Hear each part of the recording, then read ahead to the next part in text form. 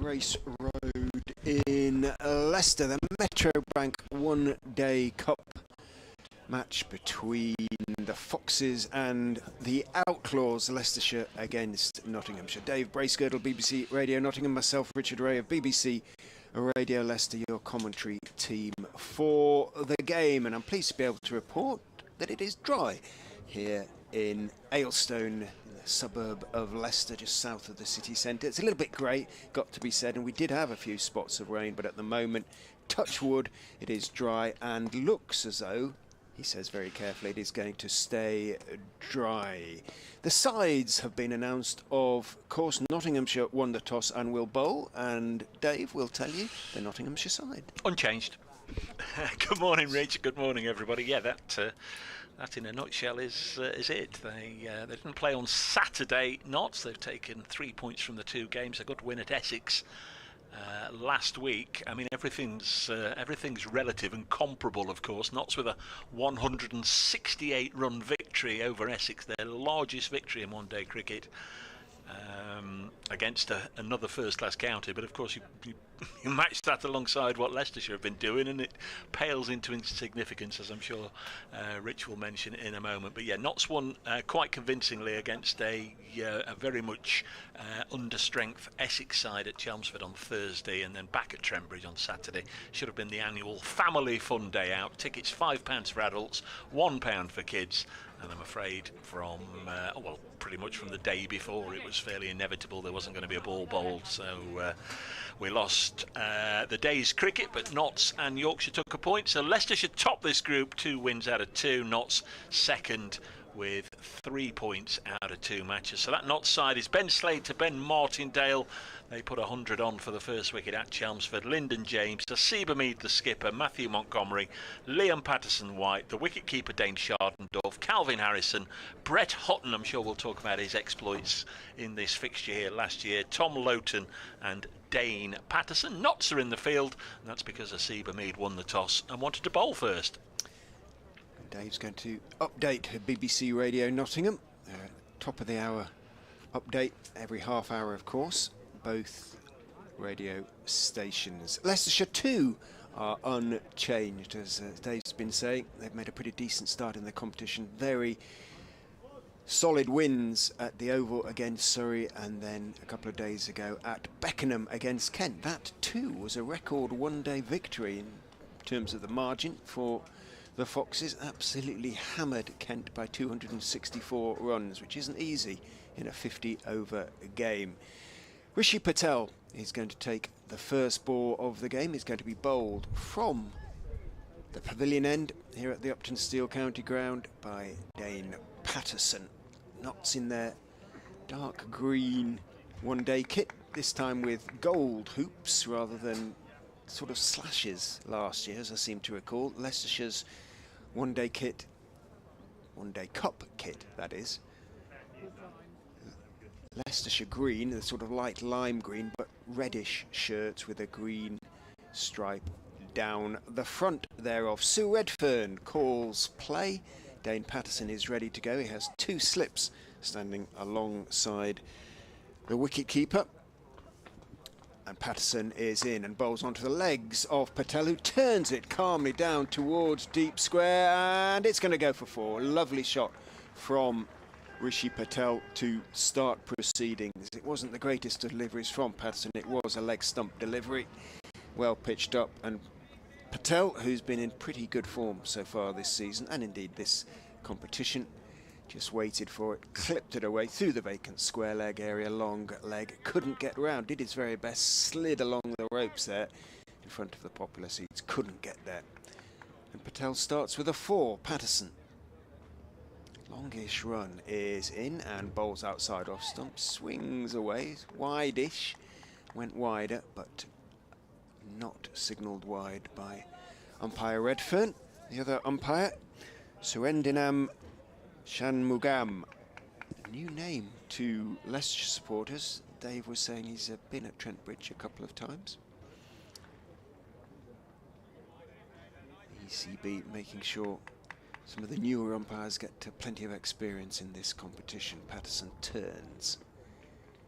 Runs in and bowls. Walking down the pitch a little bit is Patel before he turns his wrist on the defensive shot, pushes it out towards mid-wicket, where Ben Slater, once of, briefly, of Leicestershire, is the fielder. And there's no run. Pitch looks pretty bare, it's got to be said. Looks pretty good. No great pace in it, purely judging by those first 3 deliveries. Patterson is in and bowls. That's a good length delivery. Might just have cut back in, just moved back in a touch off the seam, and thick outside edge down into the ground from Patel. Just run slightly backward of square towards gully. I think that's Hasib Hamid. Gully, sometimes with hoops. No, he's at mid-off. Here comes an update for BBC Radio Leicester. Patterson turns. Runs in and bowls. Fuller going for the...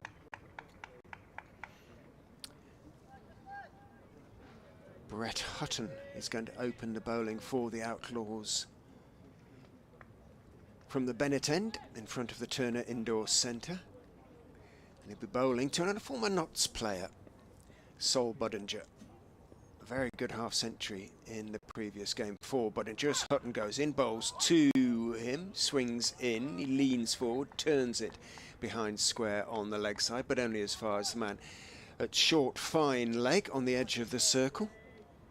Tom Loughton, former Yorkshire player, is there. 2 slips. Matthew Montgomery at first, Calvin Harrison at second. Hutton is down the slope and bowls. Fullish, getting on the front foot is Budinger, driving, but only as far as Hamid at mid-off.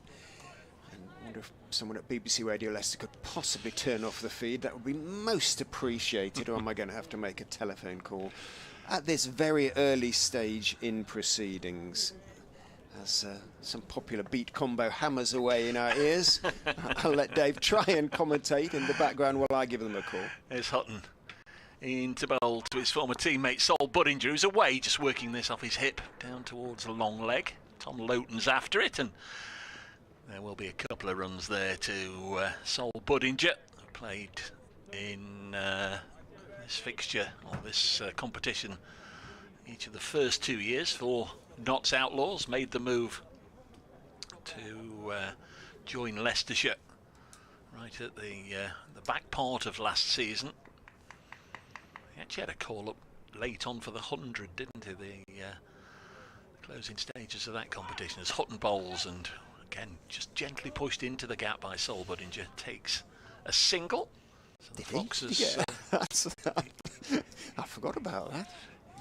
Yeah, played for somebody the last game or two in the 100 last year. 7 without loss, score at the moment. Brett Hutton last year, of course, those 7 wickets in this match. I think I'm right in saying he got 1 wicket in his opening spell from the Bennett end, but it was when he came back for his second spell from this end that he absolutely wreaked havoc and ran through the lower order. 6 wickets in next to no time. Here he comes to bowl to Patel for the first time. You heard the grunt, the familiar Hutton grunt, as this one is left alone by Patel. It's almost a shout, isn't it? Yeah.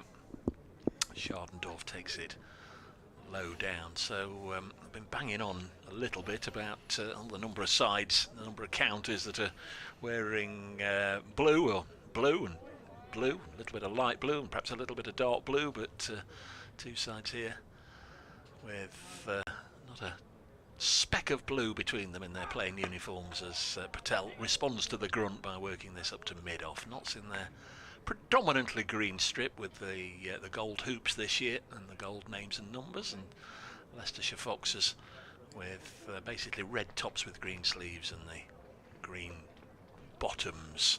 Nice contrast between the two. 7 without loss after 2 overs. Yeah, it's growing on me a little bit with a stripe down the front, a little acknowledgement of modern trends.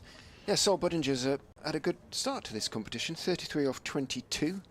at the Oval, and then 67 off 47 at Beckenham against Kent. Things tend to happen quickly with him. They do. He's always entertaining, albeit occasionally frustrating. As I'm sure that would have an impression borne out both by Nottingham supporters and Leicestershire supporters. Perhaps he'll find a little bit of consistency. He waits with bat raised as in goes Patterson and bowls to him, slightly short, comes back in. He's down on it late on the back foot, inside edge and pad.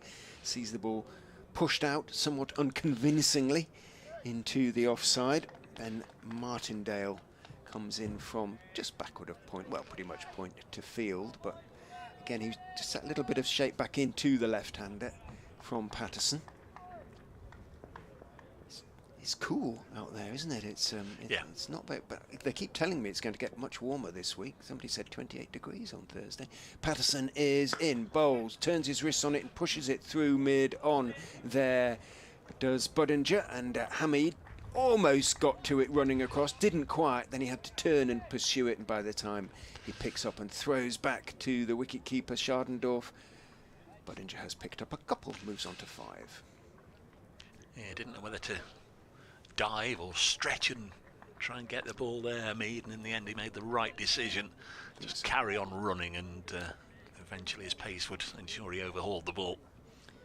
Patterson is in, Budinger on the back foot, looking to chop it out really through the offside, drive it off the front foot, nowhere near the pitch of the ball, trusting his eye as ever, but he picked out Slater in the covers, no run.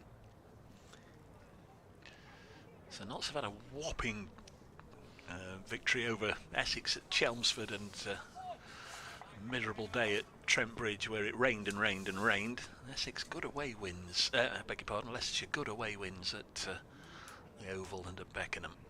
Patterson is in, drops short, goes for the pull, misses out. There does Budinger. Nobody at mid-wicket was there to be pulled away. Didn't really get up perhaps quite as much as he thought it was going to. Might just have been a bit of a bottom edge onto a sort of pad. Yeah, onto just above the pad actually. Might have been a sore one. And indeed, he's just taking a moment. He might have a little bit of a bruise there tomorrow morning. Just pulled up last year's match, 26th of August here. Notts made 338 for 8 with a Seba Mead 90. No, that's not it. That's not it. That's the Lancashire game. Let's find the Leicestershire game. Patterson, meanwhile, is in, drop short again, inviting the pull. This time he gets it, and gets all of it. Budinger, well, almost a repeat of the previous delivery. It was probably, if anything, just slightly more leg side, slightly shorter, and it rather got what it asked for, that delivery. Budinger leant back and pulled it away. It's a problem when you can't differentiate between Lancashire and Leicestershire, but the Leicestershire game, Notts batted first here, made 255 for 9, a Seba Mead 99 not out. Chris Wright 6 for 35, and then Leicestershire fell away with Brett Hutton taking 7 for 26. They were bowled out for 154. Well, one of the slips has come out to mid-wicket as a consequence of that shot. Montgomery, as Patterson is in again outside off stump, steered off the back foot by Budinger, looking to get it wide of the man at point, but he dived away to his right, made the stop. Martindale, and as a consequence, no runs to Budinger. He remains on 9 of 10 balls. Patel has 4 off 8, just that one scoring shot off the very first ball of the game. And Leicestershire, after 3 overs on already what looks to be a pretty blameless track, are 13 without loss, albeit they've not too much pace in it at the moment. It looks like it needs an hour's sunshine on it, something like that. Yeah. Might not get it. Looking around. It was quite nice first thing this morning. Not now. It's Hutton from the Bennett end, bowls, and it's a bit of a scruffy looking attempt by Richie Patel to force it through the offside, and instead a thickish inside edge drags it down to Patterson at long leg. The umpire at the far end, Surrey Shanmugam. Not so had him 3 or 4 times this year. I think you were saying it's maybe the first time that yeah, first time we've seen him, I think. A Leicestershire game. Sue Redfern is at our end of the ground. Just moved over to square leg for the left-handed Budinger. James Whittaker is the match referee. As Hutton in to Budinger, and that one skews away off the outside edge. Down to Patterson again at third man. And, Sue Redfern, wonder how long she's going to keep on doing that for, running from point to point. Won't do any harm. Patel back on strike on 5. Budinger has 10. There's a lot of the wily old umpires just, I'll stay this side. It's pretty much accepted, isn't it? Hutton again comes in, right arm medium fast bowls, and he's hit down the ground by Rishi Patel. Not as crisply as initially I thought, and it's been overhauled. I think had he properly got hold of it, had it come nicely out of the meaty part of the bat, it would certainly have gone for a definite 4, if not a 6, but this one pulled up and he has to settle for 2. Patel onto 7, Budinger 10. I suspect, like Nottingham, Leicester's had so much rain that the outfield is actually quite soft, and they did stop a bit in the outfield. We've lost the scoreboard. As Hutton in once more to Patel, and a play and a miss, but it was a vigorous play and a miss. He had a real swish at that one outside the off stump, and it goes through to Dane Schardendorf. So Montgomery at first slip, the recent Italian international, German international, I beg your pardon, played against Italy up in Scotland last week. You may have seen, Rich, I don't know if you caught the news that Wayne Madsen played for Italy. Grant Stewart of Kent was also involved. Gareth Berg. Dieter Klein, ex of Leicestershire. Of course, yeah. Next ball is worked on the leg side, and they get a single. Well, Matthew Montgomery, he got a call up for Germany, so he's now a German international. Single taken there. At least Dieter sounds like a German, doesn't he? Dieter Klein. Yeah. Both Montgomery and Klein born in South Africa, though. But anyway, it's nice to have that little bit of something on your CV that you're an international cricketer. And I think Germany beat Italy, didn't they? They did. There's Hutton in to Budinger, and he's hit this one to mid-on, and he's been caught. Oh, he's been put down. Thought for all the world that Liam Patterson-White had got it. I'm sure he did have it momentarily, but as he hit the ground, the ball was jarred out. It was a really good attempt from LPW, as we call him, Liam Patterson-White, diving to his left. He was mid-air when he got both hands to it, and I think it was the entering the Earth's atmosphere for the second time that jarred it out. Hit the ground with some force. Saved 3 runs, but will go down as a drop catch because I think it'll be a bit. It'll be because Rich has already written drop catch. Well, he got there, didn't he? And 2 hands to it. He'll be disappointed. He'll be disappointed, I think. You see so many brilliant catches taken these days that you kind of expect almost, don't you? They're sort of relatively reasonably reachable ones to be taken. Patterson is in, bowl smashed over mid-off by Budinger, and will Patterson-White and Knotts live to regret that miss? Well, Budinger looks intent on making sure that they do. Just step forward, nowhere near the pitch of the ball, but just hit through the line of it, and really did connect. And you probably heard the ball thump into the advertising even hoardings down at long off. Super shot. It was this pair's opening burst that pretty much won the game for Knotts the other day. Hutton got 3 wickets. Patterson got 4 wickets, and almost before you knew it, Essex were nose diving towards defeat.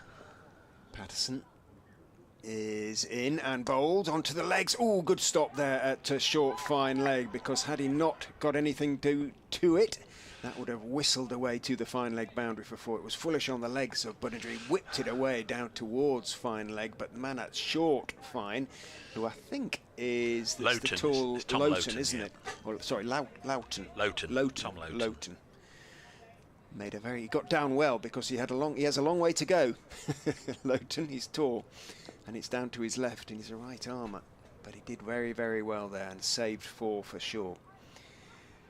Patterson is in, bowls, and he's not going to get to that one. It's just turned more calmly and wider of him by Budinger. He's going to pick up a couple. Deep backward square, has to run around Lyndon James down towards wide long leg.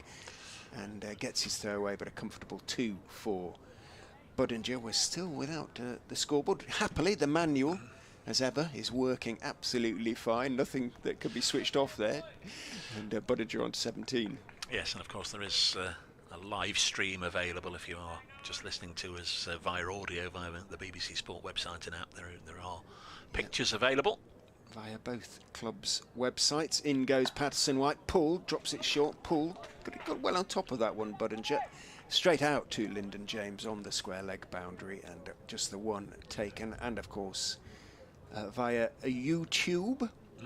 That ball that Loughton stopped a couple of deliveries ago, there was absolute mayhem going on with regards to the running, because Rishi Patel from this end he went charging off, didn't he? It almost got 3/4 of the way down. Budinger wasn't going anywhere, so Patel had to get back.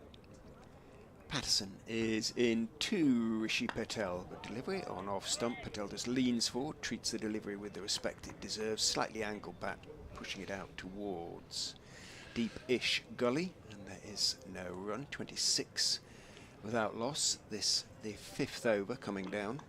Lots of variety in the Notts attack. They've got 2 more right-arm medium-pace seamers as a completely going against what I started the sentence with, but that's 4 right-arm medium paces. Tom Loughton and Lyndon James will be the others.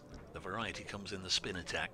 Patterson is in, bowls onto the legs of Patel, turned, nicely timed, but only as far as the man at deep mid-wicket. Ben Slater is out there, so just a single to Rishi Patel. He keeps a strike. It's the end of the 5th over. 27 without loss. Leicestershire 18 to Sol Budinger and 9 to Rishi Patel. Yes, 8 from that over. Yeah, Notts have got all the bases covered with regards to their spinners. Liam Patterson-White, slow left armour, Calvin Harrison, the leg spinner, and Matthew Montgomery, the right arm off spinner. So they should bustle their way through a few overs in the middle of the innings, with the seamers, I guess, doing the work predominantly in the early and late power plays. Here's Hutton from the Bennett end, going to be bowling to Rishi Patel, the right-hander, who hits it into the offside, and that's as tame as you like, straight to Matthew Montgomery, and there is Hutton's first of the day, and Patel has just gifted Notts a wicket there, really. Just a gentle push straight into the hands of cover, and Montgomery isn't going to miss out on the opportunity there. Patel out for 9, and Leicestershire are 27 for 1 in the 6th over. Did almost look like giving him catching practice, didn't it? Just stroked it into his hands there. Rishi Patel didn't go through with the shot at all, and caught probably round about knee high, maybe just above by Montgomery, but absolutely straight to him, and would have been no excuses for dropping that one. Rishi Patel goes for 9. We're in the 6th over, the start thereof, and disappointed with himself, understandably so, Rishi Patel. New man is the Foxes skipper, Lewis Hill, on his way out to the middle, another right-hander. You tell me he's been in reasonable form this season. Absolutely, yeah, no, he's been in very good touch, both red ball and white ball. Lewis Hill, he's thriving, sort of, I think not having the gloves has been a big help for him. Going in at number 3, responsibility as well. Captaincy, bit of form, new contracts, things like that, and it's all come together pretty nicely for Lewis. And the presence around him of so many stroke players as well. It's not that he can't score quickly, or can and does often score perfectly quickly. Busy player, but doesn't sort of put bat to ball in quite the same way, and he isn't called on to do so, if that makes sense. He can play his own game there, so he's got a bit of time now. So he's out there, be facing Brett Hutton. 5 balls left in this over, 5 to come, says the umpire. Here's Hutton, and struck him on the pad and asking Surrey Shanmugam, and that's unusual from Brett Hutton to be as passionate and as vociferous in his appeal as that. He clearly felt that was well worth asking early on. Good first ball, just coming back into Lewis Hill. He certainly was doing a little bit. The umpire would have had to weigh up in his mind if it was going to go on and miss leg. Umpire's call, I would imagine, one of those televised games, but that's not to say, obviously, it wouldn't have clipped the stumps, and Brett Hutton certainly thought it was well worth asking. Absolutely was. Seeing the replay, did look as though it did a lot. Here comes Hutton. Ideal conditions for him, and he'll just chops this down to backward point, fielded by Martindale, who's really is an excellent fielder, despite Essex being bundled out very quickly the other day. They still missed out on 20 or 30 runs that he stopped at point or backward point. Some excellent fielding from Martindale, so that'll be a feature there. Anything slashed away just behind square. He's got Ben Slater just to his right as well, so they've sort of doubled up in that area. As Hutton in once more bowls, and this might have kept a fraction low. Hill keeps it out. We've got the scoreboard back, thankfully. 27 for 1. It is nice and clear. Good big numbers. You can see the names. Excellent. One of the better ones around. It's been redesigned slightly. Like that. With the input of the Leicestershire scorer Paul Rogers. Like that very much. Hutton comes in. Hill just advanced towards Brett Hutton there before playing it to backward point. So that's 5 dots in this over. The first one, of course, bringing Notts a wicket. Wicket maiden on the cards, but he has moved it actually both ways.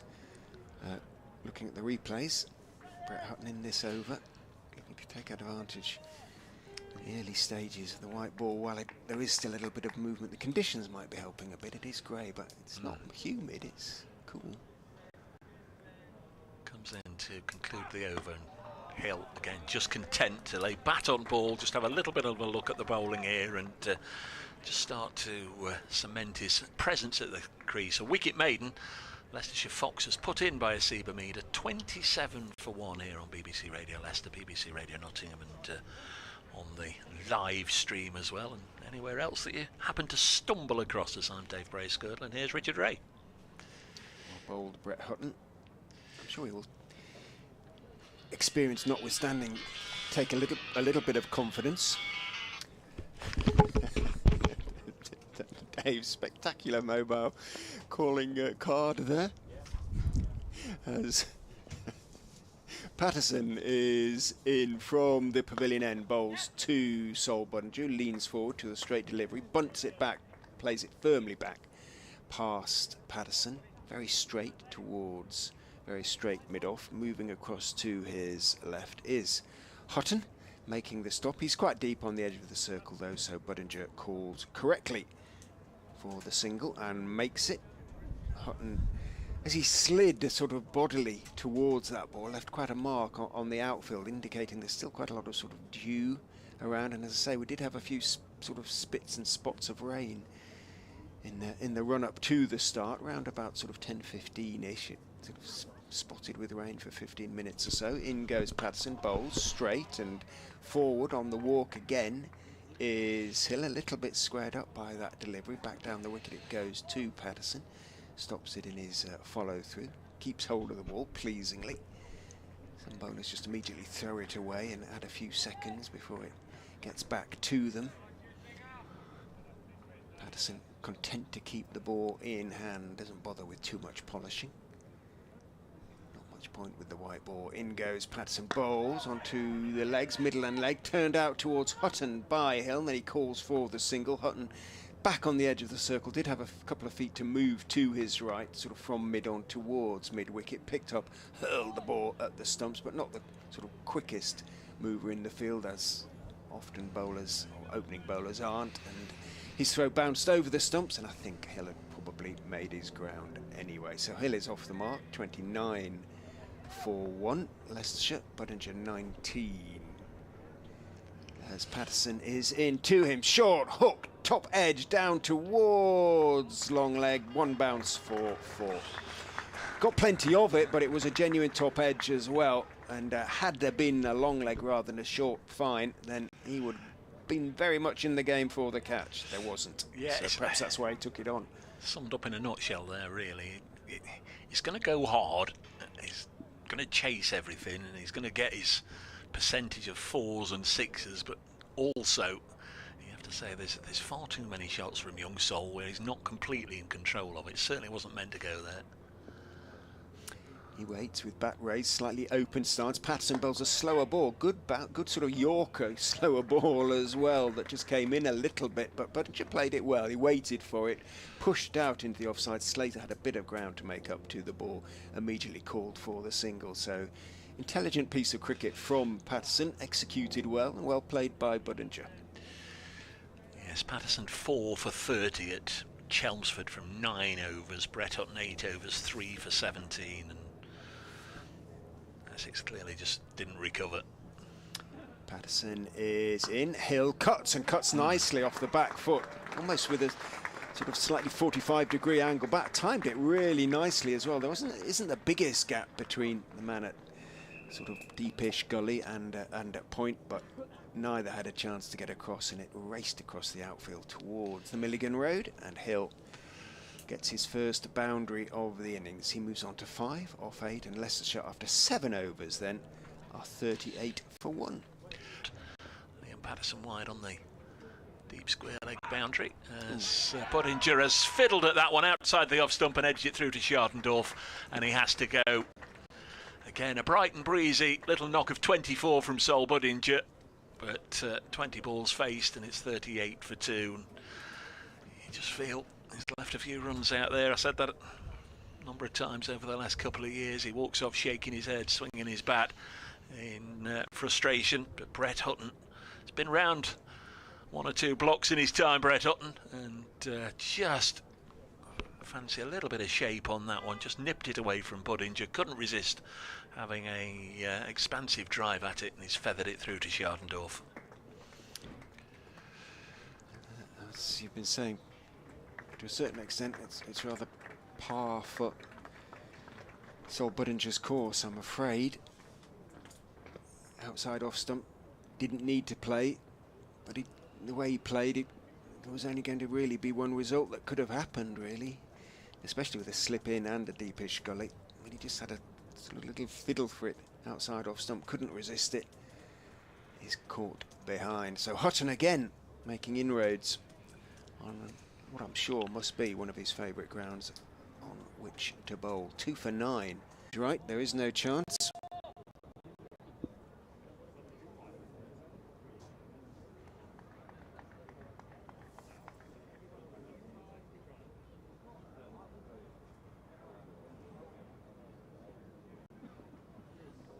Goodish crowd, encouraged by Leicestershire's form in the competition, despite it being a cool Tuesday. In goes Hutton and bowls. Hill has to cover up.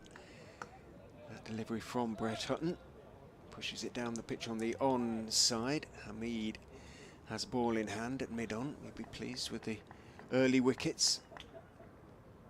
I don't know whether the 3 in the power play counts in the same way in 50 over cricket as it does in 20 over cricket, in terms of the win percentage as a consequence. I think it's something like close on 80%,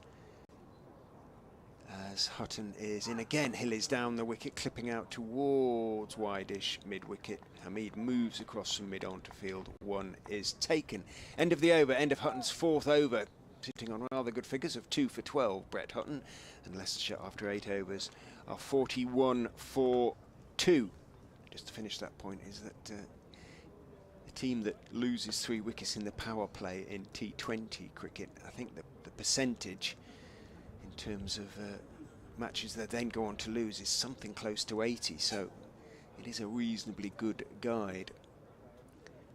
What the percentage is in 50 over cricket, I'm not quite sure. It probably isn't that much different, you wouldn't have thought, although you have longer to dig in and start rebuilding the innings. You're not under so much pressure. Change of bowling at the pavilion end. Dane Patterson's work is done for now, and we're going to see Tom Loughton, formerly of Yorkshire, right arm seamer, 24 years old, tall right-hander,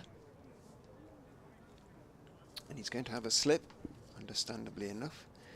Hamid looking for those early wickets.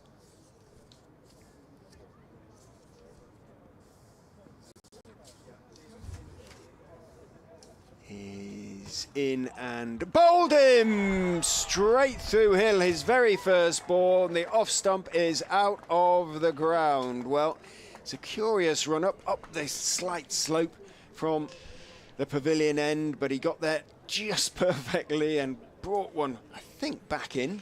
A little bit hard to tell. Let's have a look at the replay. What isn't hard to tell is that the off stump is out of the ground and Leicestershire in trouble. Let's have a look. Did it come back in? It did come back in a lot. Hill sort of just played down the wrong line.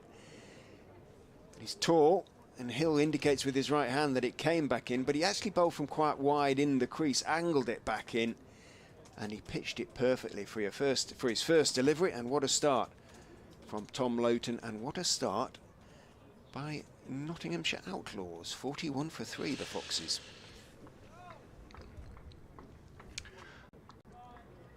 Yes, that's not a bad way, is it, to begin your day's efforts. I think I heard you say as I returned into the room there, a bit of a strange approach. I likened it to a game of hopscotch in the school playground the other day at Chelmsford. First time I'd seen Tom in action for Nottingham. She's not played against Notts in his few brief appearances for Yorkshire over the last couple of years. Winter signing, but it's a little bit of a hop, skip and a jump, and comes in and puts it in good areas. Got a wicket at Chelmsford on Thursday, 6 overs 1 for 19 there, but what a start he's had here. In he goes, the tall young man, and bowls a little bit shorter this time, and Colin Ackerman, who is Hill's replacement, has a lot of time just to lean forward and play it back down the pitch towards. I'm assuming the fact that he started at Yorkshire means he is a Yorkshireman. Yes, yeah. Don't know quite where from. He's not in the cricketers' who's who.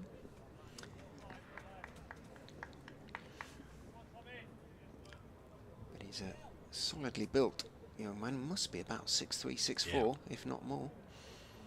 All sorts of little hops and skips and jumps before he gets into his run-up and bowls. Again, a little bit short and on towards the legs of Ackerman, who goes back and plays firmly through mid-wicket, and that might go all the way. Hutton's pursuit is in vain. In fairness, the pursuit from Hutton, it didn't seem to increase his speed at all. He ran after it in the same way as he sort of runs into bowl, essentially the same pace all the way, and the ball just didn't slow up sufficiently for him. And nice start, or at least a nice way to get off the mark for Ackerman.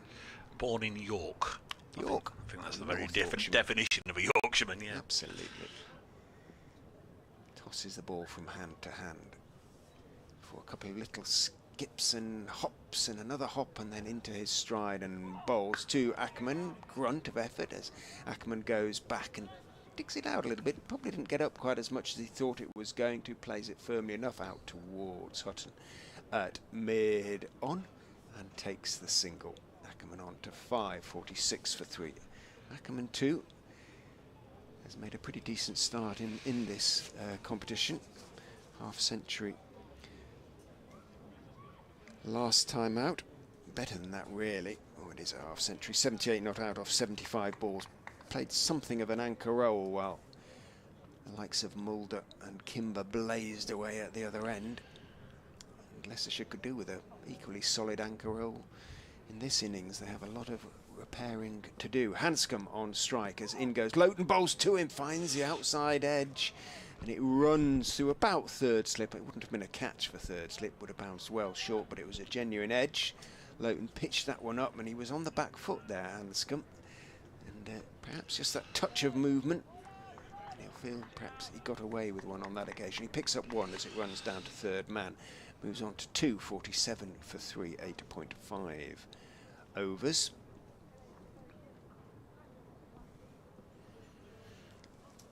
Loughton is in, bowls onto the legs of Ackerman, goes back, just works it through the vacant square leg area out towards Ben Slater, who's, I suspect, is going to get to know the crowd over on that side of the ground quite well over the next hour or so.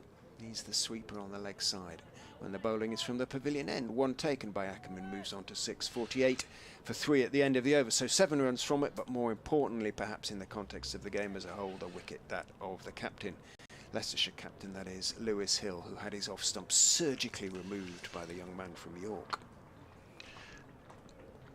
Grey old day overhead, but we are playing, and for that we can be thankful. There's no play yet between Hampshire and Essex at the Aegeus Bowl or down at Neath, where Glamorgan are playing Durham. You've been to Neath, have you? I've not been to Neath, no. Me neither. No. Our good chum Martin Emerson said it was a 350-mile journey for him as Hutton bowls to Ackerman. Drops this on the leg side. And there's no run, 48 for 3. As I got out of my car, far side of the ground, saw the wonderful mural there, the mural all about Colin Ackerman, and thought, oh, it's anniversary day.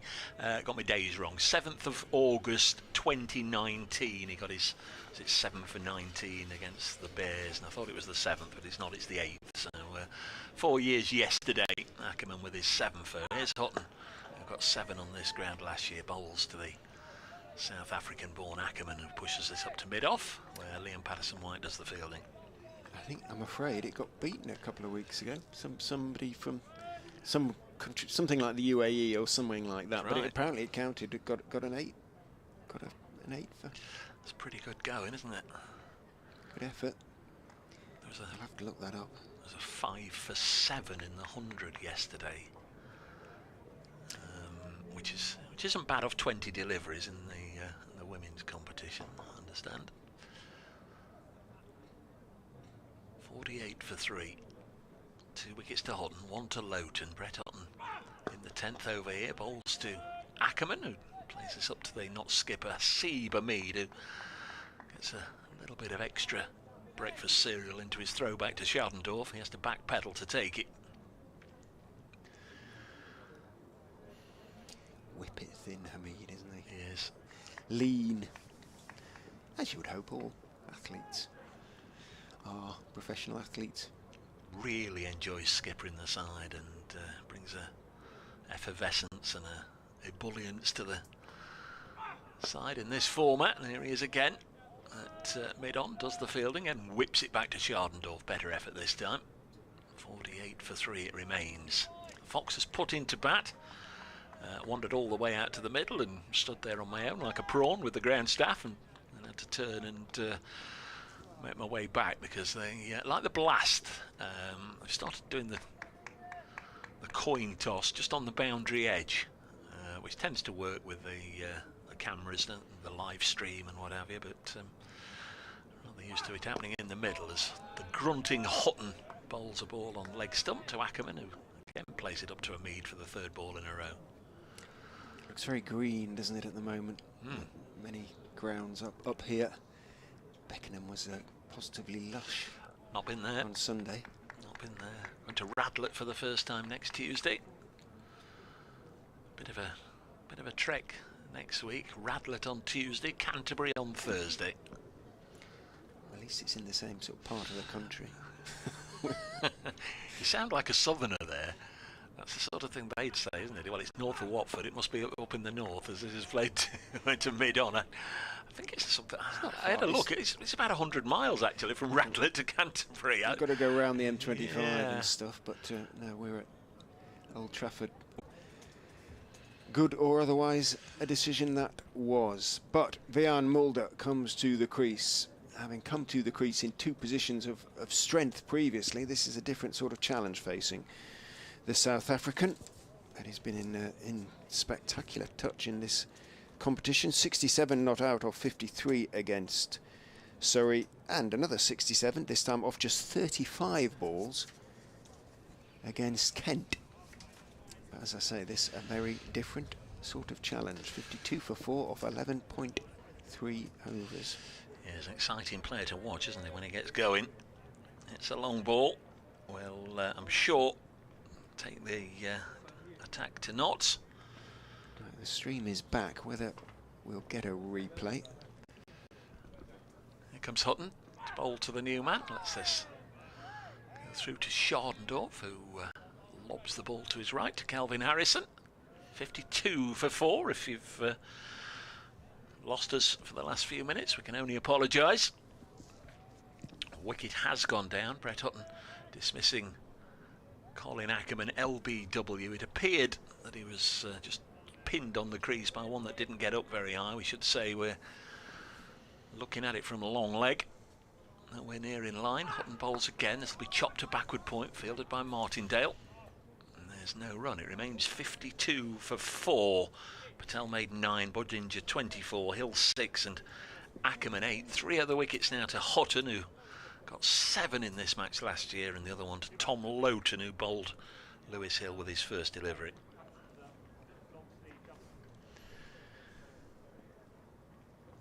Leicestershire could do with a partnership. Peter Hanscom has 4. Mulder yet to score. Plays this out onto the offside. And there's no run, and that's the end of another successful over for Brett Hutton and for Notts. Hutton 6 overs, 3 for 14. Just wonder if that might be the end of his spell. I guess as a bowler you're a little reluctant to come off if you've just taken a wicket, particularly if you're bowling as well as he is, but Seaber Mead I'm sure would want to just save a few overs of Brett Hutton just in case things get a little icky later on. 52 for 4. It's going to be Loughton to begin the 13th over.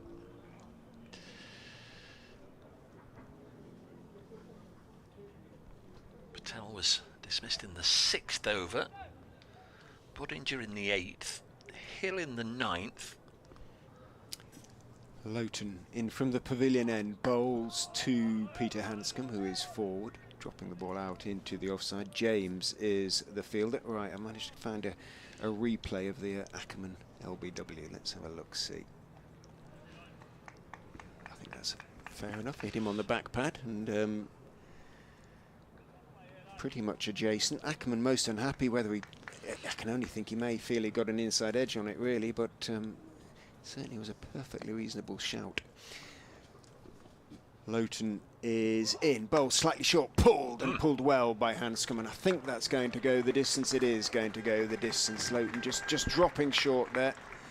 Hanscom seemed to see it very early, pulled it away, and picks up a boundary to mid-wicket in front of the meet, prompting the first Leicestershire la of the day. 56 for 4, but they haven't had much to sing about so far. First boundary for a while. It's only the 7th of the innings so far. 3 to Budinger. Loughton in bowls. Fuller this time, but again it's onto the legs of Hanscom, and this time it's clipped out towards deep mid-wicket, but a good sliding stop down there by Ben Slater, this time able to get to the ball. In front of the meet, slid on his side and managed to make what could have been a 4 into just 2. Hanscom into double figures though, on to 10, 58 for 4.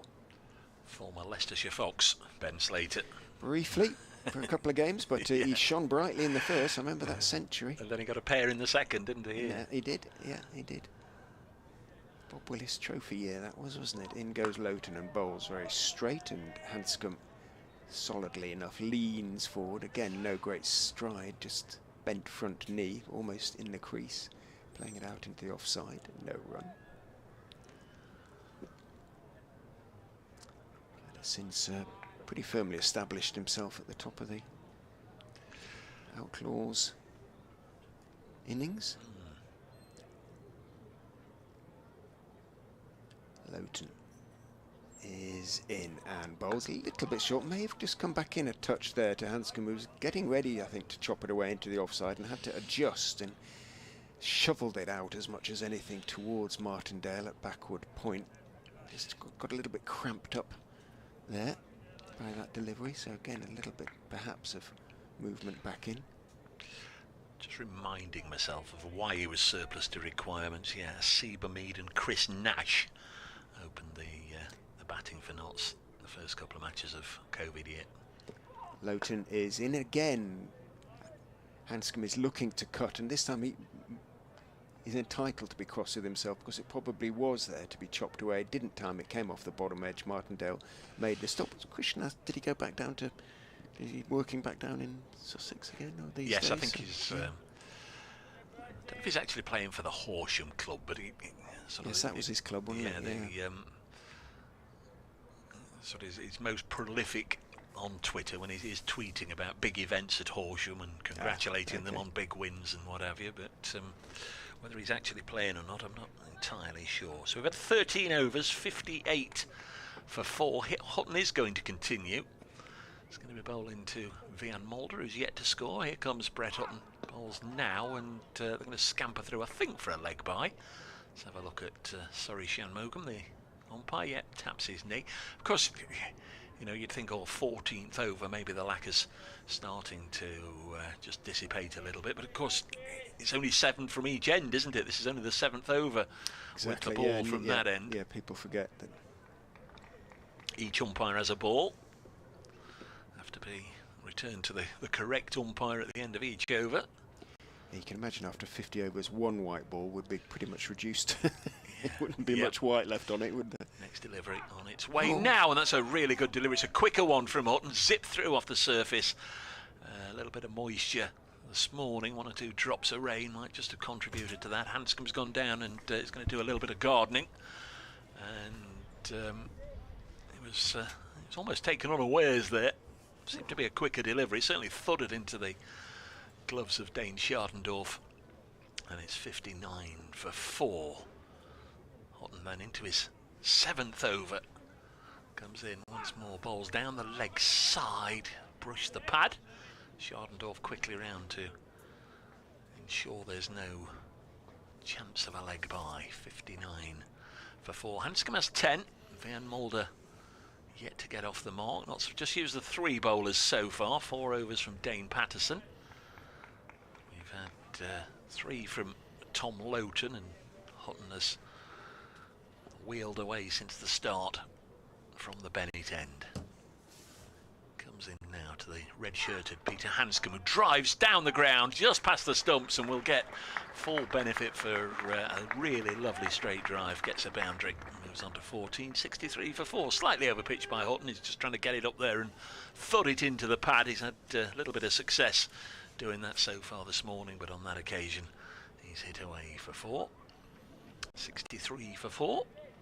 Hanscom has also started the competition with a couple of half centuries. 57 off 54 at the Oval, 87 off 67 at Kent.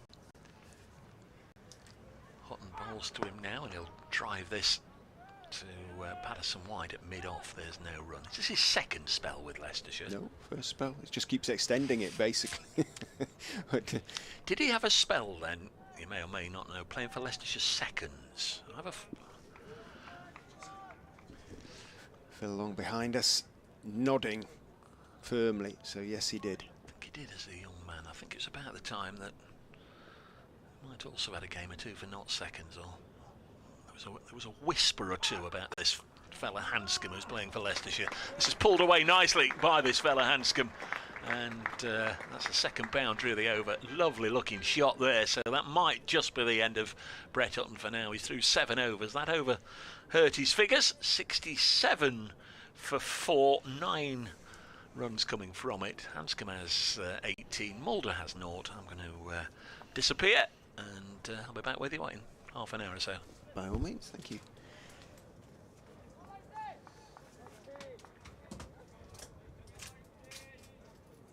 A couple of lovely shots played by Hanscom in that over. Never looks to hit the ball sort of violently hard, but it's all timing and his own particular style. I mentioned the name of Phil Long a moment ago. Phil now alongside us as Tom Loughton is in and bowls to Mulder, who stands up tall, plays it back down the pitch to the young man from York, and then indicates with his right hand that still a little bit of something there for Loughton, who's been sort of moving it back in to the right-handers, Phil, and it's not been easy batting for the first hour. It's not been, has it, at all, Richard? Morning. I'm worried I might have brought the bad weather with me. It's just got slightly darker and slightly wetter in the air. Let's hope that's not the case. Loughton bounds in and bowls, fullish, driven, but didn't really put his full weight into the shot there. Mulder, as a consequence, James able to sort of move smartly to his left in the covers to make the stop. 67 for 4 remains the score. Well, 4 wickets down in the first hour for the Foxes. These 2 They need a big partnership if they're going to get the sort of score that they might feel will put Nottinghamshire under any real pressure when it comes their turn to bat. Loughton is in, drops a little bit short. Mulder goes back, looks to force, plays fairly straight though, and Loughton feels in his follow through, falling to his left. Yeah, Mulder yet to get off the mark. Faced 7 balls so far. You just get the feeling these two, they're repairing what's happened so far. And let's be honest, the game, the 50 over game has moved on, but you can't score 350 every week, can you? So maybe they're thinking 270, 280 puts them in the game. Certainly 120, 140 all out definitely wouldn't. Loughton is in and bowls fullish, dug out rather there by Mulder, down the pitch on the onside. Well bowled again by Loughton. Slightly loopy Yorker, but Yorker it was nonetheless, almost. Mulder jammed down on it. Update coming for BBC Radio Leicester in a moment.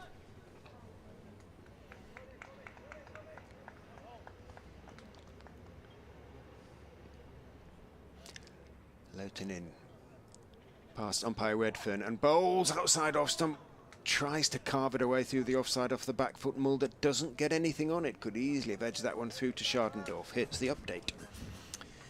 It's been a tough first hour for the Foxes at Grace Road. They are 4 wickets down, having been put into bat by Nottinghamshire. The last 2 to go. Lewis Hill, the skipper, who was bowled, lost his off-stump to Tom Loughton's first delivery for just 6. And then Colin Ackerman, who looked rather disgruntled to be given out leg before to Brett Hutton for 8. 52 for 4 at that stage. It's moved on to 67 for 4. Peter Hanscom looks in good touch. He's gone to 18, the Australia international. He's been joined by Vian Mulder, who has been in good form in this competition. He has yet to get off the mark. 10 balls faced for Mulder. They have a lot of work to do to rebuild the innings, though, get it up towards 250, maybe even towards 300, which might threaten knots. At the moment, however, plenty to do. 67 for 4 of 15.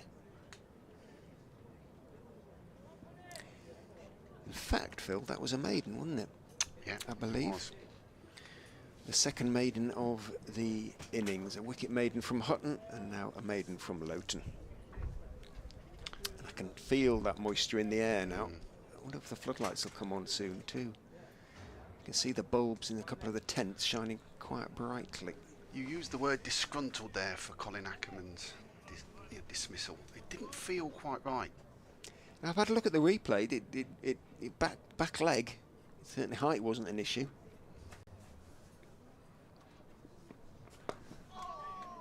Sorry, Patson there bowls to Hanscom, flicked away to the leg side for 1.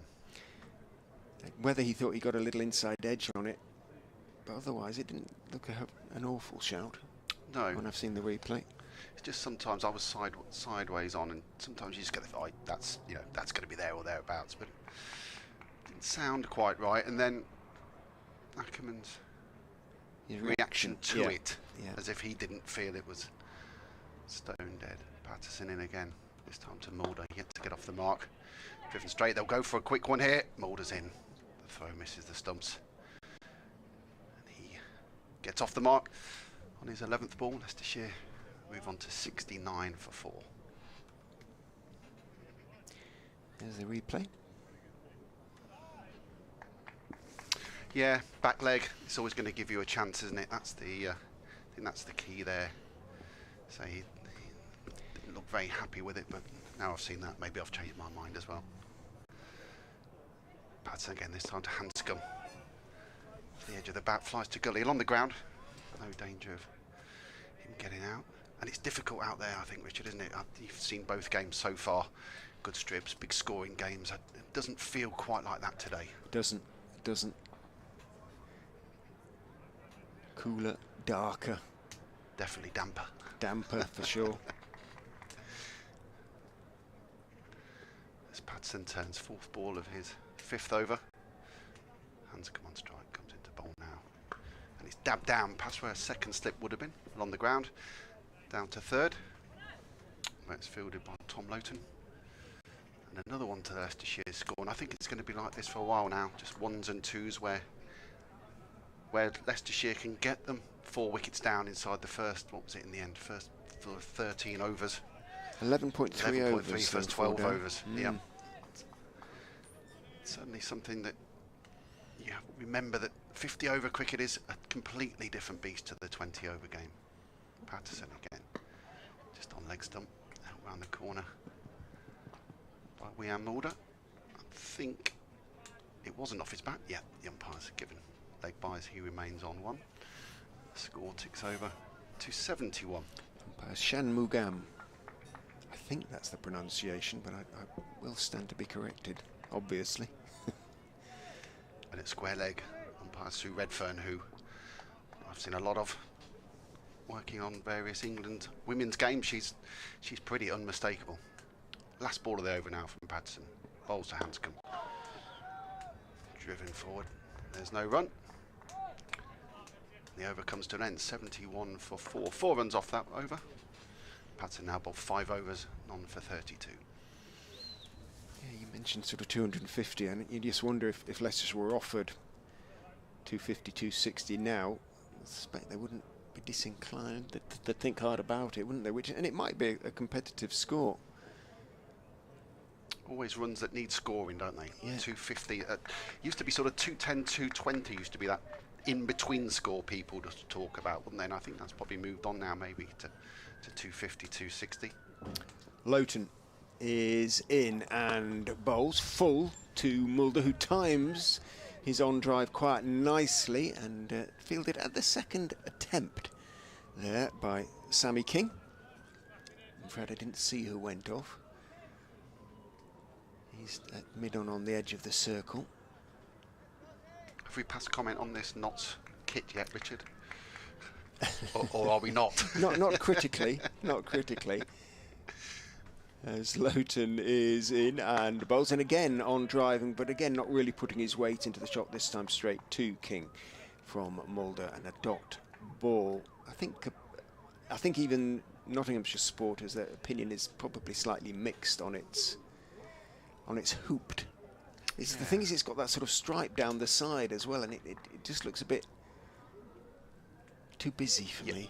Too busy. There's a lot going on, isn't there? Yeah. I mean, we're no fashion gurus, but we know kit when there's a lot going on. Loughton is in and playing late. Mulder on straightish delivery with an angled bat off the off stump, but good work down there by Martindale, falling to his left at that sort of backward point, deepish gully position.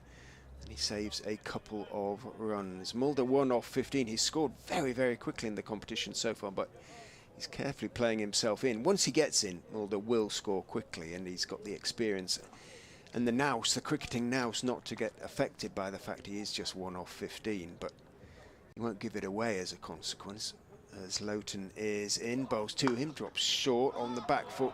Punching it is Vian Mulder, but sticking out a big left hand is Tom Loughton, getting it to the ball and making sure that, as a consequence, Mulder stays on just that single. Now 16 balls faced. He's played some nice shots, Vian Mulder, and he's timed it fairly well, but has yet really to pierce the field.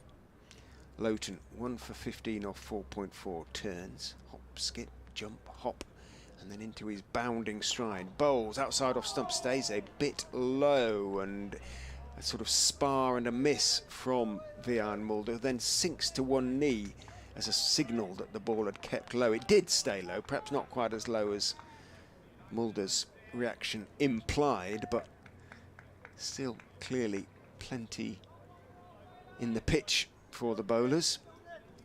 White ball notwithstanding, and we are still only in the 17th over, so this is the 8th over with this ball. 8th, 9th, 8th? Where do we start? Work it out in a minute. Loughton is in, bowled slightly short. Mulder turns towards mid-wicket. Oh, going to have to hurry, but fortunately Calvin Harrison wasn't able to pick up the ball cleanly running onto it at mid-wicket. Otherwise Hanscom, as I say, would have had to have probably run his bat in there. As it is, the single in the end was comfortable enough. Mulder at the end of the over sheds a sweater.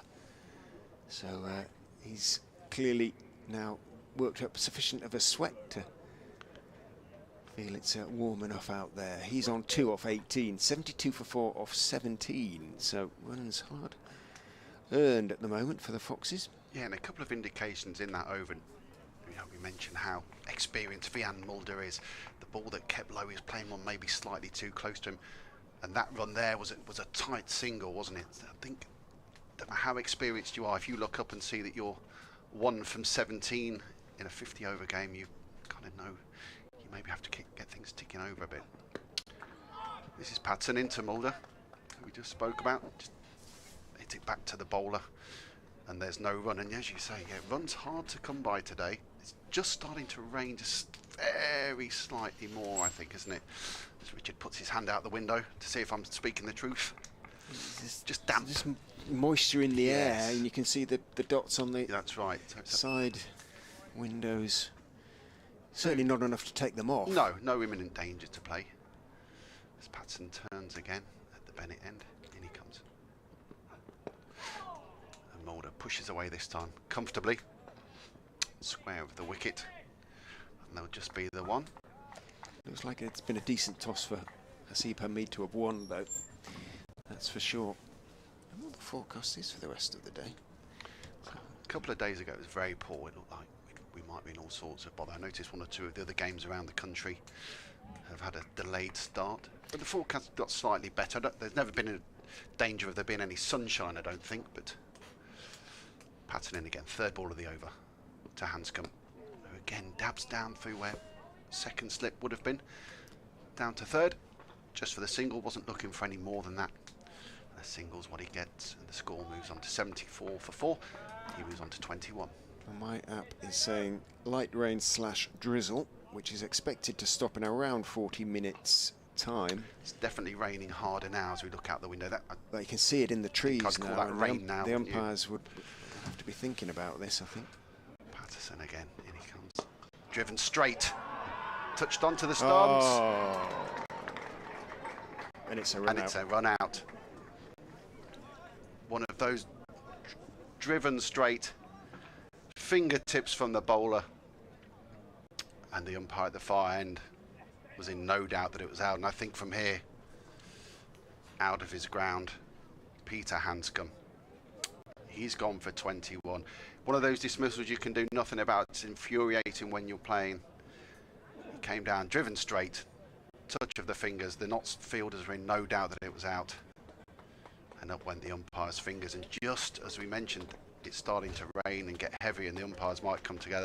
They have come together, and the covers are being waved on, so awful timing, awful luck for Peter Hanscom. 21 from 24, and as the tractor brings on the covers, Leicestershire now 74 for 5. Rain stop play on 17.4 overs.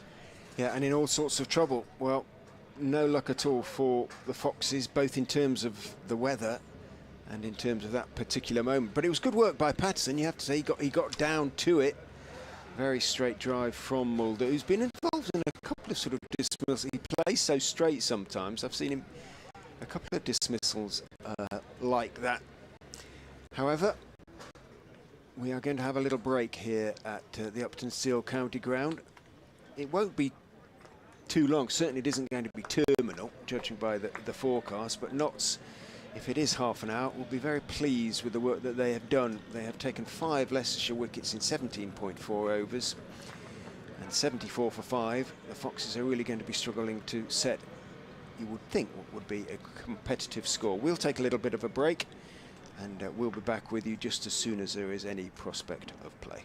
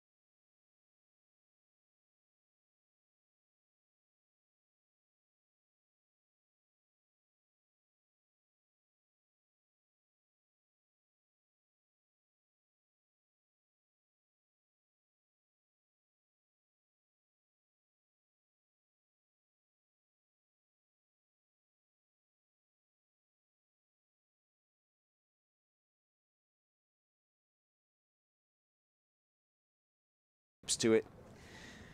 It would have been another unfortunate dismissal on the part of the Foxes. He wasn't. Loughton is in to Kimber, who's squared up a little bit by that one. Might just have been a touch of shape to it, and it is pushed back down the pitch, not entirely convincingly, by Louis Kimber.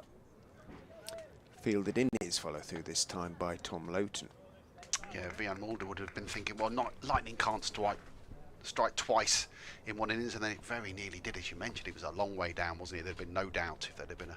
No, he was just completely stranded on that occasion. Loughton is in to Kimber, full, driven, but again fairly straight and left hand down from Tom Loughton. Slows the ball markedly en route to mid-off, and there is no run.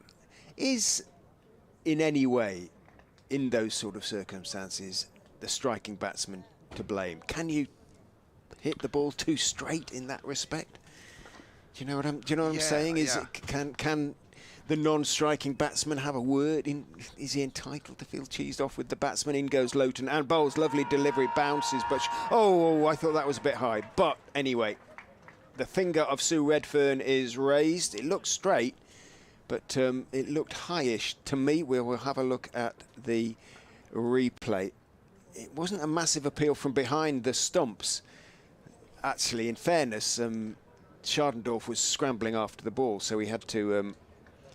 he didn't have really time to appeal, but let's have a look at the replay. Either way, Kimber has gone without scoring, and Leicestershire in all sorts of trouble now at 78 for 6. I think that was fair enough. Yeah, I think you're right. I think that was fair enough on the part of Sue Redfern. Again, it was back foot, and looked around about knee high. The impression was it had been a bit higher than that. Came back in to Louis Kimber, so he goes for a duck on this occasion, and Leicestershire on 78 for 6 after 19 overs. Yeah, he's a tall man, Louis Kimber. You're right. My first impression was that it might have been going over the top, but we've seen the replay, and yeah, I think you're right. I think that's a fair enough LBW from Sue Redfern, and for the first time in this year's tournament, we get to see what the Leicestershire tail can offer, if I can mention that. In Tom Scriven's, he's got 4 first-class half centuries, I think. You know, he can bat a bit. And today we're going to have to see if he can get Leicestershire, well, now we mentioned 200, 220 earlier, towards any sort of figure that will put them in this game. 78 for 6 at the end of 19 overs. That seems a long way off. Reduced to 47, so we won't have the full 50 overs. But with Rehan Mulder 7 odd out from 23, finding the going a little bit tricky. Tom Scriven yet to face a ball on naught. Louis Kimber just out for naught. Dave, knots in the ascendancy. They are, Phil, indeed. Yes, I'm I'm hanging on for grim life here. As Richard says, have my seat. The chair's a bit wobbly. Here's Dane Patterson from the Bennett end. I think the rain is starting again, but Mulder ignores it, working this first ball of Dane Patterson's 7th over out to deep mid-wicket. Just a single there, 79 for 6. The old meteorologists, they just can't quite get it right to my satisfaction. A couple of days ago, this was looking a washout, and then yesterday, oh, lo and behold, well, just a cloudy, dry day at Leicester for Tuesday. I thought, well, we'll take that. The lady on the telly this morning confirmed it. And then for the last half an hour or so, we've had sort of steady drizzle, which is absolutely infuriating for the spectators in the ground, I guess, mainly, as Patterson comes in and bowls, and Tom Scriven works it to backward point where the bobbly Ben Martindale does the fielding, and there's no run. You're right. The popular side to our right, they're hardy souls on there. There's no umbrellas gone up, no coats gone, but we can see that it's just damp, and it's just that annoying type of rain, isn't it? That we'll see the players. Well, the umpires are now together. Quick word. On we go, I think. So, they're waving to the ground staff. It's just wet enough, isn't it, for them to come off? Just strong enough. Well, we've lost 6 overs out of the allocation already. 3 overs per side, 47 overs, and there's every likelihood that we might lose a few more. It's as Phil was saying, it's not chucking it down. The players are having a bit of a chat in their little groups, their little cliques are getting together. One or two are not walking, almost saying, really, we're going off for this? Liam Patterson, like down below us, just hands in pockets, just saying, come on, let's get on with it. If it's a club game, we'll get on with it. But I suppose there's a duty of care to both sides here. Leicestershire, certainly the batting side, they'll want to get back into the dressing room at 79 for 6. You don't want to hang about there and potentially make the situation any worse than it is. I mean, that was the issue with the run out, wasn't it? You know, it's always the way. A wicket goes down and then they go off. They could have gone off a ball later and Hanscom might have still been there. Who would know what was going to happen? But it's a frustrating one.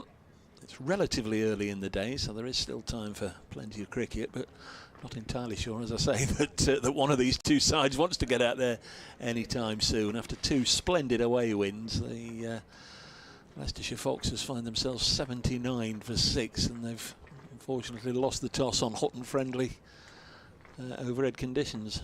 Yeah, and with these conditions at the moment, the covers almost brought on apologetically, weren't they? They were brought out, and then there was a question as to whether to cover the wicket with them. They've now done that. The Notts players have finally left the wicket. You can see why they wanted to be out in the middle. 79 for 6, well on top. Conditions very much in their favour. And it's not, as you say, good old word, it's not chucking it down. It's just in the air. Now, I think already it's not as heavy as it was, but it's just heavy enough to force the players off. They have started now at the Ageas Bowl, where Hampshire are playing Essex. That, of course, is in the same group as Leicestershire and Nottinghamshire. Essex are batting there 47 for 3. They've lost a few overs there. Let's do the maths here. This is always a tricky undertaking. I think they've lost 5 overs per side, 45 overs a side there. Essex 47 for 3. I note Simon Harmer is playing in that one. They've not got off to a very good start, Essex, and there was talk that Harmer would only play in the last couple of matches, be given a bit of time off, but Harmer is playing there. But Essex 47 for 3, but no play as yet at Neath, where Glamorgan are playing Durham. That's in the other group. So there's only 3 matches today in the one-day cup. There's, as always, there's some 100 cricket a little later on. Lords is the venue for that today. That won't get underway until about 3 o'clock this afternoon, weather permitting, down there in the capital. Again, you just wonder, is it raining? It's one of those, you have to peer and really have a little look at the scoreboard, pick out the black areas of the board in the far corner and see if you can make out any light drizzle. I can't, as Phil says, I can't see more than the odd 1 or 2 umbrellas. There's always people that pop umbrellas up, but I can only see... Yeah, just to the left of the sight screen, there are 3 people with umbrellas together. Maybe it's a little bit heavier there. It's the only thing I can think of. Because around the rest of the ground, I don't think I can see another umbrella. And people aren't rushing for cover, are they? Which is always an indication. And the ground staff, yeah, they've protected the actual playing strip. They've gone out there with the tractors and dragged on the covers on the playing strip. But those of you watching the live stream will see that, you know, they're not getting a good drenching. They stood around having a chat, just waiting for the thumbs up from the umpires to take them off. They've not brought on the tarpaulins, the large protective sheets to cover the run-ups or anything else. They're just, with the care of duty to the actual strip, they've brought the covers on. They're just waiting for the umpires to say yay, and maybe is there a spot or 2 there? It's one of those, isn't it? You can imagine yourself to believe it's raining. Yeah. I think you called it right, Dave. I think a few of the Notts players were of the opinion, look, if we can see out just a couple of minutes, then this will be okay. And there's no doubt they would stay out now, wouldn't they? Have we got any flags today? I'm looking for a flag.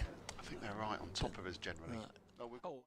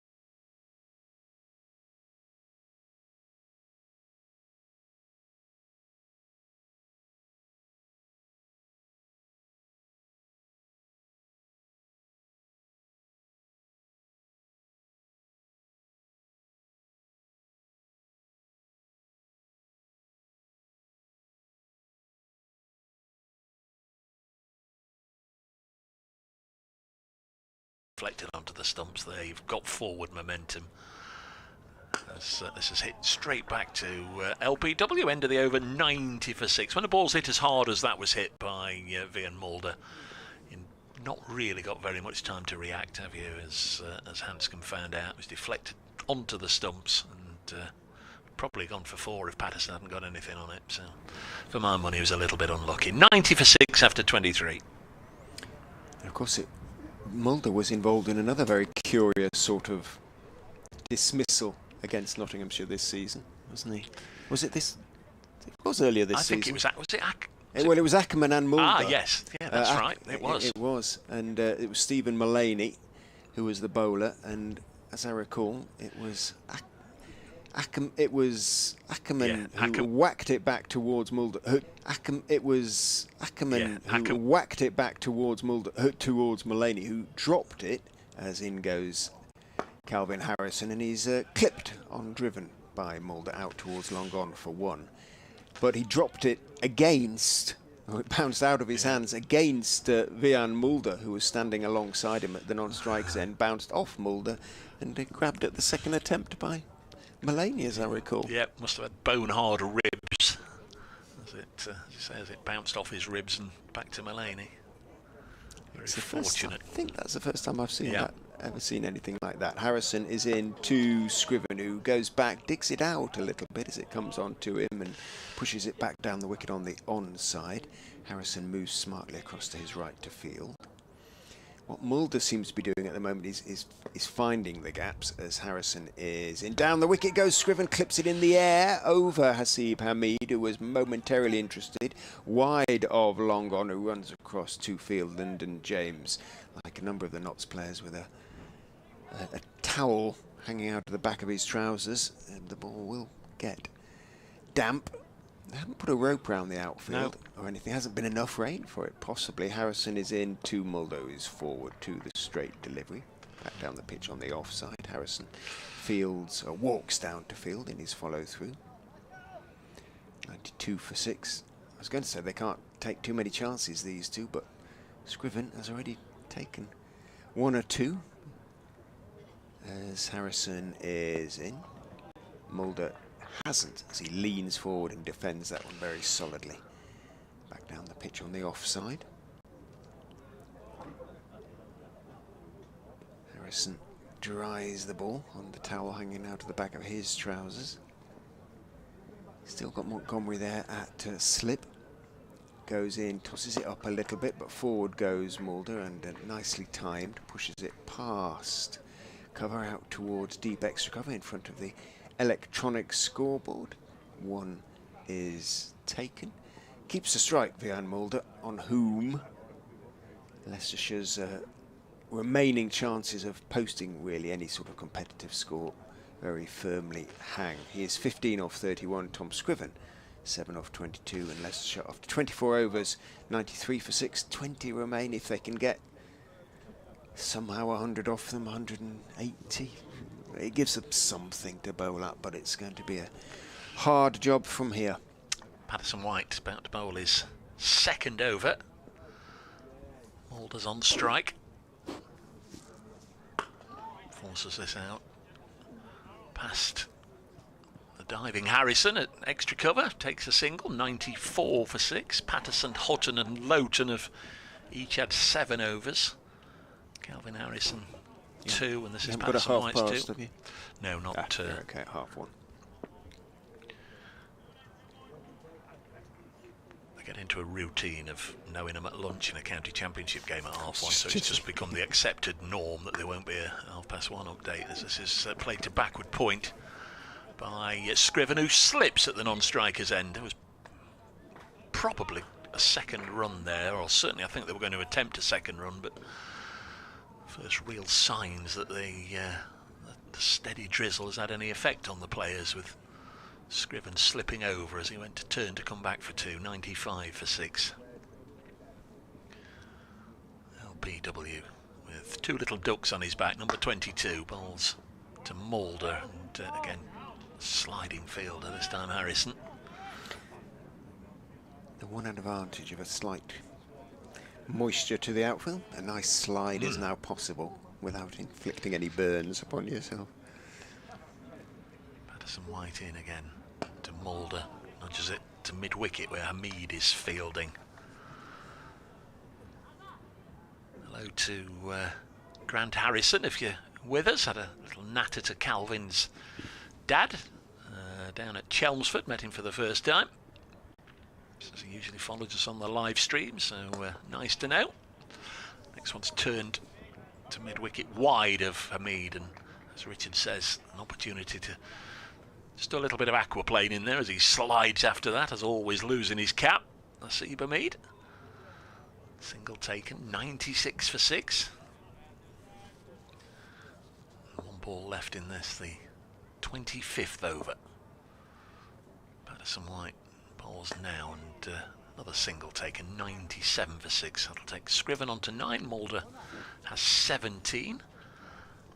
Touching wood is, in fact, that's not wood, is it? That's more of a, I don't know. Formica surface. It's not wood, but touching wood, as I say it, hopefully that little bit of drizzle might just have left us and moved away, gone to inconvenience somebody else. It's grey overhead, but certainly the rain has stopped. I don't think there's even a spot or two in the air now. It is forecast, he says, to be dry all day for the rest of the day, and actually to the sun to come out about 6 o'clock. Harrison is in bowls and Scriven is forward, pushing the ball back up the pitch on the off side. Cut-off time for the innings is now 3 o'clock, less a minute. So it could be a late one if it goes the distance. Harrison is in, gives it some air. Scriven walking forward, anticipating a chance to try and push it away through the straight mid-on area. Is slightly squared up, pushes it back up the pitch to Harrison. He's bowling nicely here. In he goes, bowls. Scriven does manage to get that away through straight mid-on out towards James at long on. Throws on the bounce to Schardendorf behind the stumps. One taken. Scriven into double figures now, on to 10. Mulder has 17. 98 for 6.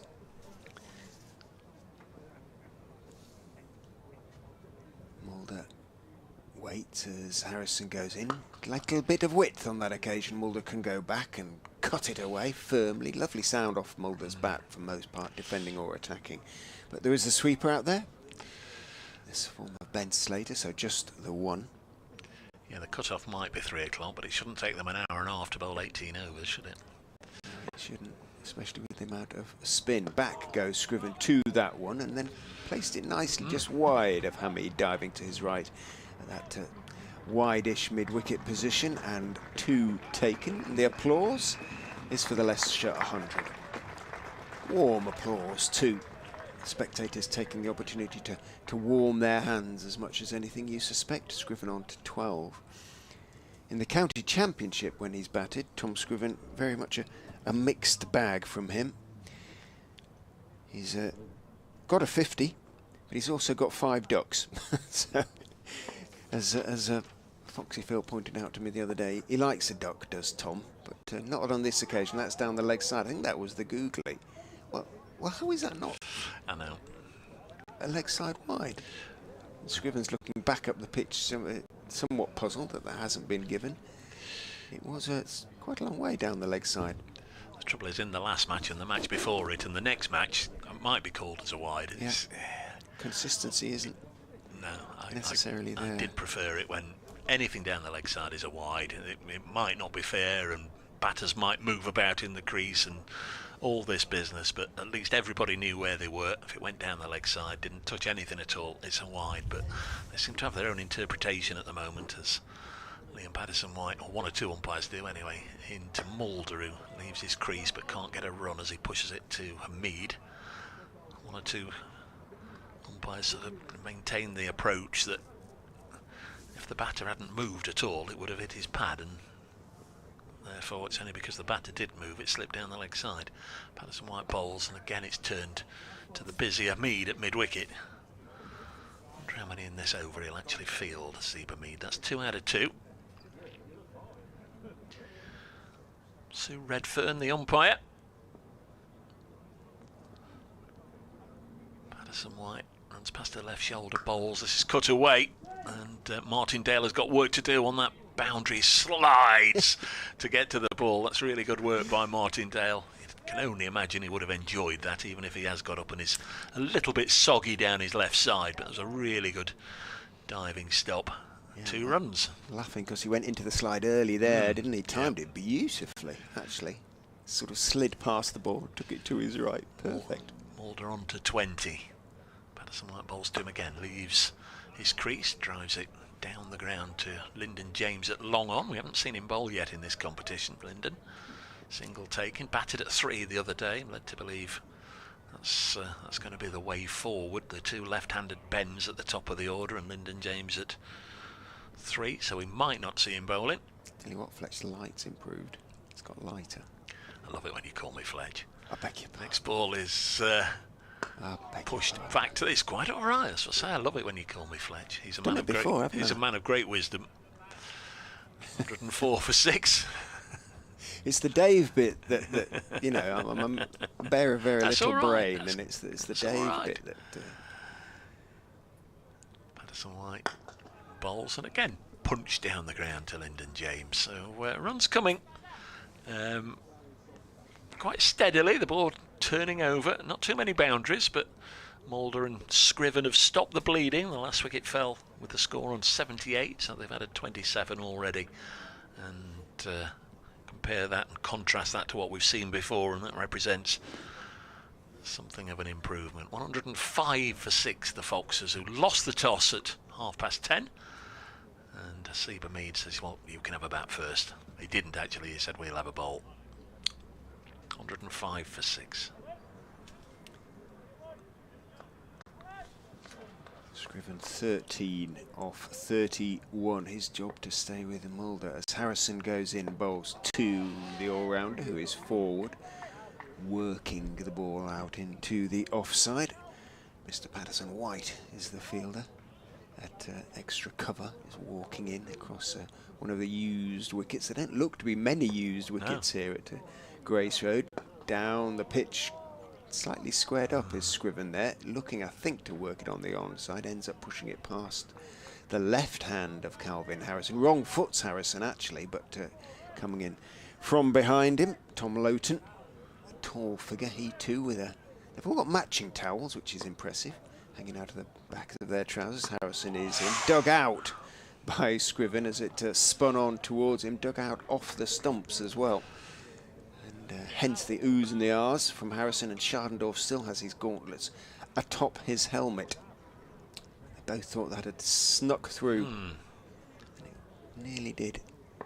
As I say, the light has improved as he tosses that one up, Harrison, and it's clipped through straight mid-on. Dive across by Matthew Montgomery. Almost got there, couldn't quite get there from a straightish mid-wicket position. Hasib Hamid almost was sort of behind Montgomery for that delivery, but he's running now to conventional square leg, indeed backward square, just backward of square leg. As Harrison is into Mulder, who is forward, playing it into the gap in the covers out towards, I'm sure it will be Slater out there, it usually is, indeed it is. Throws on the bounce to Schardendorf, one taken, and actually it's got just a touch warmer. Or it could be the heater that's working in the commentary box, but it just does feel a little bit as though the warmth is coming back. In goes Harrison, bowls, and whipped away to mid-wicket by Scriven. Not violently so, but nicely timed. Coming in from the boundary is Ben Martindale, and one is taken. So they're milking the spinners at the moment. Leicestershire 15 to Scriven, 22 to Mulder, but only 16 overs remain, and presumably they'll keep playing this way until 8, 7 sort of overs to go before really trying to cut loose. Roman Walker's a decent bat, a very decent bat, coming in at 9, but then just Chris Wright and Josh Hull to come. Wright, as we know, can hold the bat. Hull can get forward at a pinch, but he's not known as a big hitter. Patterson White to continue, drops this one short enough for Scriven to rock back deep in his crease and open the face, guide it out to the vast expanses of Grace Road away to our left, and Martindale again doing the fielding, keeping them to 109 for 6. Last wicket went down in the 19th over. That was Louis Kimber. Now in the 29th. And another single. Mulder on to 23. One behind Sol Budinger, who remains the top scorer in the innings so far. 3 wickets to Brett Hutton, 2 to Loughton, and if you weren't with us, Hanscom was run out at the non-striker's end as Dane Patterson deflected a Mulder drive onto the stumps. Down the track comes Scriven. He's played that shot a couple of times, but this time he's managed to drag it away to the mid-wicket boundary for 4, lifted it over a mead, and there's no protection out there, so he warmly welcomed boundary, and Scriven on to 20, 114 for 6. I'm not entirely convinced that's where he was aiming, but he'll take it. In his mind, he absolutely creamed it straight as an arrow into the top of the pavilion here, just to our right. 114 for 6. Patterson White bowls. That's down the leg side. That's called a wide by Sue Redfern. Yeah. I sense that without even looking at him, that Richard's expression was, well, that's no different to what we've seen from the other end. There's Patterson White. Short. And, nicely fielded by Harrison into the offside. Surrey Shanmugam and Sue Redfern with their own different interpretations of balls down the leg side at the moment. 115 for 6. Dane Patterson just being asked to drop a little deeper from mid-off to long-off. Isn't needed because it's hit to long-on where Lyndon James does the fielding. 116 for 6. Mulder 23, Scriven 21. Game's certainly moving at a pace now, which stark contrast to what we've had with those 2 20-minute or so delays. Next one is going to force Patterson to move sharply to his left and field. He's got a good throw, and again we need some spikes on him. The sign of, or the sight of Tom Scriven slipping over. Could have done himself a bit of a whoopsie there as he goes over, attempting a turn for 217 for 6 at the end of the over. Very hard to tell from here whether he's actually got spikes on. I assume you kind of assume he does, but yeah. It's where you run as well, isn't it? Because the green bit, if you run too wide, and you'd imagine the green lush grass just off the cut strip might just be a little damper because the covers were brought out and just covered the protective bit. We're going to get some off spin now with Matthew Montgomery. Round the wicket as well, would appear. Bowling to a plan. Herr Montgomery, the German international. You go back through the family tree. Is it grandparents, presumably, somewhere? I think it's his mother's side.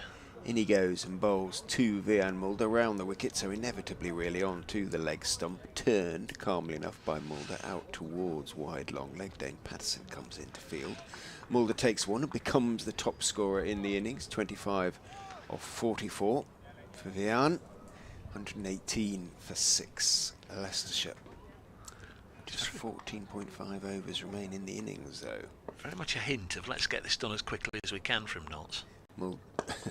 Montgomery is in, gives it some air, waiting for it is Scriven and driving it through mid-on down towards James at long on. Because even with the 3 spinners bowling, they're racing between overs.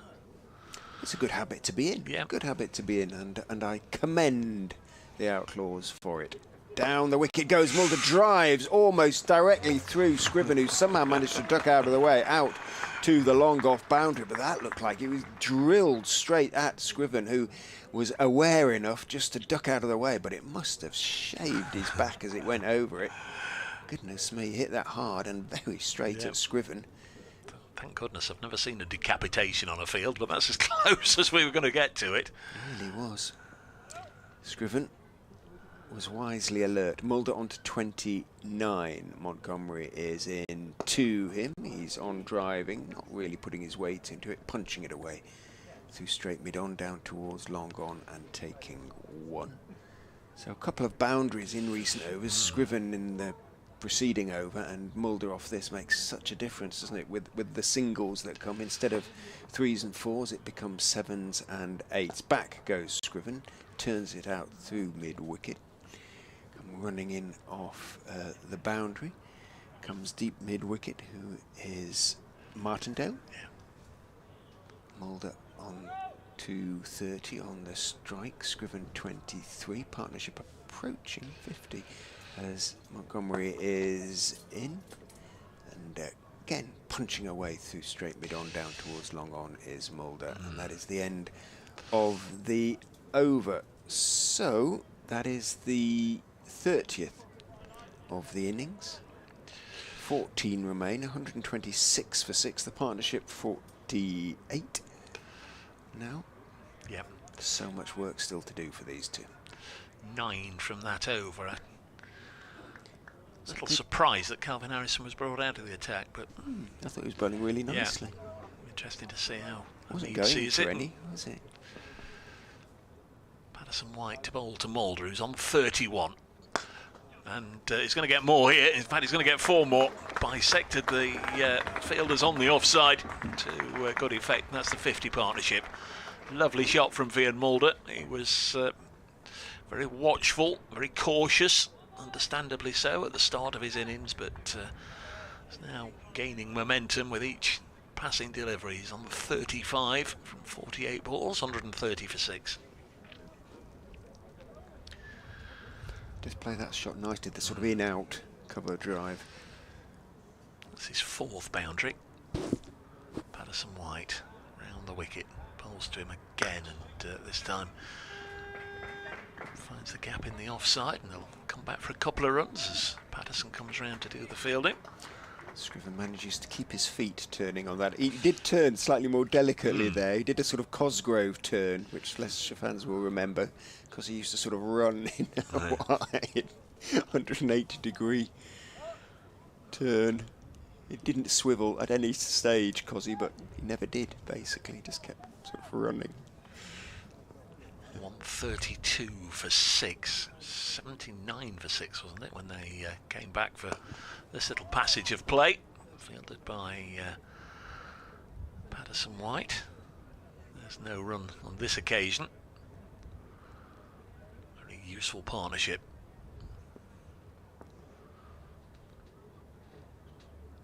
Patterson White, left arm round the wicket. Played a little bit of England Lions cricket over the last 18 months. This one's hit down past him, and Patterson does the fielding.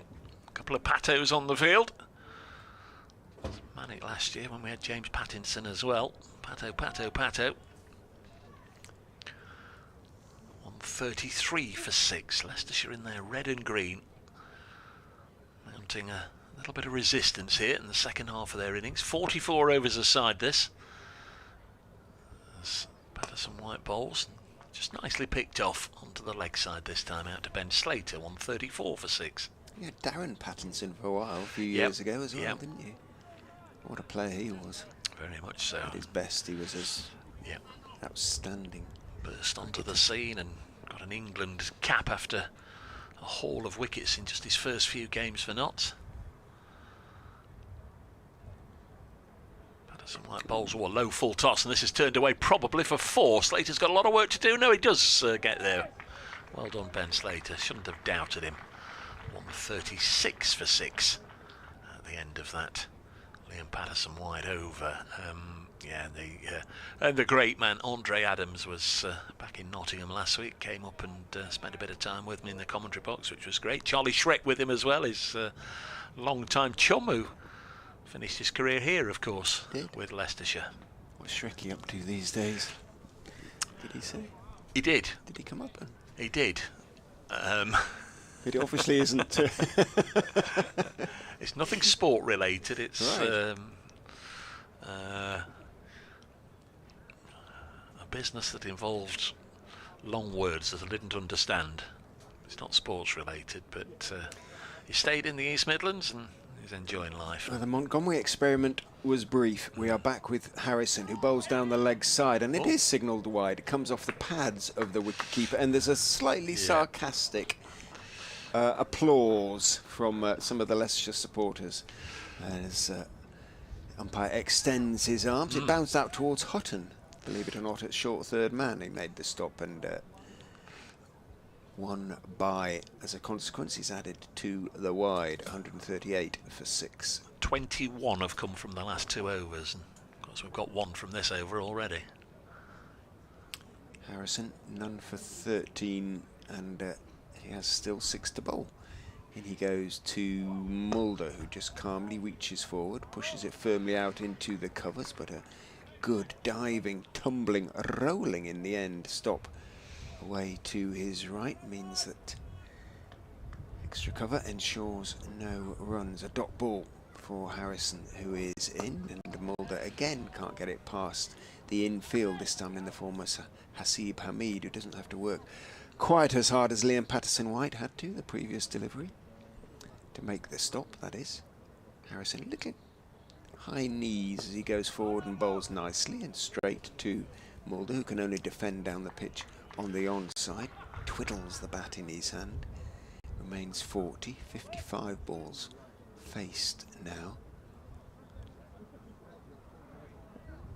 60 the partnership is worth as Harrison is in again, gives it some air, driven past him, hit down into the ground, and then in the air past the reaching Calvin Harrison. Can't get there, bounces out too long. Off one is taken. Mulder on to 41. Still need these two to stay together probably till not much more than 3 or 4 overs to go as Harrison is in. Back goes Scriven. Defends off the back foot. Harrison feels himself off his own bowling. Good over so far, which makes the Montgomery experiment even harder to understand, brief as it was, but at least Hasib Hamid realised he got it wrong straight away. It goes in, Harrison bowls, and back goes Scriven, works it off the back foot out to Slater on the offside boundary. 1 is taken, so a pretty good over again from Calvin Harrison. 140 for 6 off 32, Leicestershire 12 remain. Yeah, 4 from that over, and one of them, of course, the wide from the first ball. Effectively, just 3 singles then from the last 6 balls. 140 for 6. Yeah, you know, you want to find out, don't you? As you say, give Matthew Montgomery a go. It may well have been an over that brought a wicket, ended the partnership, and everybody was saying, that's the right thing to do. I mean, you don't want to have a bowler out there not used and left with 1 or 2 what-ifs at the end of the day. Tom Loughton's coming back now. He's had 7 overs, so this might be a brief spell. I think they can have 2 overs here, or a maximum of 2 overs. Loughton with a couple of maidens, a couple of wickets as well. 7 overs, 2 maidens, 2 for 23 earlier in the day. So pace back on. He's bowling to Tom Scriven, whose first response is just to just try and fidget away from a line of just outside the off stump to backward point, and Montgomery does the fielding. Bar that ball, 12 overs now remain in the innings. Leicestershire 140 for 6. Well, 5 and over from here gets them the two sort of over 200, but it's hard to think that would be enough. There is Loughton into Scriven. Is it this one up in the air, and Hamid should catch this all day long, and another wicket for Loughton. One of these players, Richard, who's just got the knack of winkling out batters when he comes on at the start of spells, and that's a great habit to have. Scriven's played very nicely indeed, but just attempts one big shot a little too early there against Tom Loughton. It's gone straight up in the air and backpedaling at extra cover. Hasib Hamid takes the catch, and it's 140 for 7. Yeah, kind of with saying that sort of 200 didn't look enough. I suppose Tom Scriven had to start going for it up to a point. Unfortunately, wasn't able to get that, because even if they were to get that 180, 200, you know, they need probably to be targeting 230 to give themselves a real chance of 44 or less. So you never quite know. So Scriven will probably had to go for it. Did well, as Dave said, 25 or 47, and not an innings rescuing partnership with Vian Mulder, but dragging it towards vaguely towards some sort of respectability. Roman Walker also then with a job to do. 11.4 overs remain. You've got Vian Mulder at the other end going nicely on 41 not out, approaching what would be his third half century in as many innings in the competition.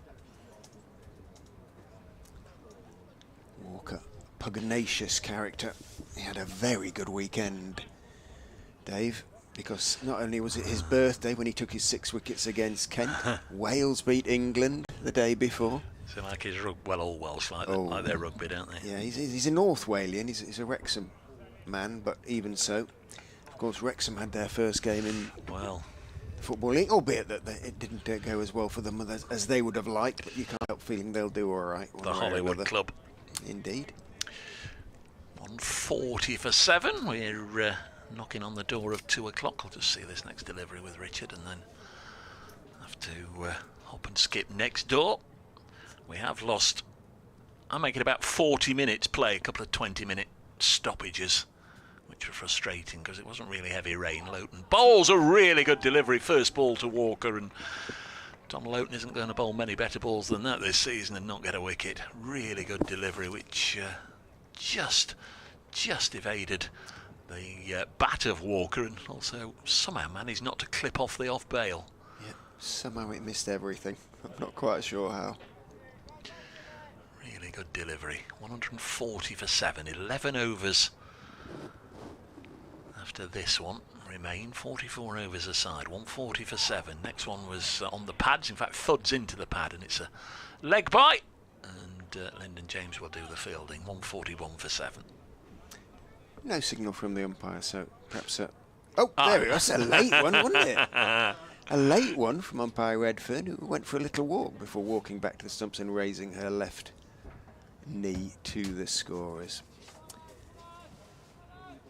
2 balls to go in the over then as Dave departs, and Phil Long's going to pop back alongside while Dave updates the good listeners of Nottingham and surrounds as in goes Loughton, bowls onto the pads of Mulder. That too, I suspect, a leg bite, and indeed umpire Redfern is a little quicker in raising her left knee and giving it a tap in the scorer's direction. 142 for 7. Yeah, that Tom Scriven dismissal was a strange one, wasn't it?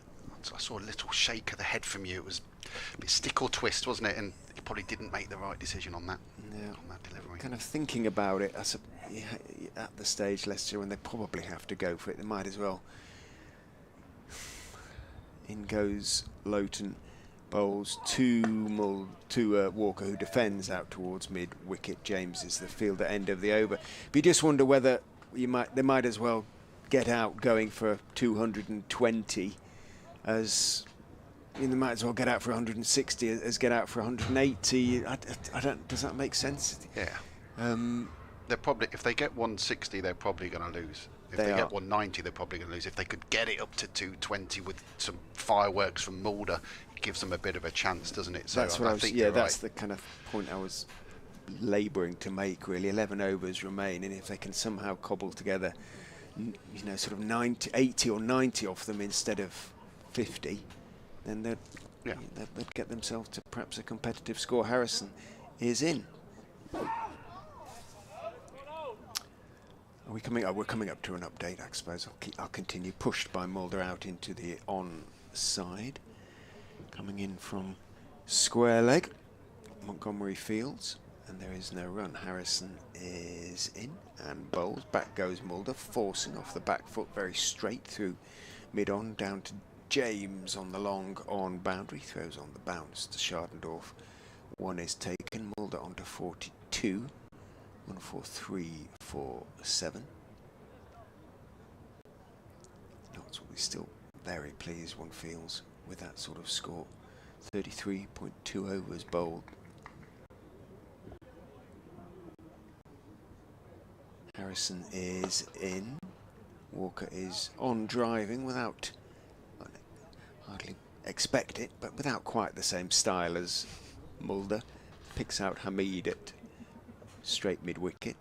Harrison is in, tossed up again, this time in the air, past the reaching, diving Harrison to his right. Catch it is the call, but Harrison hit it just a bit too hard there, Walker. Harrison couldn't get there.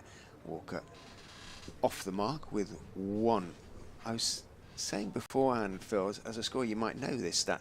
It's generally held that if you lose 3 wickets in the power play of a T20, then 80% of the time that side loses.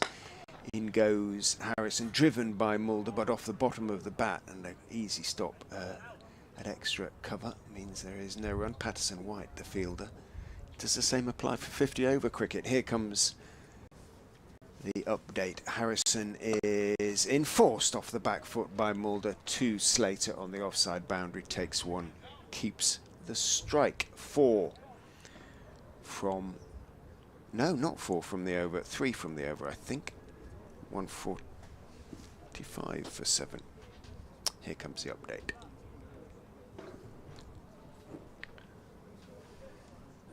They are thanks to a solid partnership between Tom Scriven and Vian Mulder. Mulder already got 2 centuries in 2 innings. 1 not out. They have a job to do, these two. They have 10 overs remaining in them. The innings has been reduced to 44 overs a side because of the rain breaks. Clear weather now forecast for the rest of the game, but the Foxes a lot to do to post a competitive score. They're 146 for 7.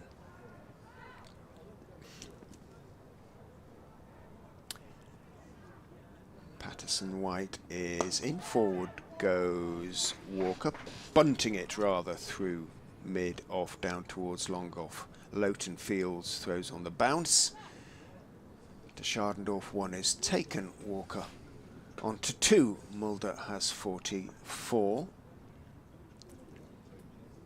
Patterson White is in. Bowls clipped nicely by Mulder, but only as far as Hasib Hamid at mid-wicket on the edge of the circle.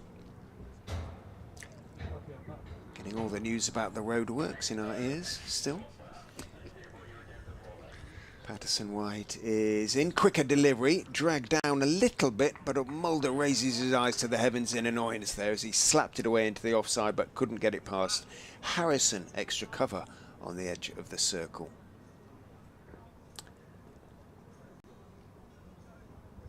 Patterson White is in, gives it some air, and again Harrison can dive to his right and make the stop and keep Mulder in his place. Get a bit of Peter Gabriel now. Oh, that was well recognised. And take 2 minutes. I was just wondering there. It sounded a bit Motowny to me, but yeah. There's something of a vibe there. In goes Patterson White, and in the air, clipped but straight through long, mid on down towards James. Long on by Mulder, takes 1. End of the over, 148 for 7. Mulder keeps the strike. Phil will pick up the commentary and I'll give Radio Leicester a call to see if we can, much as we appreciate him, lose Mr. Gabriel. Yeah, as you mentioned, 148 for 7. 9 overs remain, and this Leicestershire total looking healthy, and it did at 78 for 6. But a lot of overs to go. And there we go, Richard. We've got a little bit of Peter Gabriel. And he's left us now. With Calvin Harrison going to continue to bowl. This is going to be his 7th over from the Bennett end. 6 overs, no wicket for 18 so far. As Dave and Richard mentioned, might have got away with 1 or 2 that slipped down the leg side. But he's bowled well from this top end. In he is now. Bowls to Vian Mulder, who's got hold of that. He has got hold of it, and that's going to go all the way for 6. Swung away over the offside. Bounces a couple of times in front of the old scoreboard. Brings up the Leicestershire 150. For I think the first 6 of the day, Dave. I think I shall go back next door if that's going to happen when I come back and sit in the power chair. Yeah. He dragged it down, didn't he? But Mulder was on it in a flash, and he cleared that rope by a long way. Nice way to go to 50. Certainly. 51 from 67 balls, Vian Mulder. As Harrison's in again. This time just pushed by Mulder. Into the onside, Hasib Habib. Plenty of touches in the field today. Can't stop Leicestershire Foxes from going through for 1. Yeah, Mulder's 3rd century of this competition so far in his third innings, and carrying on from last year, where I think he was the MVP for the whole competition. Harrison in again, pushed forward this time by Roman Walker, back to the bowler, and there's no run. Yes, that 6 went out almost towards the house that's got the Outlaws on it, the motorcycle group. Indeed. Harrison, 4th ball of the over, to bowl. Ooh. Roman Walker pushes out the offside. It wasn't meant to go there at all. Skewed off the bat. He looks at the end of his bat, wondering what went wrong there. He just didn't get his feet in quite the right position. Harrison again, they are racing through these overs. And Walker again pushes out. This time there will be a single into the cover region, where it's picked up by LPW. I like that, LPW. And there's just the 1 run. 156 for 7 now. Walker 3 from 9. Last ball of Harrison's over. His 7th. Pulls to Mulder, who pushes forward, and again just pushed into the cover region very gently, and they waltz through for another one. End of the 36th over. Leicestershire 157 for 7. 8 overs remain. Behind Mulder 53 from 69. Roman Walker 3 from 9 balls faced. Yeah, that's for commentators' use, really. LPW obviously shorter, but the Sheffield Outlaws on the ground, and I presume he's over by that boundary there, somewhere away to our right near the meet. Says, Dave, why are the players out there calling LPW Basil? Well, they're not. They're calling him, I have replied to the Sheffield Outlaw, but they call him Barrel, as in double-barrelled surname. Barrel is his nickname amongst the players. So it's not Basil, it's Barrel. And it's also going to be Tom Loughton, who is coming back to bowl what we presume will be his final over, his 9th over. He'll be the first to bowl out. 157 for 7. Josh Roberts says, of all the Patos, was it Stuart Broad who said the attack of Pato and Fletch sounded like a firm of Australian solicitors? Thank you very much, Joss. As the hop, skip and the jump signals Tom Loughton's coming down the runway, bowls a ball that wasn't as short as Vian Mulder fancied it was, and he tries to pull it away into a different county and completely missed it, went underneath the bat. I've got to talk slower for T, because he says you're 5 seconds out your audio from the stream, so I'll talk a bit slower, T, see if that brings it. Can't do it, mate. Refresh your doodah, says Richard from the back. That's about as helpfully as I could be as well. All the technical terms. No, don't do technicals. 157 for 7. This one's hit back past Loughton. There'll be a single down here. Harrison and Liam Patterson-White between them, making sure it's stopped. The brain-damaged Baron, listening in Newark, says hopes the rain stays away. Can't be robbed of a start like the one that Notts have got today. Thank you, brain-damaged Baron, in the Kingdom of Newark. Well, with positive thinking, of course, this gives Notts a great chance not only to get points in this competition, but to improve their net run rate, which might be vital come the back end of this Metro Bank One-Day Cup. Well, like Leicestershire, courtesy of a humongous win last week, they've already sort of taken care of business there, beating Leicestershire by 168, as this is drilled back to Loughton, who does well in his follow through to field it. Walker has 3. Mulder, though, is where Leicestershire's main hopes will lie to get up to 200 and beyond. It's got 7 overs and 3 balls in which to do it. Presently at the non-strikers end, Vian Mulder. Just Chris Wright and Josh Hall, who I don't think I've seen yet play live. Still to come. 158 for 7. Loughton bowls now and dropped into the offside. The Notts skipper Hasib Amit does the fielding. His cricket, what are we calling them? Trousers, flannels, bottoms taper down to his ankles more than anybody else in the side. It's the old tight-fitting calves there. Definitely the tight fit cut that he's chosen. Been involved very much in most of the proceedings today. Seba Mead, it's not hit to him, he's still chasing after the ball. This one's turned away on the leg side It's going to be a single. We'll have to have a bit of a look and see if Sue Redfern signals. Yep, she's remembered to tap a knee this time. It is a leg by, 159 for 7. So Loughton coming to the end of his spell. 3 for 24 his figures. Really good stuff from Tom Loughton, who's had to wait until August before making his Notts first team bow. Signed very early on in the close season to leave in Yorkshire at the end of their last campaign. Just played 11 first-class matches for Yorkshire. Oh, and he finishes with a low full toss. This is punched down the ground, but it's well stopped by Lyndon James and keeps them to 2 rather than 4. Really, really good stop down below us. So Loughton, we think, or I think, is done. I think they can only have 9 overs with a 44-over match. 9 overs, 3 for 26 to Tom Loughton, 161 for 7. And there are 7 overs left. Yeah, started with a wicket with his first ball, didn't he? And then a bit of a filthy full toss to finish off. Got away with it with some, well, what I presume was some great fielding down in front of us. It was slightly hidden by the sight screen down there, but yes, it should possibly have been put away, but it wasn't. And yeah, Vian Mulder with 7 overs left now, maybe having to consider farming the strike a little bit more, getting hold of the strike. Roman Walker 3 from 12. He's done his job so far, but now perhaps needs to make sure that Vian Mulder faces more of the deliveries remaining. This is Patterson White. He's in. Pushed forward by Walker, and again there's no run. No real intent either. That was noticeable there.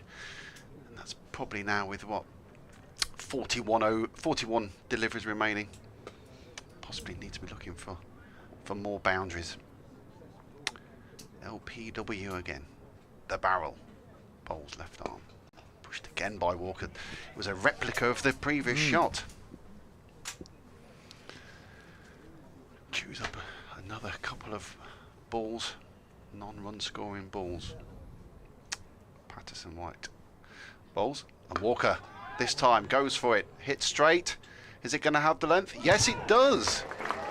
Looked for a minute as if the fielder up there at long on was in play, and in the end it was Lyndon James jumped, kept his arms down as he realised he was going to have no chance. It didn't land far behind him, but the trajectory of the ball was such that it landed flush on the Metro Bank hoarding behind, and that's 6 to Roman Walker. Patterson White this time pushed by Roman Walker to that man. Lyndon James just for the single. Yes. brings Vian Mulder on strike with 2 balls left there. I suppose there's been 7 in the first 2 balls, so they won't be too unhappy with that list. Yeah, Lyndon's what, 6'5", something like that. So if he can't stop it, then nobody can. Here's Patterson White again, and this time Roman Walker goes straight again. This time slightly to the side. And sorry, that was Mulder, of course. Mulder straight over the sight screen, no messing. And suddenly Leicestershire seem to have taken a liking to Patterson White and found a different gear.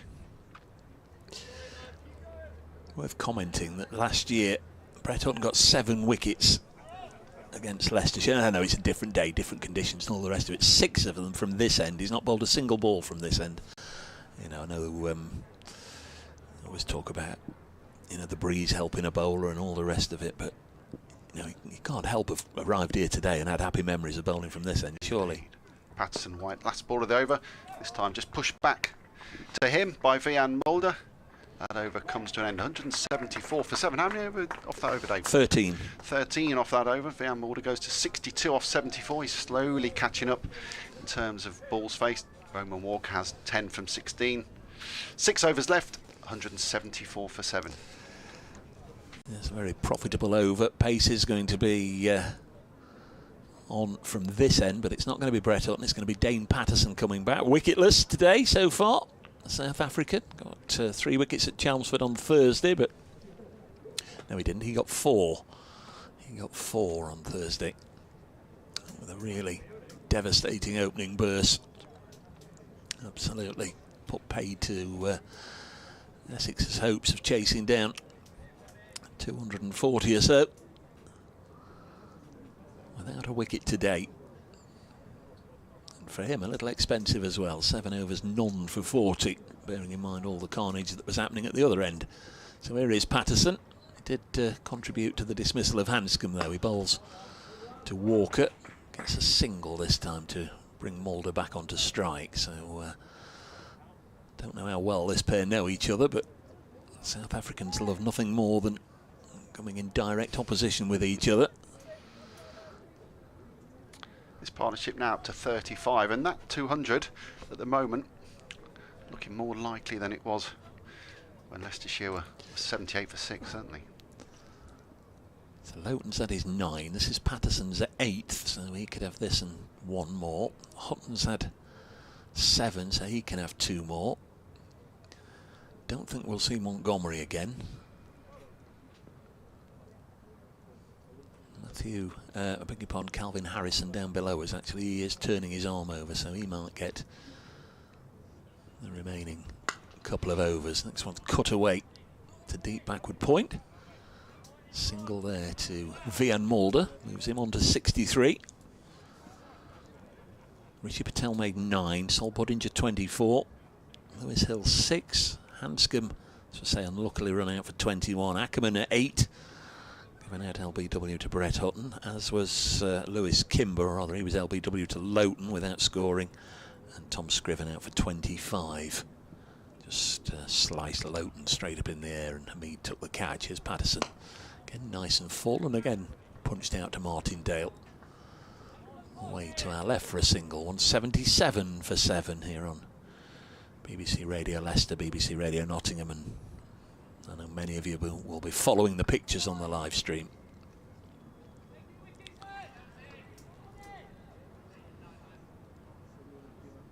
Thankfully the drizzle appears to have gone. Hopefully we'll be in for a nice afternoon here as Notts look to chase whatever they're left. This one's punched down the ground, 1 bounce to Lyndon James. And Leicestershire will be doing their level best to maintain their 100% start to the group, trying to defend a score which we think will probably be in the region of 200. 178 for 7, 5 overs after this one.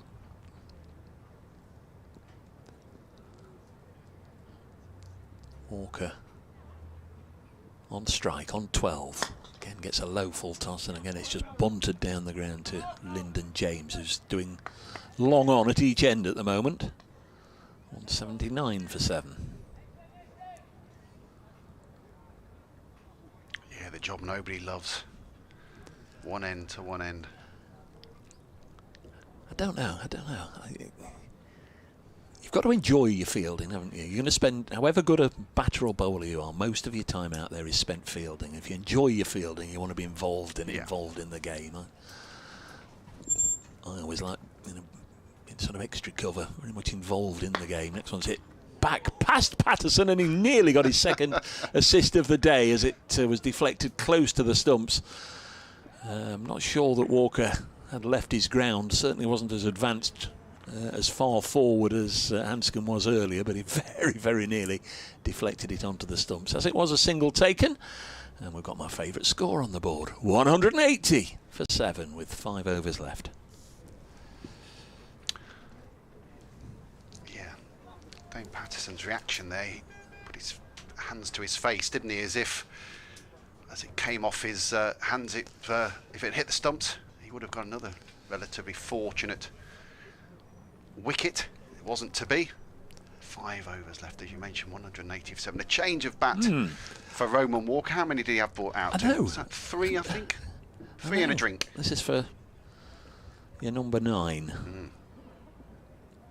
Yeah. I think if I'd been stupidly fortunate enough to play at this level, that's my spare bat if one breaks. Yes, that's right. This is Harrison to Mulder. Goes on the back foot, cuts away. Just an easy single. That'll be Ben Slater out there, I imagine. Yeah. Yes, it is. One added to the score. Leicestershire hero. A Leicestershire hero indeed. I wonder if the fans behind him are reminding him of that. Harrison again. slightly short.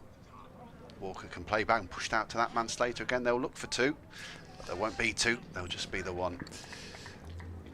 He was only the second person we could find in history that had played first-class cricket for the 3 East Midlands sides. Harrison again. This is down the leg side. There was something on it somewhere. I'm not sure what it was. Let's find out. There was a leg bye. So it was a leg bye given. 1 added to the score. Again, it was fired down the leg side, but a bit of pad on it that time. AJ Harris was the first, Slater was the second, and since Slater did it in 2020, there's now been a third to play for all 3 East Midlands sides.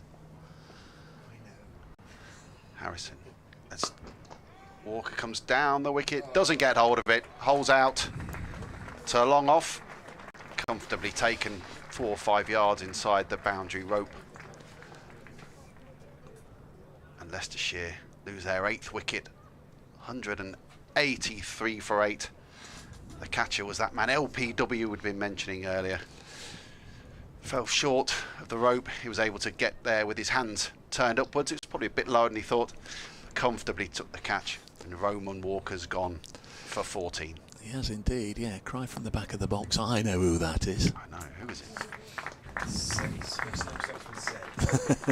Oh, of course. Yes. Yes, Zach Chappell, now at Derbyshire, started at Leicestershire. Did made 98. Yeah, Debut, early on. Well, I don't know if it's his debut, but very early on. 183 for 8. Got 4 overs and 2 balls left. Yeah, the holy trinity of East Midlands clubs. But you would imagine, you know, certainly people, you know, if you've got your other half perhaps gainfully employed somewhere, or kids at school or whatever, you'd have thought there'd have been rather more. Yeah. But and why would you want to leave this part of the world? Well, exactly. But AJ Harris, Andrew Harris, played for all 3, and just couldn't find anybody else when Ben Slater did it, and now obviously Zach Chappell. Is there any more that you've managed to find, folks? Please let us know at Brace Cricket or Richard Ray 23 at Gmail. I thought he was perhaps a year or 2 older than 23, but it shows me he's not. 26 deliveries remain. Leicestershire 17 shy of that 200 figure we've been mentioning. Chris Wright on strike for the first time in the competition this year. As Harrison bowls him. Wright pushes forward and they scamper through for a single. And there'll be one quite comfortably in the end. He gets off the mark to the first ball he's faced. That was a little bit like the numbers round in Countdown, wasn't it, where you can't do it. I think we've exhausted all possibilities that there's only 3 players, but if you can find another one, please let us know. But it's like the numbers round when even Rachel Riley can't do it. So Calvin Harrison, last ball of this over, pushed forward by Vian Mulder into the cover, where it's fielded by Dane Patterson. There's no run, and Leicestershire remain on 184 for 8. 4 overs remain. That man Rhian Mulder, who's been there, well, it seems the whole time through this campaign so far for Leicestershire. 66 not out from 80. Chris Wright just faced the 1 ball, he's on 1. 4 overs remain, 184 for 8. Yeah, 67 not out of 53 against Surrey. 67 off 35 against Kent, and now 66 off 80 against Nottinghamshire, in very different circumstances. And different conditions, to be fair, today, isn't it? I mean, it Yeah, has absolutely. been Yeah, been a that's good morning. I mean, by the sort of for bowling. circumstances, really, yeah. There've been bowler-friendly conditions, but he has looked, and I've said it before about Vian Mulder sometimes, as though he's sort of playing a different game. He plays at a slightly different level sometimes in this competition. Hutton back with 2 overs to go for him, that is. Bowls to right, reaches for 1. Good throw by Hamid that hits the stumps, but Mulder had made his ground by a distance, actually. He's quick between the wickets. He takes sort of quite short steps, Vian Mulder, but goodness me, his cadence is high. And twinkle-toed his way up the pitch and although, as I say, good throw from Hamid that hit the stumps. He'd made his ground. Comes down, has a chat to Chris Wright. Are we going to take ones here? Maybe something along those lines. What do you reckon? Tell you what I have noticed today with Vian Mulder, its sound off the bat is just Beautiful, sounds different, doesn't it? It absolutely does, yeah. It's very sonorous, crack. isn't it?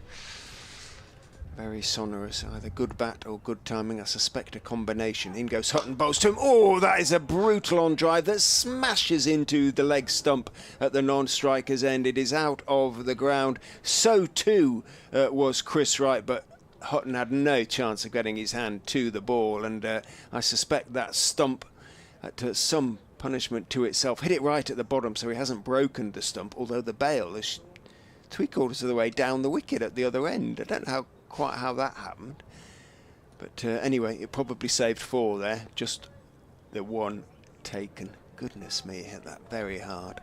Well, the stumps at either end have saved not some runs today, you could argue, couldn't you? Maybe Vian Mulder's playing too straight, if that's even possible. He's been that good. Goodness, he hit that hard. Right, just had to glance down as it thumped into the leg stump. Hutton is into Chris Wright, who's clipping in the air, and very good stop by Slater, running away to his right, trying to get to the ball quickly enough to get underneath it. Couldn't quite manage to do that, but he made 10 yards to his right and took his teeth into his hands there, really. Dived away to his right, both 2 hands extended on the half volley, managed to make the stop, and could so easily have bounced up, and he could have collected that, as I say, in the face. But did really well, didn't brilliantly he? On the half volley, realised at last minute he wasn't going to get the catch, but made sure it didn't bounce under him for 4. Hutton into Mulder, the single having been taken, slapped back, reached for it a little bit there, did Mulder. Managed to get through straight mid-on down to Slater at long on. Single taken. Update coming for BBC Radio Leicester. So 67, 67 and 68 for Mulder now in this competition, for once out so far. 3.2 overs remaining. 210, 220 can Leicestershire hope for? They've got something to bowl Would be at. nice, would be anyway. nice. In goes Hutton, bowls to right, who drives out to Hamid at extra cover. On the edge of the circle though, 1 comfortably taken. Right on to 4, 189 for 8.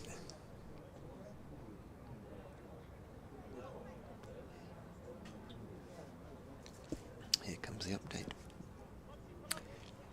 Very well for Vian Mulder, Leicestershire's all-rounder, the South Africa international. He loves this competition. He was the most valuable player in the competition for any county last season as Leicestershire went to the quarterfinals, and he's proving so again in this year's competition. He is 68 not out, and there's, you can add 6 to that, and you might hear the clang as it hits the stand alongside us up here on top of the pavilion. Mulder moves on to 74 now. An extraordinary shot from Mulder, his 3rd 6 of the innings. He made 67 in the first innings against he's made 67 then against Kent, and he's now 74 not out, and he's giving Leicestershire a chance, Ben. He's giving them something to bowl at. He's taken them essentially from 78 for 6 to 195 for 8. Tom Scriven lent him a hand. He made it 25 before holding out off Tom Loughton. Roman Walker 2 proved adhesive in scoring 14 before being caught at long off Calvin Harrison. Chris Wright is with Mulder at the moment, but Mulder is Leicestershire at the moment, and with 3 overs remaining in their innings, I should say, the Foxes 195 for 8. What a hit that was from Vian Mulder. That was a really super clean strike over the top, and that has done Hutton's figures no good at all. Still pretty good, but not quite as good as they were. You mentioned to the listeners, listen for the clang on the roof. I think it went over the roof, didn't it? Yeah, it kept on going. Didn't hear it because it was too high. And it is having to be... Is it up here then, do you think, somewhere? Yeah, I think so. And maybe well, nobody's scrabbling around for it, so I think it might be in that sort of gully behind the pavilion, down which nobody has ventured for about 150 years, I don't think. It's a scary place down there. Right. It's a jungle with 18-foot high nettles and weeds and heaven knows what. Calvin Harrison then with ball from each end. So this is the ball we've been using anyway. Chris Wright just pushes it to long on. And there's no... there's one run. He moves on to 4. And Vian Mulder back on strike now, 74 from 83. Yeah, that last 6, that was a huge 6. He's put Leicestershire within sight of 200 with 17 balls remaining. Here he is now. Doesn't get hold of that at all and slaps it down into the ground, and Harrison can do his own fielding. His last clean hitter as well. That's right. Power and timing. It's a scary combination. Harrison, third ball of his over. Mulder pushes to short extra cover. Just gets the one. Comes off strike. It'll give Chris Wright 3 balls to face. We've had a tweet from George Curtis, Scott George Curtis, who says Mike Hendricks played for all 3 counties. Here's Harrison again. Bowls to right. He misses it. Comes off a pad, I think. Evades the keeper, and there's one. But he never made a first-class game. He never played a first-class game for the Foxes. No, I was going to say, so that doesn't count, No, does it? no. So it doesn't. But we're just adding to the information, adding to the story. 2 balls left this over for Calvin Harrison. This time it's an ugly full toss. And again, it's driven back to the bowler. And again, you could argue it's misfielded. And again, the bails come off. But this time, Wright was in his ground. Right, it's one of his favourite tricks as a bowler, isn't it? He tries to do it just about every time it's within his vicinity. He doesn't often manage it. And they come through for 1. This will be Calvin Harrison's last ball. Chris Wright on strike. And, oh, it's a big old heave. He misses. Keeper doesn't gather successfully. Oh, there might have been a little edge on it. No run given. Sorry, no leg by given. And that's the end of Calvin Harris's spell. 9 overs, 1 for 34. Chance then, wasn't it? I think so. Yep. No leg by given. Must have been. There was something came off something, didn't it? I thought that was a great effort from Harrison. 9 overs, 1 for 34, and it could have been 9 overs, 2 for 33 if that was the chance we think it was. But I thought he bowled really, really well. Yeah. Calvin Harrison gave the ball air, got some turn, and he didn't really go for too many, even when Mulder is teeing off at him. Just one really sort of clean strike. Yeah, there's that 200 we've been speaking about. Walker hit him for 6 as well, but yep, the 200 up for the Foxes. 2 overs remain, the first of which will be bowled by Dane Patterson, the scoreboard notwithstanding, insisting it's Hutton. Looks very much like Patterson to me, who is in and bowls to right, who steps across and tries to paddle it. I think he was getting in position for the ramp. He saw him and pitched it right up and managed somehow to sort of shovel it around the corner there, right down towards short fine leg. There is a short fine in the solid form of Hutton, and so just the 1-2 right. 7 off 8 for him. Brings Mulder down on strike against his... They have had a couple of sort of conversations, these two, so I think they're probably fairly good friends, these two South Africans. Patterson turns,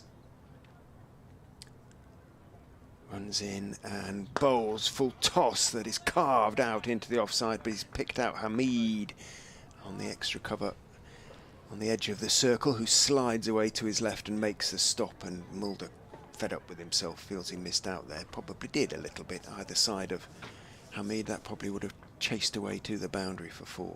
Hamid been very busy in that extra cover region today, hasn't he? What can Wright do against Patterson, who is in and bowls very wide and will be signalled wide outside off stump.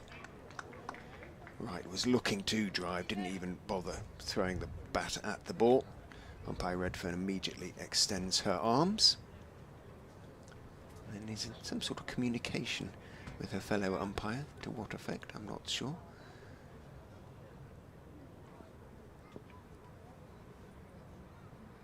Patterson accepted the decision philosophically. Didn't have much choice. Runs in and bowls to right. Slower ball, hit up into the air. Should be a comfortable catch for Hamid, and is a comfortable catch for Hamid, who sort of ran around underneath the ball, ended up having to sort of dive forward, but managed just to get his 2 hands underneath the ball before it hit the ground. So Wright, as you probably heard from the sound of ball on bat, did not connect at all cleanly with that. And with 10 balls remaining in the innings, Leicestershire are down to their final wickets, or final pairing. Happily for them, one of them is Mulder, and even more happily, Mulder. Actually, he won't be on strike, will they? Because you can't do that anymore. No. They crossed in the run. We were.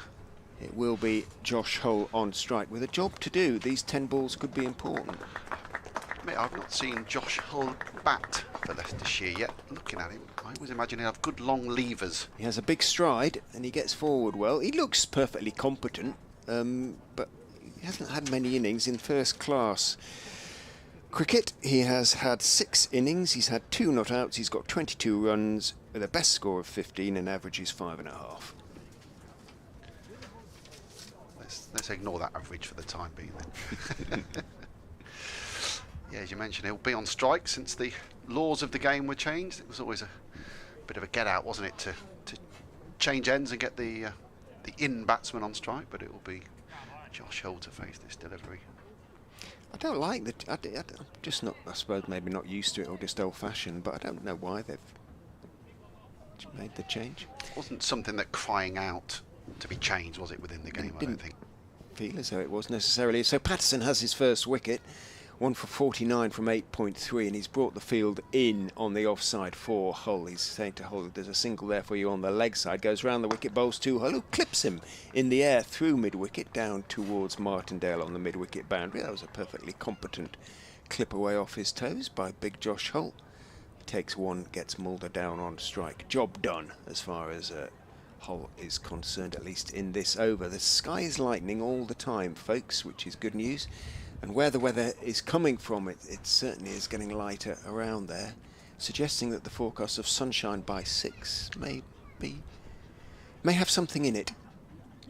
Patterson is in to Mulder, full toss, leg stump, and it's hit very hard out towards mid-wicket, but more or less straight to mid-wicket, so Patterson White only had a couple of yards to move to his right to make the stop, did so, bounced off his hands, not surprisingly, it was travelling like a tracer. But Mulder again will feel probably that he missed out a bit there, moves on to 78. Yeah, he'll be spitting there when you're full toss on his legs. As you mentioned, he got hold of it beautifully. Went like a bullet out to that boundary, but picked out the only fielder. The thing is that Mulder doesn't do slogs, really. No. It has to be correct. Round the wicket goes Patterson, slow ball, well outside off stump. Hull sort of wafts at it and then looks hopefully at umpire Redfern, who does not signal wide, just takes the sweater out from her behind her back, hands it to Dane Patterson, whose work with the ball, at any rate, is done. 9 overs, 1 for 51 for Dane Patterson. 205 for 9, the Leicestershire score, 1 over remains. The run rate is 4.8 then, so the Outlaws are going to have to score at sort of close to 5, but you would still say, batting second, they are strongish favourites to win this game. I think if you win the toss and decide to have a bowl, if you're chasing around 200, you'd take that. And certainly with the way Leicestershire have batted in their first 2 games of this Metro Bank One Day Cup so far, 200 would have been very much on the knots. Dave was saying there would be, and making the point that there should be an adjustment of sorts for the 6 overs off, but we think, but we're not absolutely sure. They might bunt the target up a little bit. Yeah, because there's been the 2 breaks and it's less overs than Leicestershire would have expected when they started. What the formula is, I really don't know.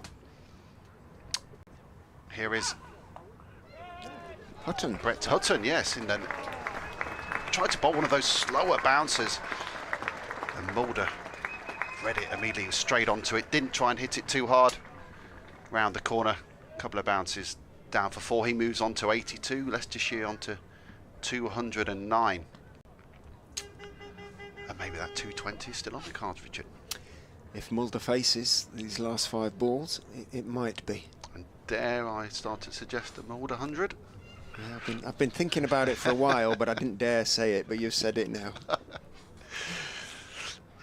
Brett Hutton then into Mulder, the man on 82, and it's bombed down the leg side, and Mulder tried to manoeuvre a shot. And the ball ended up, I think, going through his legs, almost nutmegging him, and he tried to get the bat on it. Couldn't do so through the keeper, and there's no run. I think it came off his pads, yeah, before going down the leg side, and Actually, almost nutmegged him both ways, didn't it? When Schardendorf threw it back as well. Good bowling by Hutton. Good bowling. 4 balls left. He's got 3 for 37 today, Brett Hutton. Bowls now to Mulder, who winds up big. Doesn't really get hold of it. Got to go for 2 there, Josh. No, he's not going to make it. It's just going to be the one, as you heard Richard say. There was probably 1, 1.5, 1 3/4. Needed a fumble, didn't they, from Lyndon James, but he's too good a fielder. And it's just the one. It brings Josh Hull on strike with 3 balls left. Not what Leicestershire would have wanted. Puts the Mulder 100 to bed. Josh Hull now. Will he go big, looking for a 4 or 6, or will he try and nerdle one to bring Vian Mulder back on strike for the last 2 balls of the innings? Would be the best thing to do. Hutton again to the left-handed Hull. And bowls. And Hull does. Hangs his bat out, outside off stump. Comes off the bottom of the bat. Runs out into the offside, and they can get through quite comfortably for one. Brings Vian Mulder back on strike then. Leicestershire would hope for the final 2 balls of this innings. 211 for 9. I think they'll be delighted with that after being 78 for 6. They wouldn't have fancied that at the start of the day, but from being in that predicament, they'll be happy to be north of 200. Hutton over the wicket. Bowls to Mulder. This is a long, long way down the leg side. Richard Ray puts his arms out. He knew it was a wide for once. The umpire at the top end agreeing. That's 1 to the score. 2 balls still remain. That was very wide, Richard. It was. Even umpire Shanmugam had to signal that one. Hence the slightly ironic again round of applause from the Leicestershire faithful. 212 for 9. Mulder on 83 from 91. 2 balls left. Hutton's in. Bowls to Mulder, who swings big and again doesn't really time it. Take it on. It's pushed out.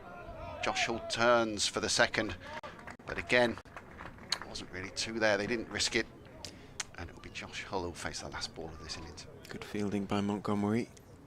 They have fielded well for me, the Outlaws, in this game in difficult conditions. Wet ball, slippery outfield. They've saved a lot of runs. Final ball of the innings then. Brett Hutton's in. Balls to Josh Hull, who swings. Again, bottom of the bat. You could probably tell from the noise it made, it wasn't a great strike. There's just a single. It's pushed up to mid-on. The Leicestershire innings comes to a close. 214 for 9. Josh Hull, 3 from 4 balls faced. Vian Mulder, the hero again for the Foxes. 84 from 92. His 3rd successive 50 in the Metro Bank Cup this year. And Nottinghamshire will require 215 runs. Well, we think they may require 215. They might require a few more, but they'll certainly have 44 overs to get those runs in. Yep, so they'll need to get 5 runs and over it. The actual run rate of the Leicester innings 4.9, but brilliant stuff from Vian Mulder, who has given almost single-handedly, certainly with the help to a certain extent of Tom Scrivener and Roman Walker and Chris Wright towards the end, and Josh Holt, some sort of target at which to bowl. I would say, I don't know whether you agree, that not sort of win viz 75%, maybe even 80%, something like that. But that is an awful lot better than it looked like, being at 78 for 6 when Louis Kimber was leg before wicket to Tom Loughton with 19 overs gone. It looked at that stage like 150 was a long way off. So, and you never know, maybe they got a little bit of movement against Kent that the Kent bowlers didn't manage to get on the Beckenham wicket. Maybe the Foxes can get a little bit of movement from the white ball here. We will be back with you, Dave Bracegirdle, Phil Long and myself, Richard Ray, in around about 25 minutes time. Remember,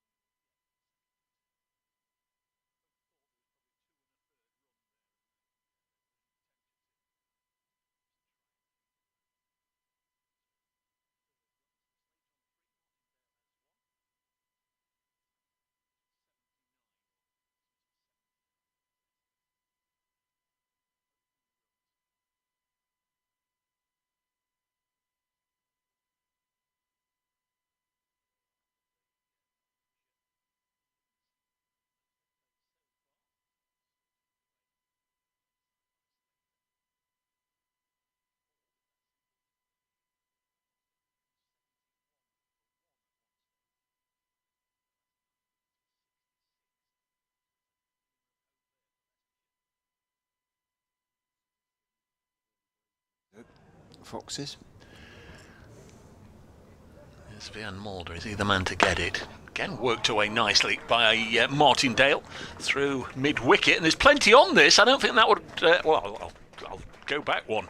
That definitely wouldn't have gone for 4 earlier on in the day, because there was a lot of moisture on the outfield. It was slow, it was sluggish, it was hard to find the ropes with anything hit along the carpet, and on that occasion it just raced away, and Martindale gets a boundary and knocks her off to a little bit of a fly, a 9 from the first over. Yeah, perfect start for the Outlaws, chasing down that 206.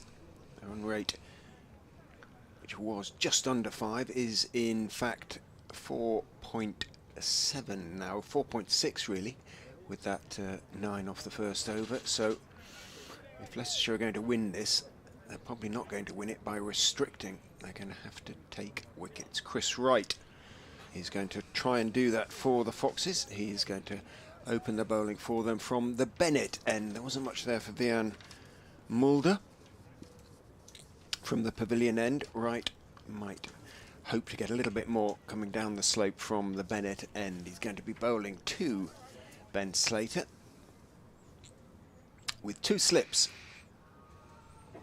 The 2 South Africans, Vian Mulder at first and Colin Ackerman at second. Wright is in, bowl straight, and Slater on the back foot tucks it out into the offside, out towards the blonde Sol Budinger. What do you think of that shock of blonde hair that appears? So either he's had a shock of his own and his hair's turned sort of blondie white overnight, or he's had a visit to whichever of his local barbers. I'm not surprised. Let's put it that way. No. Right, is in. Slater is solidly forward on that occasion, but he doesn't put his weight into the shot, and immediately having pushed the ball out to mid-off, he examines the bottom of his bat suspiciously. It did sound a little bit... certainly didn't come off the middle. You've got to be some player to ask for the number 1 at a club, as he did at Notts, and presumably as he did when he arrived here at Leicestershire. It wasn't taken. The club acquiesced. Right, hair flopping is in. Bowled him! Right, that one came back in, I suspect, to Slater. There was a little bit of swing there for the Nottinghamshire bowlers earlier in the day, and I suspect if that didn't come off the inside edge, it may just have swung back in. Let's have a look-see. It was an inside edge. He was looking to work it away off the back foot through the offside, got a thick inside edge onto the stumps, and that is the breakthrough Leicestershire needed. The in-form Ben Slater, formerly briefly of this parish, goes after a couple of scoring shots. He goes for 4. Yeah, I've just seen the replay, and it did come off the inside edge. 9 for 1. Just the start that the Foxes needed. As I said earlier, 171 for 1, 230 or so all out in the only match they've played in this year's competition. They were rained off against Yorkshire on Saturday. Lyndon James got 30 odd.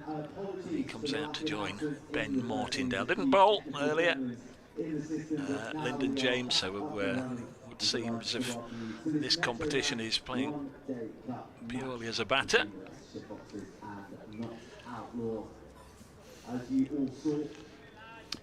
Great start from Chris Wright. Can't remember which end he got his wickets from last year, but of course he got a 6 for, sort of lost in the general match reports really, with the fact that Brett Hutton went on and got 7 for Nottinghamshire, which was a county record and remains a county record.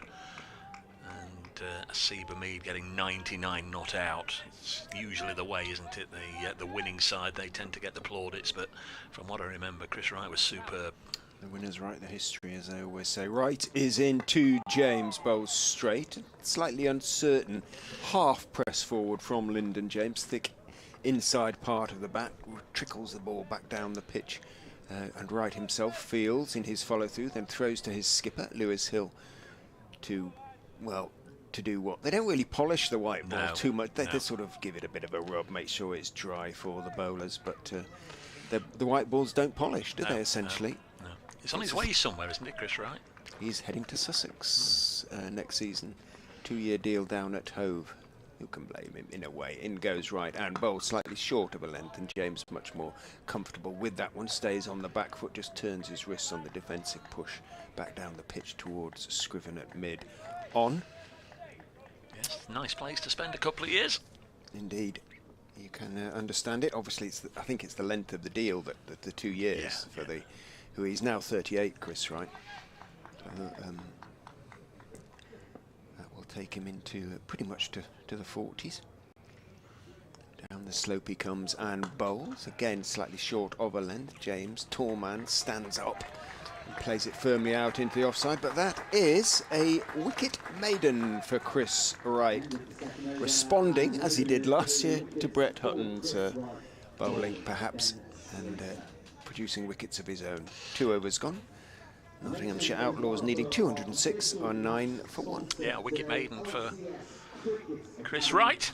Ben Martindale has 5. Seba Mead, the skipper, will come in at 4. Matthew Montgomery, Liam Patterson-White, Dane Shardendorf, Calvin Harrison. We've got Mulder going round the wicket to Martindale in this over. Stayed over the wicket, didn't it, in the first over? Pretty sure he did.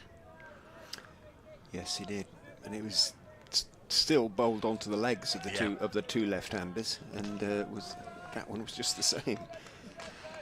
Yep, taken for 9 in his first over. Slater isn't there anymore, but Martindale hit him through mid-wicket for 4. Here's Mulder, but 84 not out earlier. Bowls and Martindale drops this on the leg side. There's no run. 9 for 1. 44 overs aside. If you weren't with us earlier, we had 2 20-minute stoppages, something of that order, and on each occasion they lopped 6 overs off the day's allocation. From the first stoppage it became a 47 over aside match, and then they went out for 15 or 20 minutes as this one's worked again onto the leg side. A single knocks into double figures, 10 for 1, and then another 20-minute stoppage. It became 44 overs aside, and thankfully the bad weather has left us. I'll just see one more ball, Rich, and then I'll have to go and do an update. They'll have to get it in just before 3:30 because they have I don't know, 3 at 3:30 or some such in the afternoon show. Music and chat. BBC Radio Nottingham this afternoon.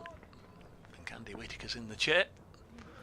As Mulder into James and punched away. Oh, and it beats the cover fielder. Is that Louis Kimber? Not sure. We're going to come back for a couple of runs. I think it's Roman Walker.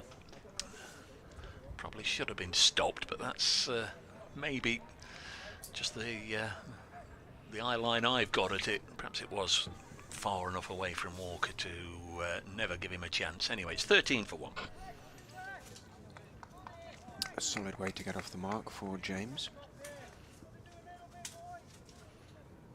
Just the one slip now for Mulder. Round the wicket he goes to Ben Martindale and does find the edge. Goes through about 3rd slip. Would have been short of 3rd slip. Runs out towards 3rd man, who runs across Chris Wright and fields. Martindale takes 1. Moves on to 7. 14 for 1.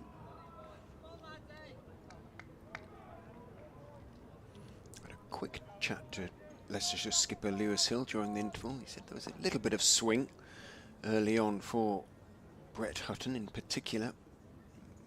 Bowled very well. Mulder is in, bowls straight to Lyndon James, who is straight back to him.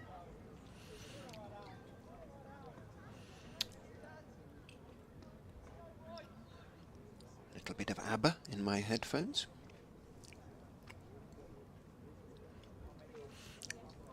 Well, they're still very much in the game. They made 214, the Foxes, for 9 off their 44 overs. Now, because of the rain breaks, that's actually reduced the target for Nottinghamshire to 206 off 44. It's a complicated formula, which I don't even claim to try and understand. But they need 206, the Outlaws, to win the game. Well, they've already lost a wicket, an important one too. Ben Slater is their in-form opening batsman. delivery just outside off stump from Leicestershire's Chris Wright. Got an inside edge and on to the stumps it went. They will need to keep picking up wickets, the Foxes, if they're going to restrict the Outlaws and win what would be their third Metro Bank one-day cup game in a row. But it could go close, this one. Notts 14 for 1. Foolish delivery from right there, swinging back into the left-handed Martindale is pushed out towards mid-on, and there is no run.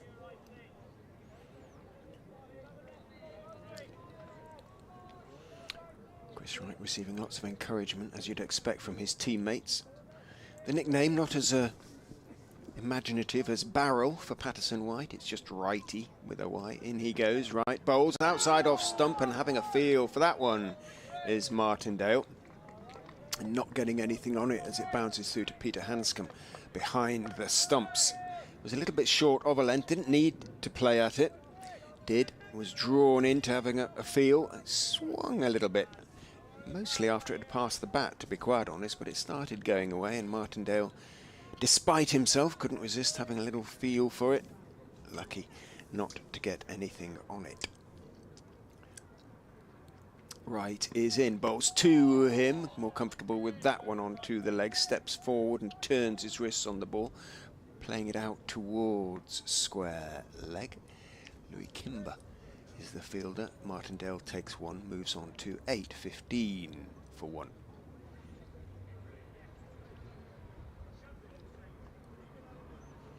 Cut-off time for Leicestershire to finish their overs, the 44 that they have to bowl, is 6:22.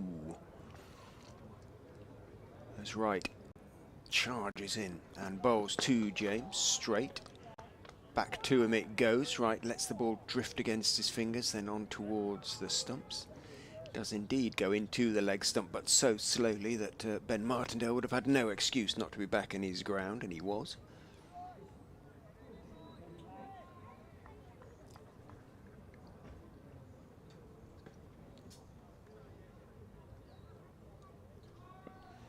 One for 1 from 1.4 overs for Chris Wright, who is in and bowls to James. Grunt of effort, and James again, no great stride from tall man, but lent forward into the defensive press, out into the offside it goes. Leicestershire's captain Lewis Hill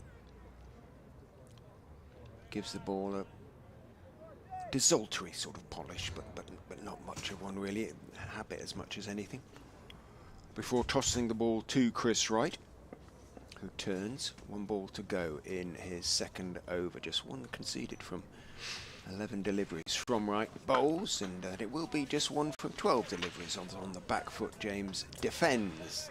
Slight turn of the wrist, pushes the ball back past the stumps at the non-striker's end, but very slowly mid-on. Can get across the field, end of the over, just the 1 from it. 15 for 1 after 4. The Outlaws chasing 206 to win. Just getting a little gloomy again overhead, I think. Leicestershire probably wouldn't mind if the lights came on. Even the white ball tends to do a bit more, not as much as the red ball, obviously. There's Mulder. His 2 overs have cost 14. Bowls to Ben Martindale. Pushes this out as far as Kimber, who's in the covers. 15 for 1, the target 191 more at 206. Never really entirely sure how they work these things out, taking into account 2 stoppages, but that's what Notts need. Nice looking drive, and again a good bit of work from Kimber. It's a good round of applause from spectators and teammates alike for a full-length dive in the covers. Yeah, great fielder. He's helped him his right shoulder a little bit there, just jarred it a touch. Slater out for 4, played on to Chris Wright earlier. The Foxes 214 for 9. Vian Mulder made 84. He comes in and bowls, and this is hit back past him, but won't beat Scriven at mid-off. And there's no run. I'm sure we'll see Tom Scriven with ball in hand, just round about the end of the power play, you'd imagine. Josh Hall, Roman Walker as well. Predominantly a seam-based attack for the Foxes. Yeah, the two spinners gone to play in the 100. Parkinson and Ahmed. Next ball deflected away, and that should go for 4. It was angled down the leg side, bowled from the angle by Mulder, always drifting down leg, and Martindale got a good piece on it. Tickled it away. Welcome boundary for him. Board moving again for Notts. 19 for 1. Martindale on to 12. Lewis Hill in conversation with umpire Sue Redfern.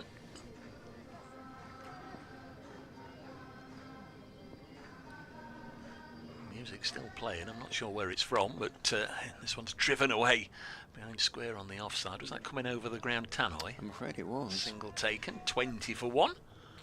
They spent much of the interval shouting, testing down in it, and now that they've decided it works. It was all a little bit rushed and hurried, wasn't it, in the interval? And then they were trying to get the players fed, and the officials, and the scorers, and the media, and the people who actually paid for some hospitality today, and the committee. They were all in there.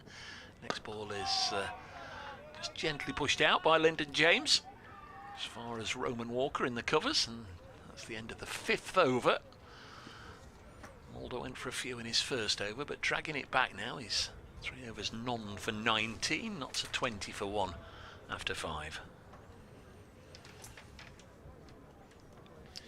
Lyndon James and Ben Martindale having a chat. James appeared to be doing most of the talking, as you would expect. He's the now of their pairing, the more senior player, I guess. Wright, who has opened impressively, conceding just 1 run from his first 2 overs, is in. Bowls to Martindale, who defends solidly, comfortably. Looks a wristy sort of player. Pushed that one off middle and leg, back out down the pitch on the onside. Say good afternoon to the Notts club skipper, Stephen Mullaney, who's watching on. Looks a good pitch. These are a good pair of opening bowlers, he said, and they will get a bit of swing. Stephen's going down the coaching route. Is helping out in the 100 with the Rockets. Wright is in. Bowls looking to drive is Martindale. Oh, and Walker, who we thought might have done rather better in the previous over, fielding in the covers, certainly should have done better there, as looking to move on to the ball, just took his eyes off it. Whether it bobbled a bit, who knows, but took his eyes off the ball. He did. He went through him, and as a consequence, Martindale picks up an unexpected extra run. He moves on to 14, 21 for 1. It can't bobble out there. It's a bowling green. Well, he's right on the square, isn't he? So yeah, I was trying to be generous to the young man. In goes, Yeah. given the weather, as Wright is in. Bowls. James steers it down towards third man, down on one knee. The correct long barrier is the Leicestershire opening bat down there. Rishi Patel, and it is just the 1. 22 for 1. Hoping that's the sound of a plane rather than thunder. I'm pretty sure it is. Probably heading away from East Midlands Airport. My wife will be on one of those this afternoon. In goes Wright, and bowls edge down into the ground on the drive by Martindale. Neat take by Ackerman. The only slip on the second bounce. She's heading away from East Midlands Airport, or into East Midlands Airport. Away, alas. Hence the... Well, it was bound to happen one day, I hope you Rich. noted the sadness in my voice. It was bound to happen one day. She'll be back. No. Heading back to Spain after a brief sojourn in the cooler English summer. Wright is in, and bowls. Martindale is forward, deliberately angling the ball down through the vacant gully area, down towards Josh Hull, who is at third man and taking 1, keeping the strike. Moves on to 15 of 18, 23 for 1 after 6, the Outlaws. Should have been 3 matches today in the Metrobank One Day Cup. The Match down at Neath between Glamorgan and Durham. That was match abandoned without a ball bowled. Our good chum, Mr. Emerson, said he'd driven 350 miles yesterday to get down there for that. Well, he'll be fun today. 23 for 1. Mulder round the wicket to Martindale, who's on 15, and again it's angled down the leg side, and he's going to help himself to a couple of runs this time. There's a little bit of protection down there. The only other game is at the Aegeus Bowl, where that was also affected by a bit of rain earlier on. That's a 45 overs a side game. This one's 44. Essex made 236 for 9 with Simon Harmer making 68 and Bo Webster, the Australian, making 73. 236 for 9 as the next ball is defended by Martindale. And Hampshire have just started their 16 without loss. So just a matter of interest, has the Hampshire target been affected, I wonder, or changed? No. Essex got 236, Hampshire require 237, says he, adding 221 and 16, but perhaps the overs have taken off at the start. Yeah, of the they were. day. They've played continuously since they started. This one's edged short of slip, and they'll take a single. Is that Ackerman? They've got the single. I'm not sure it carried. It didn't. But Ackerman was on his way up rather than staying down. If he'd stayed down, it would have stopped him getting hit on the shins, and would also have probably stopped the ball ricocheting away or deflecting away for a single. 26 for 1. Yeah, they didn't start, I don't think, till 11:30, so they've played continuously 45 overs a side. But it does take some fathoming out how they've arrived at a score of 206. There's Mulder to Lyndon James, and he's got a touch lucky here. He's a very elegant player, usually looks to drive in the V through mid-on or mid-off, and I think he was aiming to do that there, and he's got a thickish inside portion of the bat on it, and it runs down to long leg for 2 more. James has 6, Martindale 8, Notts 28 for 1 here on BBC Radio Leicester, BBC Radio Nottingham, and on the live stream, those of you enjoying the pictures, thanks to Leicestershire County Cricket Club today for providing them. Mulder past umpire Redfern. This is a nice looking shot by Lyndon James, and I don't think that's going to be pulled back as it makes its way out towards the boundary on the Milligan Road side of the ground. And Lyndon James into double figures. He's on 10. 32 for 1. He's been very economical in the competition so far, Vian Mulder, but not today. At the moment, I say so far, there's only been 2 innings. But, here he comes to conclude his 4th over. Bowls again to Lyndon James, and this has just helped up to the skipper, Lewis Hill at mid-on, no run. 4 overs, none for 28 for Vian Mulder, and he's got the pat on the back from the skipper. We all know what that means. The pat on the back, so I think we can safely say that's the end of Vian Mulder's initial burst, wicketless. 4 overs.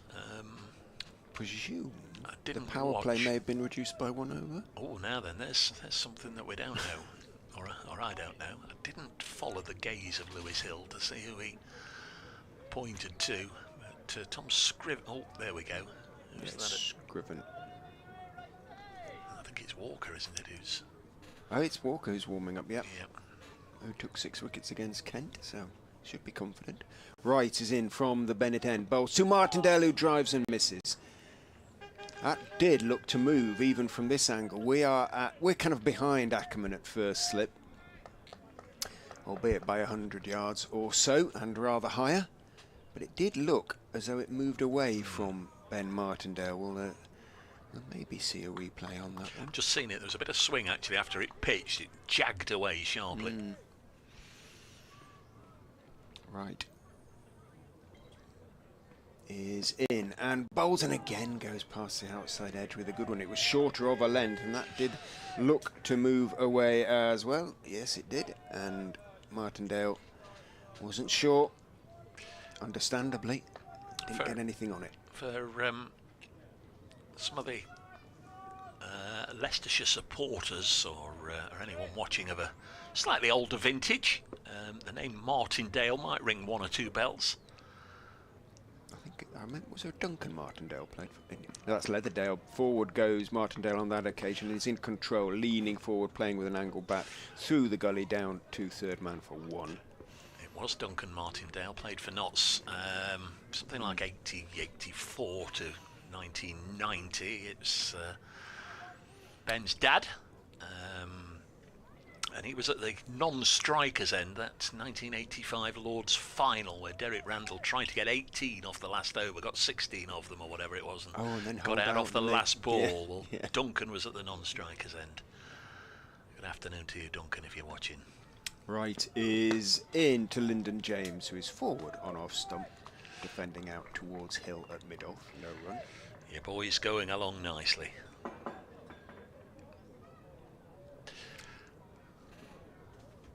Sort of the Budinger replacement in this competition. It's been Slater and Budinger in the first two renditions, if you like, of the one-day competition, since a lot of players have left to play for the 100. Right is in. James is looking to drive again, falling to his right this time. Mulder at cover makes a clean stop. Didn't quite put his full weight into the shot. Might just have had to adjust very slightly, Lyndon James, but again, nice sound of ball off bat as it was when Mulder was batting. A nice sonorous sound. Looks in decent touch, Lyndon James. 10 off 16 for him. 33 for 1, the Outlaws. James stands up tall, back raised as right is in, bowls to him. He's on top of the bounce, steering it behind backward point. Budinger dived, but it was a gesture as much as anything on the part of Budinger. It ran, trying to keep the batsmen in their crease, perhaps make them wait. And although they did, it went past him down towards third man. James takes one and keeps a strike. He moves on to 11. 8 overs, 34 for 1. And yeah, I'm beginning to not particularly miss the Tannoy in the first innings when it wasn't working. I was just going to say, at the same stage, Leicestershire were 41 for 2 and then lost a wicket first ball of the 9th over to become 41 for 3. But I guess it's not really relevant anymore, is it, if there's a different target? Because as we know, Leicestershire got 214 for 9, so it doesn't really sort of tally if not so chasing 206. We think this could be the last over of the power play, but we will watch the scoreboard carefully. We are certainly still in it for the time being anyway. Yeah, we've only got 2 fielders outside the 30-yard circle, haven't we? It's going to be Roman Walker, former Glamorgan player, from the pavilion end. Bowls to Lyndon James, and immediately a front foot drive into the covers. There's Mulder, brought out of the attack, but not out of the action. Leicestershire in red and green, Notts in green and gold. And at start of play today, Leicestershire topped the table with 4 points from 2 matches. Notts in second place, 3 points from 2 matches. Walker bowls and Lyndon James trying another expansive drive, but just bottom edges it down onto his boot and it runs away to safety. 34 for 1. I wonder if the odd one isn't quite coming on as the batter expects. It's a flag away to our left, hanging absolutely limply by the flagpole. As Walker in again bowls, and James has been denied a boundary by a good diving semi-stop from Sol Budinger at backward point, but they do take a single. And I'll swap over for the left-handed Martindale, and Budinger and umpire Sarangam actually swap places. One goes from square leg to square leg, the other one goes from point to point. I suppose they're 2 specialist positions. Yeah, well, give Sol the coat. Next ball is defended by Martindale. Back to Roman Walker, 35 for 1. Duncan Leatherdale, did he ended up at Worcester, didn't he? No, Duncan. Yeah, I know. I'm just David trying to, why I Leatherdale said was Worcestershire. David, that's it. Duncan Martindale was David not. Leatherdale Yeah. at Worcester. I think he's. But I think he was at York. He's either CEO or the committee, some high-ranking position at New Road. David Leatherdale, 35 for 1. Next ball is again worked away nicely off his hips by Martindale. They have fed that shot, the Foxes, so far in this innings. Lighter behind the trees now, where they're away to the southwest, where the weather tends to come from, at the Uptonsteel County Ground. Roman Walker bowls to James, works it into the offside, fielded by Mulder. It's the end of the over, 36 for 1 after 9. We'll just keep half an eye on the umpires and the fielders, just to see if that is the end of the power play, or Richard's doing that whilst I look at this. Blighter of Blighty, regarding your referral to Ben Martindale being the son of Duncan, Dave, the latter is now a more than respectable veteran athlete. I'll spare the blushes of the club captain in question, but he was once listed in the Summer League results as Martin Duncandale by the said muddled skip. Thank you very much, Blighter of Blighty. Duncandale. And the second power play has been signalled, so 4 fielders now allowed outside the circle, one of whom is being moved from square leg, Kimber, to, well, what, 3 or 4 feet, no more than that, to his right as right. Continues down the slope, bowls, drawing Martindale into half a drive. He realised it wasn't quite there and managed to stay on top of the ball, steered it in the end out towards Mulder. In the covers, Vian Mulder, either with a long-sleeved undershirt on or elastic bandages on both arms. I think maybe the latter is right. 1 for 6 from 4.1 overs, turns. Runs in and bowls. Again, well pitched up. Oh, a bit of hesitation. If Budinger throws and hits, it could be interesting, but no. Martindale, in the end, responded to James's order, run, and he looked up to see James almost with him. He took off. He saw that Budinger was not slow getting to the ball, but had a bit of work to do to get to the ball, and Budinger was quite slow in getting his throw away. When eventually he threw, I think, even had it hit, Martindale, quick between the wickets, had made his ground. He moves on to 21, 37 for 1. Changes to the field for the right-handed James, of course. Scriven is doing a Scriven warm-up, which involves a lot of hopping, you'll see. As right is in, bowls straight to James, who tucks it just wide of Scriven off the back foot out towards mid-wicket. Scriven runs onto the ball and fields. James picks up 1. Where am I looking? Where's Mr. Scriven gone? I want to see mid the on. hob. He's bending over. He's bending over at the moment, so he's just adjusting something as he walks back into a place at mid off for the left-handed Martindale.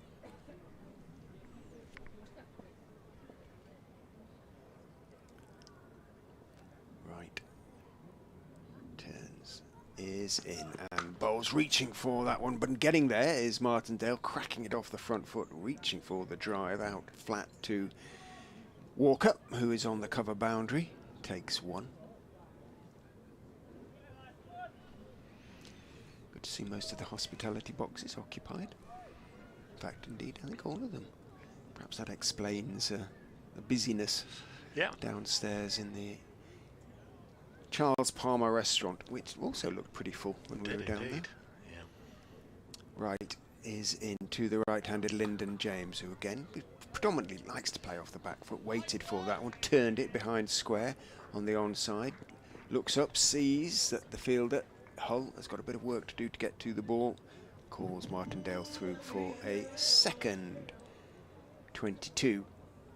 The Tannoy man is trying to encourage, he's sort of playing little bursts of sort of things that are supposed to encourage a sort of chant or response from the Leicestershire crowd, which is sitting rather morosely, not interested, thank you very much, at the moment. Right is in to the right-handed James, who again stays on the back foot to a fullish delivery and pushes it out just wide of Scriven at mid-on and takes one. So worked well off that over. These two, 42 for one after 10. Not chasing, remember, 206, and they wouldn't have wanted to see the back of Slater, but they'll be okay with that start, I would think. Yeah, I don't know if it's the frustrated blast DJ trying to get some atmosphere into the ground by blasting out a few tunes every time there's a boundary or not.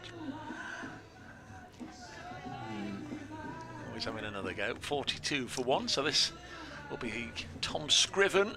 One presumes going to get an opportunity. They said no, it's not. It's still Roman Walker. Still Walker, but I think Scriven might come on at t'other. James has 16, faced 24 deliveries, and this one's worked to Budinger at backward point, and there's no run. Ben Slater out to the 9th ball of the innings, played on against Chris Wright. Scored 4. That was 9 for 1.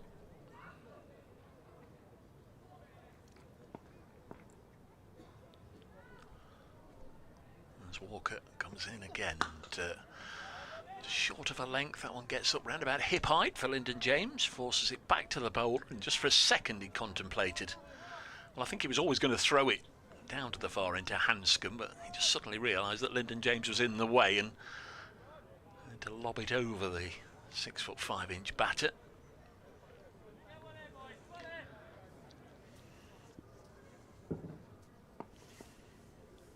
$44 overs aside, remember, in the 11th over. Walker bowls and James mistimes this. Budinger dives forward to get it on the bounce at backward point. So backward is just about square of the wicket on the offside, just in on the 30-yard circle. Wanted to make a real impression today, I would imagine, Sol, against his former side. Former employers make 24. It's a little bit of a Sol Budinger innings. Bang, bang, bang. Oh dear. Next one is again chopped out to Budinger, and there's no run. Has delivered,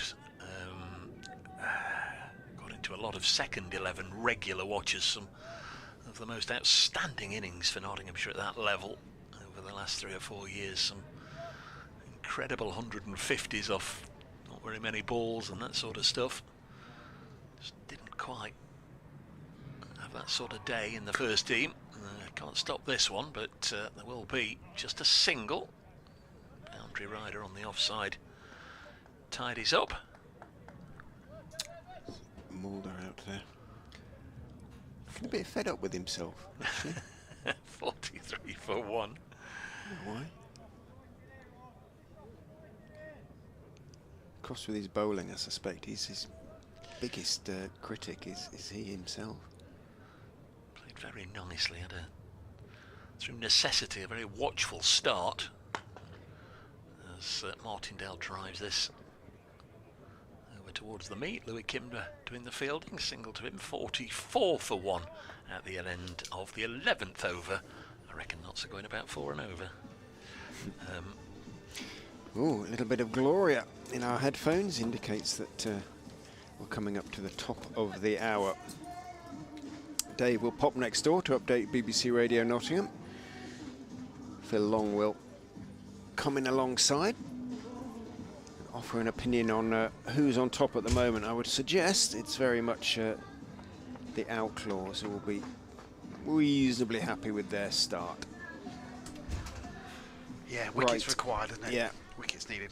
It's the only way, isn't it, for the Foxes. Wright, who will only be able to bowl 9 overs in the innings, remember, he's going to bowl his 6th now on the bounce, so they might look to kind of almost bowl him through in the hope of picking up wickets. Right. Elbow swinging is in. Bowls and length delivery. Stretching forward, leaning forward is Martindale, blocking it out towards mid-off, where Scriven is the fielder. Bit of surprise up here for the Duckworth Lewis Stern target. Down to 206 from Yeah, well, not so much surprise as complete bewilderment, essentially. That was the vibe round the ground as I wandered round, that's right. Something to do with the timing of the fall of the wickets, as Wright is in bowl, slightly shorter of a length. Martindale on the back foot looks to force it out into the gap in the offside, can't get it past Mulder at extra cover.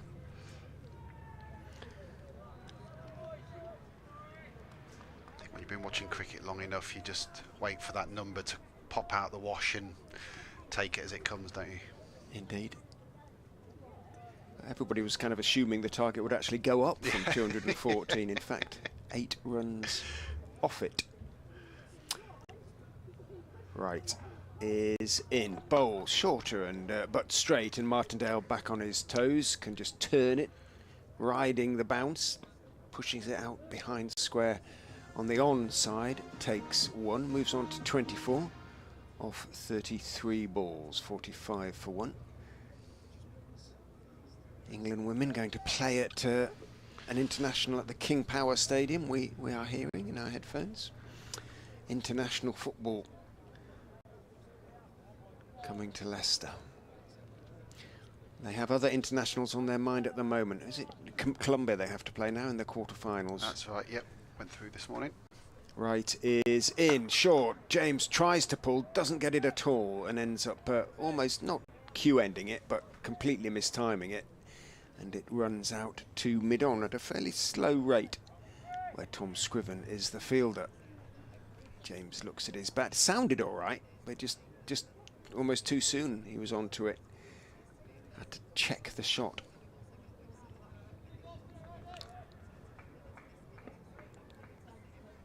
Right turns, down the slope he comes and bowls, and that one is cut away for 4. Lovely shot, short and wide. And the Outlaws, needing 206 to win this game, have made a pretty solid start. They did lose Ben Slater, bowled in just the second over, inside edge of Chris Wright, saw the dismissal of Slater for 4. But from 9 for 1, the Outlaws have moved on to 49 for 1. Lyndon James has 21 and Ben Martindale 24. They're scoring at about the rate they need. They'll probably have to up it slightly, but with wickets in hand, they are the favourites at the moment. Nottinghamshire, needing 206 to beat Leicestershire, are 49 for 1. Right is in. James again cuts the shortish delivery from outside off stump, but and this time it has gone for 4 as well. So consecutive boundaries. Chris Wright having bowled so economically for nearly all of his 6 overs. Last 2 balls have gone for 8, and he gets the consoling arm around the shoulder from his captain Lewis Hill, which suggests that for now, at any rate, his work with the ball is done. Yeah, he looked good this afternoon, Chris Wright, hadn't he? They say just lost his line more than anything, and gave the chance for Martindale to open his arms, and yeah, back-to-back 4s. Rather damaging those figures. 1 for 21, it was 1 for 13 with a couple of balls to go in that over. And yeah, Leicestershire, they need wickets here. With a low score, a couple of bad balls like that can change the whole complexion. This is Roman Walker into his 3rd over. Balls to Martindale, who tucks off his legs behind square. They'll probably look for 2. Martindale will come back for 2. He's halfway down, he's in trouble here. Direct hit and he's out. Not but a it direct misses. hit. It wasn't a direct hit. And I think the Foxes will regard that as a very good missed opportunity. It was an ambitious second call from Martindale, that's for sure. I mean, he came 3/4 of the way down, so a run and a half himself probably.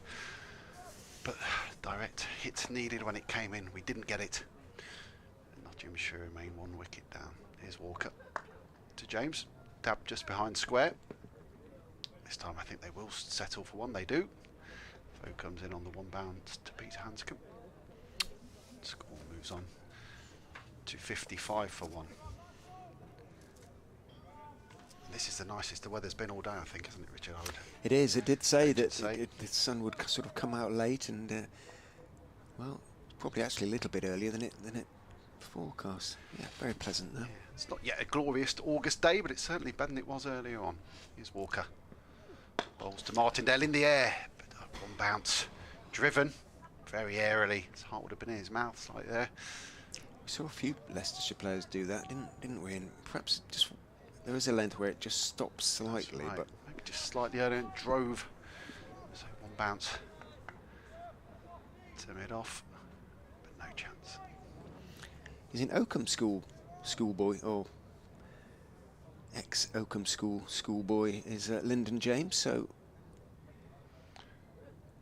Here's Walker, outside off stump, just pushed away into the offside by Ben Martindale, another one to his total, moves on to 26 from 36. Although sort of a Nottinghamshire boy, born in Worksop, Leicestershire sometimes managed to pick up one or two from Oakham School, e.g. S.J. Broad. Yes, I always think Oakham and Uppingham are both in that kind of grey zone between the two counties, aren't they? Here's Walker, driven by James, and driven for 4. The sweeper couldn't get round, driven through extra cover, beautiful shot. Yeah, a bit of a floaty hill volley that one, wasn't it? And put away. And Roman Walker had been tight so far. Wicket-taking bowler the other day down at Beckenham with 6, no wicket so far. He's been tight so far, but today's the day that the Foxes really need these wickets to, first of all, stop this Notts charge towards this total of 206, and then maybe go on and win the game from there. But 60 for 1 seems a long way back for the Foxes from here. Here is Walker, last ball of his 3rd over, and there's a wild slash from James. Doesn't make any contact with it. Goes through to wicketkeeper Hanscom. End of the over, 60 for 1. It stayed a bit low, that went underneath it, that wild slash. We've seen a couple out there, haven't we? A couple of outside that end outside that have just maybe kept low. Yeah. Not particularly, not ridiculously low, but maybe just keeping slightly lower than expected. Batter not able to get bat on ball. Element of inconsistency in the pitch, which adds to the excellence of the start that the Outlaws have made, chasing down that target of 206. And as we suggested might be the case, Lewis Hill has decided to make a change at the Bennett end as well, and it's going to be young Josh Hull. A teenage left arm, quick, medium fast, but on occasion genuinely quick. The teenage tearaway. Yeah. He's not really a terror when you talk to him either. He's not a... What was his name? Steve, who went on to play for Yorkshire and Gloucestershire. As in goes Hull and bowls. It is quicker, but forward goes Martindale. Can't get it past Walker, who dives to his left extra cover. Yeah, Steve Kirby. Kirby, that's the... Picking fights with Steve Waugh and all sorts, wasn't he? I remember. I watched his debut for Yorkshire, and it was a most extraordinary game. I can remember it was every ball he was down the pitch, chuntering away at the batsman. Everybody was laughing in the end, including the batters. But he did still take 10 wickets in the game. He wasn't express, but he had a knack of taking wickets. In goes Hull and bowls. Back on his stumps goes Martindale, turning the foolish delivery into the on-side. Running across from mid-wicket is Rishi Patel. No run again. Yeah, Josh Hill's only a young man, isn't he? But he seems like one of the kind of gentle giants of fast bowling rather than being a teenage tearaway, as we just mentioned. 6'7". Size 14 feet. Oh. And in his first game, he didn't have a pair of cricket boots. He hasn't been able to get them big enough. He has now, happily. Hull is in and bowls short and looking to crack it away off the back foot. Again, not timed. This time by Martindale. And I think he was looking to smash it away through the covers. It ended up running out towards mid-off. Perhaps on him a fraction more quickly than he thought was going to be the case from Hull. An imposing sight, isn't he, Josh Hill? Presumably will only fill out as well as he gets a... Presumably he'll spend more time in the gym, that's for sure. Down the slope he comes and bowls outside off stump. Martindale swings and misses. Certainly the quickest bowler we've seen in the game so far, Hull. He seems a fairly philosophical sort, though, not inclined to engage the batters in repartee. Certainly not a sledger as such. Off bail, delivery of the game. I think you're right, Richard. Yeah, I wondered for 1 minute what had quite happened, but as you say, just brushed the very top of the stumps, took the bails off, ball flew away. And Josh Hall's got his first wicket, and that's the kind of thing that'll excite a lot of Leicestershire fans. And think about the years to come and what he might do coming down the hill from that Bennett end. Yeah, delivery of the day. You mentioned earlier, yeah, the quickest bowler on display, and certainly gave Martinell a hurry up there. Oh, that was a beauty. And he's absolutely nonplussed, Ben Martindale, as he walks off, and he kind of looked back in disbelief to see it was the off stump that had been clipped. And walks off, having made a very good 26 off 42 deliveries, brings Hasim Hamid to the crease. This may be a key partnership now, maybe the key partnership for the Outlaws, Hamid and James. James, who's looked very good in going to 30 off just 35 balls. He's having a chat to Rishi Patel at the moment. Hamid, of course, has seen plenty of sharpish bowling in his time as both a county and test batsman. Touches gloves with Lyndon James. Certainly giving his shoulders a good workout there as he came out, wasn't he? Windmilling it away, wasn't he? He's got one thing on his mind by the looks of it. He was getting himself nice and warm there. Didn't quite, the stream was sort of doing strange things. I think it's the Wi-Fi as much as anything that was doing strange things. So I haven't seen a replay of that delivery yet, but absolute perler. Jaffa, I don't know whether they still say that, but anyway, it was a very good ball. So in comes Hull and bowls outside off stump, a leave from Hamid, a very pronounced leave to the delivery outside off stump, and Hull has started with a wicket maiden, as Chris Wright did earlier in the Nottinghamshire innings. And if they can keep picking up the odd wicket here and there, Leicestershire will keep themselves just about still in the game. Notts needing 206 to win of 44 overs, are 60 for 2 after 14, so they need 146 off 30 at 4.9. Yeah, that run rate's never really going to get too out of hand for Notts. Only chasing 206, so it's wickets that Leicestershire need.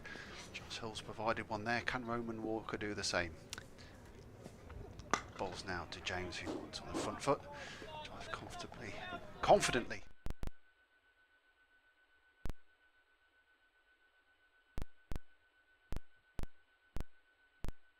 Can not worry about that too much. Next 10 overs or so. Keep chipping away at this total of 206 they need to beat the Leicestershire Foxes. 29.5 overs remain now. Walker in again, past umpire Redfern. And James on the back foot punched again. And yeah, we're seeing that delivery again. It was a cracker, wasn't it? And it just got back in, just took the very top of middle enough actually. Yes, it didn't swing quite as much. Yeah. Looking back on it, Martindale probably won't think it was the best shot he's ever played, but lengthwise, did enough. Absolutely perfect. Yeah. Here's Roman Walker again. Punched straight again. And again, there's no run. 3 dot balls in a row. So to go with Josh Hill's made in the previous overs is a good little string of dot balls that Leicestershire are putting together. That's what they need now. They need wickets as well, but any pressure they can apply now in these middle overs will help them. Walker again. 4th ball of this, his 4th over. This time, cut square. Again, no run. Leicestershire just drying up these runs. James on 30 now from 39. Immediate score, he's just faced the 1 ball. And if I look closely, there might even be a bit of blue sky on the way, Richard, which would be good for us. What we've been promised, whether it'd be good for Yes. Leicestershire, another question. Walker, another swing. This time a swing and a miss. Don't think that one kept low. Probably went over the middle of, so top of middle stump probably. Lyndon James getting slightly frustrated there. He's played really well. It doesn't need to be. Just need to keep going the same way that he was, James. I think that's probably what his captain came down and spoke to him about there. Keep going. The run rate's not out of control yet. Walker's last ball of the over then. He bowls to James, and again, cut away over the top. It was a bit short, over gully, and that's going to go all the way for 4. So that tight over from Roman Walker comes to an end with a boundary. Lyndon James goes to 34 from 41, not 64 for 2 at the end of the 15th over. Just drive the captain mad, that tight over and then a bit of a long hop outside off stump. Third man is quite fine. Yeah, got what it deserved, didn't it? And it did, I'm afraid. 64 for 2. So Hull will continue, obviously, from the Bennett end. 1 for 24 last time out against Kent. Josh Hull had an absolute goober dropped off him by, of all people, his captain, Lewis Hill. One of the easiest catches I've ever seen, just lobbed straight to him at mid-off. Hull is in to Hamid. Good delivery on off stump. Hamid is sort of half forward, playing it under his eye line, slightly angled back, dropping it out towards point. Mulder, I believe, is the fielder. It's usually Budinger at point, but has he got... Oh, it is still Budinger at point, but he too has got their sort of elastic bandages on, like Vian Mulder, who's out at deep square. And he's popped a cap on as well, hasn't he? He was bareheaded. Yeah, the old shock of blonde hair is no longer visible. He looks relatively normal in that respect. Hull is in and bowls. Hamid is shuffling down the pitch and then looking to work the ball away from outside off stump. Doesn't again time it. Ends up running out to Budinger. Dot ball. Good Hully. A bit too many nicknames which are just Y's on the end in the Leicestershire side. They used to be a bit more inventive than that. Yeah, now they've got a Hully and a Hilly. Yeah. A Hawley as well, don't they? For the set. Josh Hull turns down the slope and bowls. Hamid gets a good delivery on off stump, just blocks it. Not really off the back foot, not too much foot movement, just rehearses the defensive shot, playing himself in, giving himself time. The not skipper, rightly so. As Phil's been saying, run rate's not really an issue. Unless it gets sort of over 7 or 8, then it might become so, but at the moment it's just 5. Rate required, that is. Again, Sun threatens to break through as Hull is in fuller this time, and it's driven by Hamid out towards the extra cover boundary. Will be cut off out there by Kimber, who lopes around rather. He always gives the impression of slightly casually running around. Full commitment, of course, from Louis Kimber. It's just, as I say, an impression.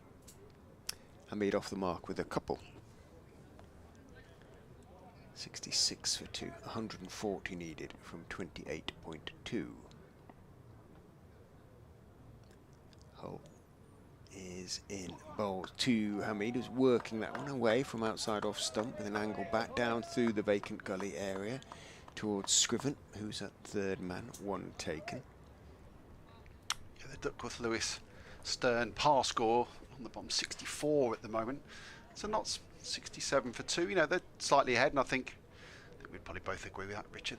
Not slightly ahead of the game. Another wicket, of course, and that could all change.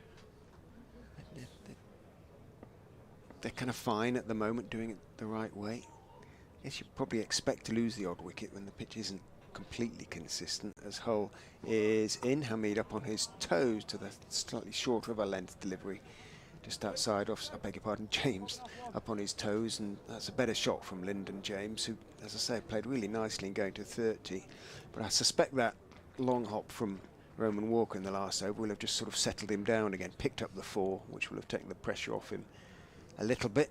And he played that one nicely. Moves on to 35, 68 for 2 after 16. Yeah, we're going to see a change of bowling at the pavilion end. Tom Scriven coming on to bowl. Took 5 down at the Oval the other day. One-day best bowling figures. Didn't bowl, didn't need him against Kent, but this might be his sort of pitch and conditions, a bit sort of medium briskish but essentially medium, but tries to swing it, get a bit of movement. Yeah, take something out of this pitch. Leicestershire will be hoping he does do that. 68 for 2. That run rate just below 5 and over. Wickets needed for the Foxes. So Scriven prepares for his first over. 88 on his back. Coming into bowl now to Lyndon James. And James cracks it away through the offside. Leicestershire have got cover on that sweeper boundary. There's just the one. Scriven fiddles with his collar, wipes his forehead, takes the ball from his captain. Sorry, not from his captain. Yes, it is. Lewis Hill there. Scriven again, top of his mark. Little jog on the spot, in, right arm, over the wicket. Cut away where it's really well fielded. Point by that man, now wearing a cap, Sol Budinger, to dive to his right. At point, grabbed hold of it, and there was no chance for Notts to add to their total. 69 for 2. Hamid 3 from 7.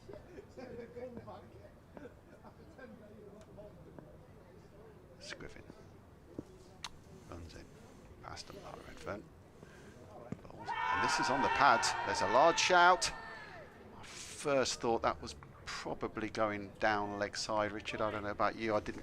Don't think Leicestershire were that confident in their shout. Hanscom liked it, didn't he, behind the stumps? Scriven, maybe not so much, but he did get a long way across there, Hamid. Worth an ask. Always worth an ask. But nothing doing that time from umpire Redfern. 69 for 2. And again, as the sun threatens to break through, here's Scriven.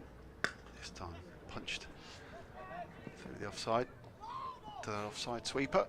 And again, there's only one run. Finds his way back to Peter Hanscom. But just a single to Hamid.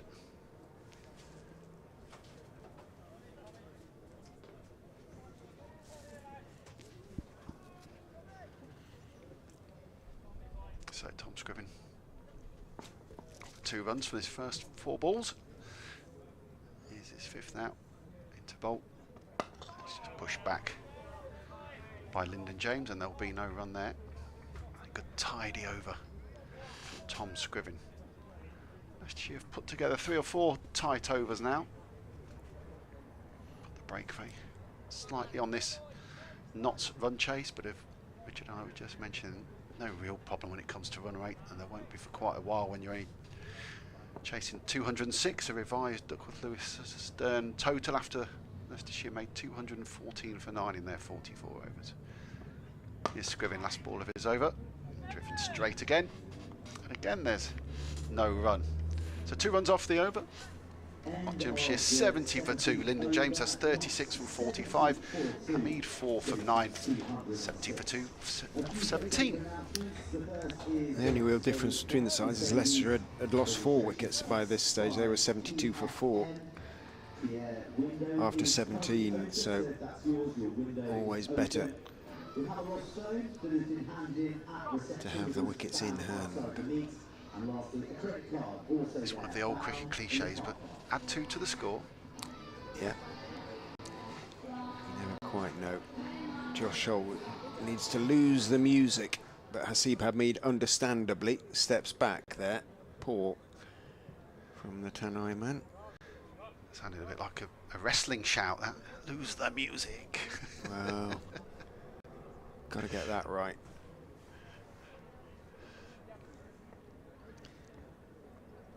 Hull, who has a longish run, has to walk a good half of it back again. Comes in, bowls 2. Hamid bowled him! Gone straight to him, playing across the line slightly. Middle stump and leg stump leaning back. So Hull has picked up his 2nd wicket, both bowled. First Ben Martindale, and now the skipper, the not skipper, Hasib Hamid, who had made just 4.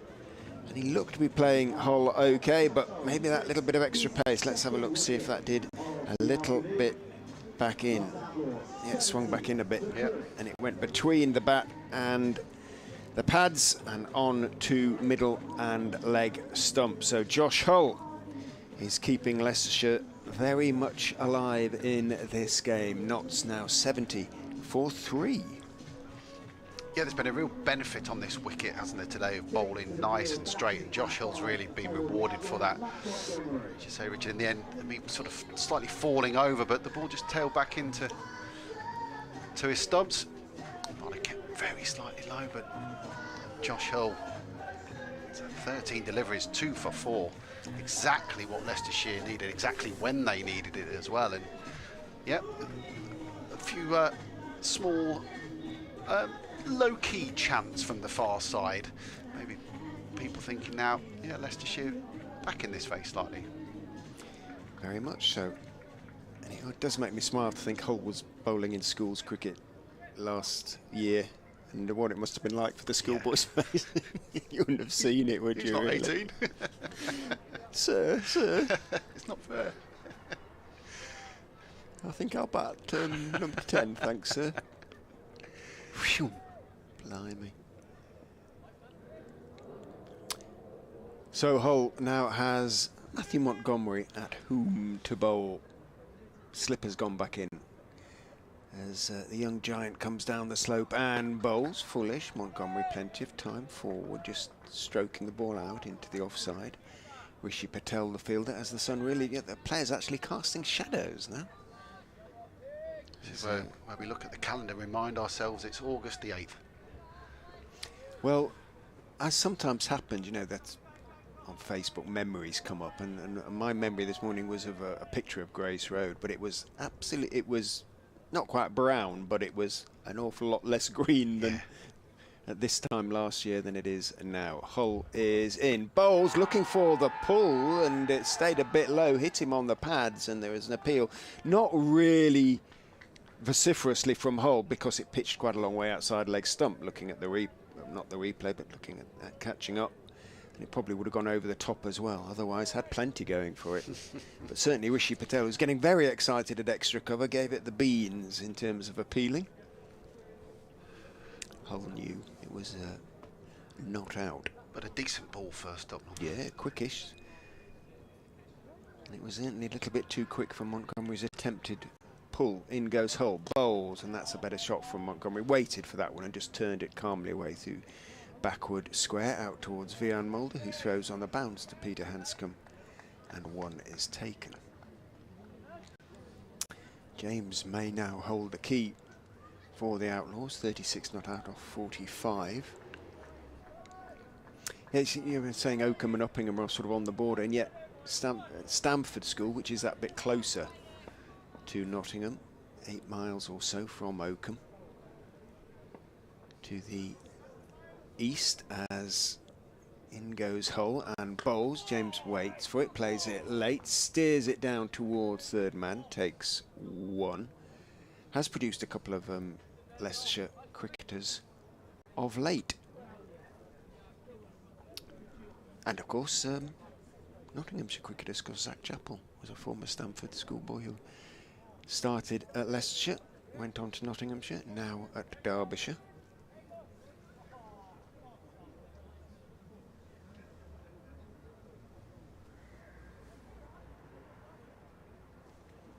Hull is in and bowled slightly short of a length. That made just to come back in to Montgomery, who's looking to crack it away off the back foot and got cramped up a little bit. So just the one, I think, in the end, no, 2 from the over in the end, but more importantly, the context of the game and for Leicestershire's cause at any rate, a wicket.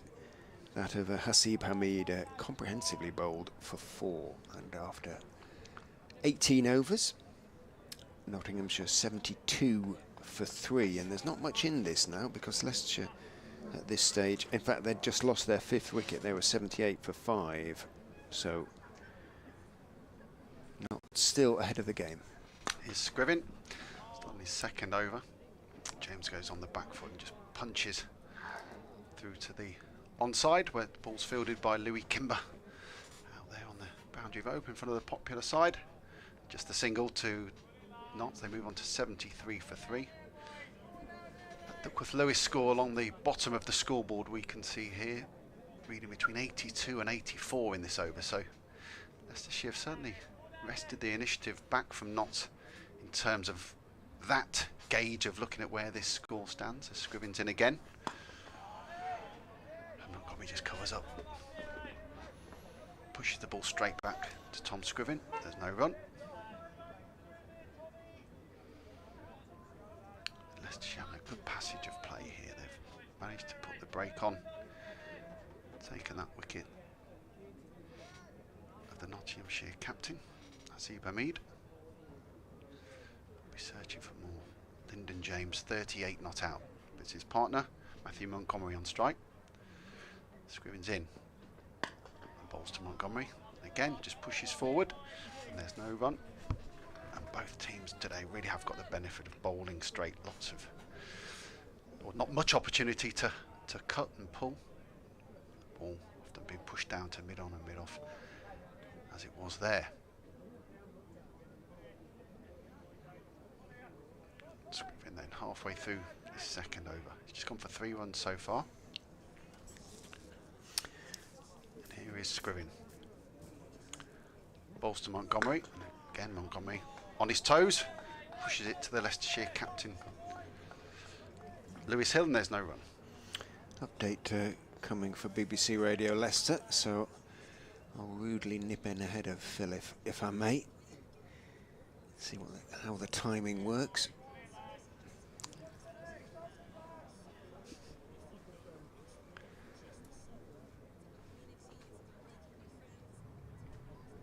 Scriven turns, runs past umpire Redfern and bowls, looking to chop away into the offside is Montgomery. Doesn't time it. Budinger just about fields in the end. Dot ball.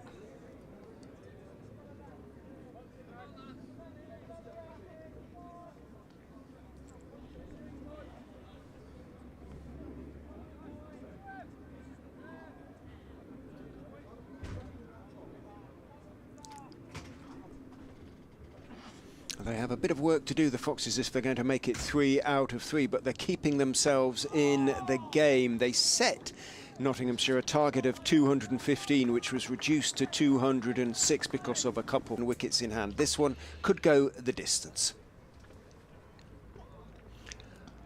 Hull is in, bowls down the leg side, steps inside it. James tries to help it on its way, doesn't get anything on it, and it is signalled wide by the umpire. So 74 now for 3.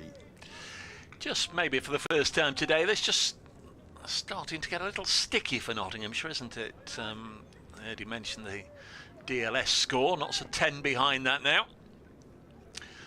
Don't think we're going to get any more interruptions, or I hope not, but Leicestershire applying the pressure at the right time here. Hull is in, bowls, outside off stump, driven away square, and for 4 by Lyndon James. Didn't quite get to the pitch of it, but he got right on top of the bounce, used his strength, cracked it away square. It is slightly short of the boundary on that side of the ground to the popular seats alongside the meet, and he moves into the 40s now, Lyndon James, 42 off 48 balls. Does he hold the key now, do you reckon, Dave? Yeah, he certainly needs to stick around a while until Montgomery gets a start. Hull is in, bowls to him, just straightens his line up a little bit, and as a consequence James just has to adjust and defend, but having picked up the 4 he can afford to do that. Just drops it out towards backward point where Budinger is the fielder. Like all these young players, they've not had that much experience of 50 over cricket. It's played in the last couple of years. Didn't play much in 2021 in truth, had a bit of a side strain. There's only 150 in this competition, or this format, to this point. Hull is in, bowls to him, he stands up tall, looks to play it back down the pitch on the offside, doesn't quite time it, maybe just have come back into him a little bit, and Hull himself sort of feels in his follow through, stepping across the pitch. He's back bowling at championship level, and I think it's fair to say, and probably be the first to say it, he's probably had a better season with the ball than with the bat so far. Only 150 in the county championship, whereas last year he was averaging well over 50, 3 centuries, a couple of really big ones as well in Division 2. Hull in, bowls, grunt of effort from the youngster as he bowls that one on towards middle and leg, and on the back foot again. James just turns his wrists on the defensive, push out into the onside, no run. But having got a start here, 42 from 51, there are runs to be had for him here. Chance to make a real statement innings, isn't it, for a young player? Go on and get your side over the line with a big score. Worksop boy, I believe, as Hull turns, runs in and bowls. Oh, he looks to pull, and it maybe doesn't get up like he thought it was going to. Thumps into midriff area, and I say area carefully, but he's okay, he's fine. Might just be slightly winded. It's, you know, above the worst spot where he could have been hit, so I think he's going to be okay in those terms. He just takes a moment or two to compose himself, but came onto him quite quickly, that one. Yep, from the north of the county, and that usually means he'll be born at Worksop Hospital. Only the great and the good were born at Worksop Hospital, you understand? Hull in, bowls. Fuller this time, well bowled by Josh Hull, and he gives James a little bit of a stare because James has stayed on the back foot, was able to defend it nonetheless, but another good over from Josh Hull. 4 overs, 2 for 1 maiden, 2 for 11 for Josh Hull, who is impressing considerably. Yeah, he's a Sheffield United supporter, I understand, as well, so that makes sense. 78 for 3, Nottinghamshire. They need 128 of 24 overs at 5.3. So he has enough to contend with. We won't give him any stick for that, because everybody else does. 78 for 3.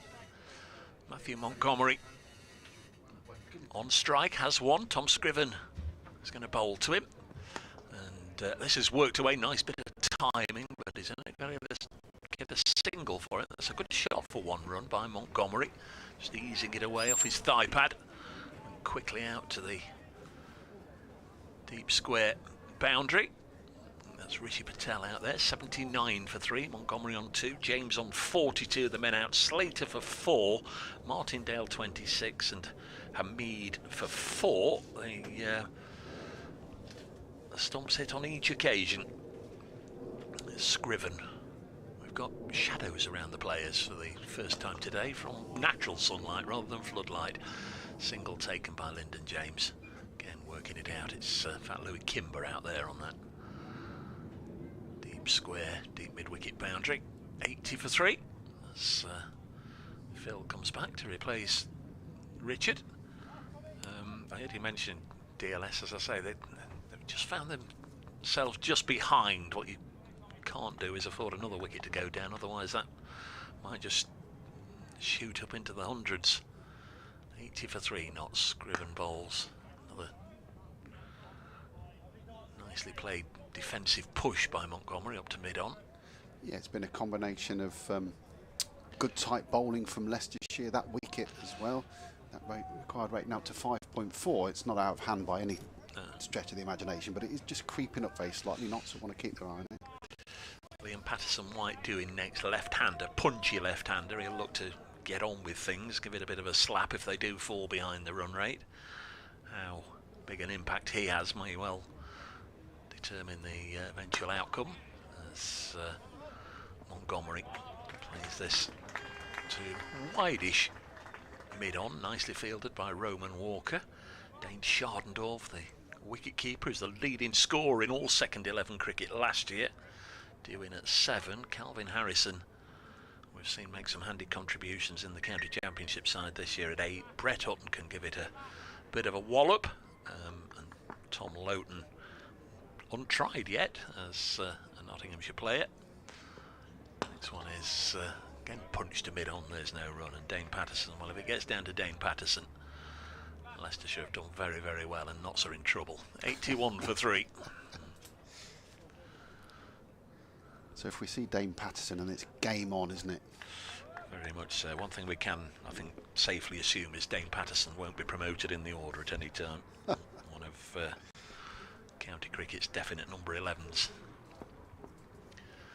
Lyndon James came in at 3. He's on 43. Tom Scriven bowls to him, and this is driven nicely for 4. That's one of the shots of the innings.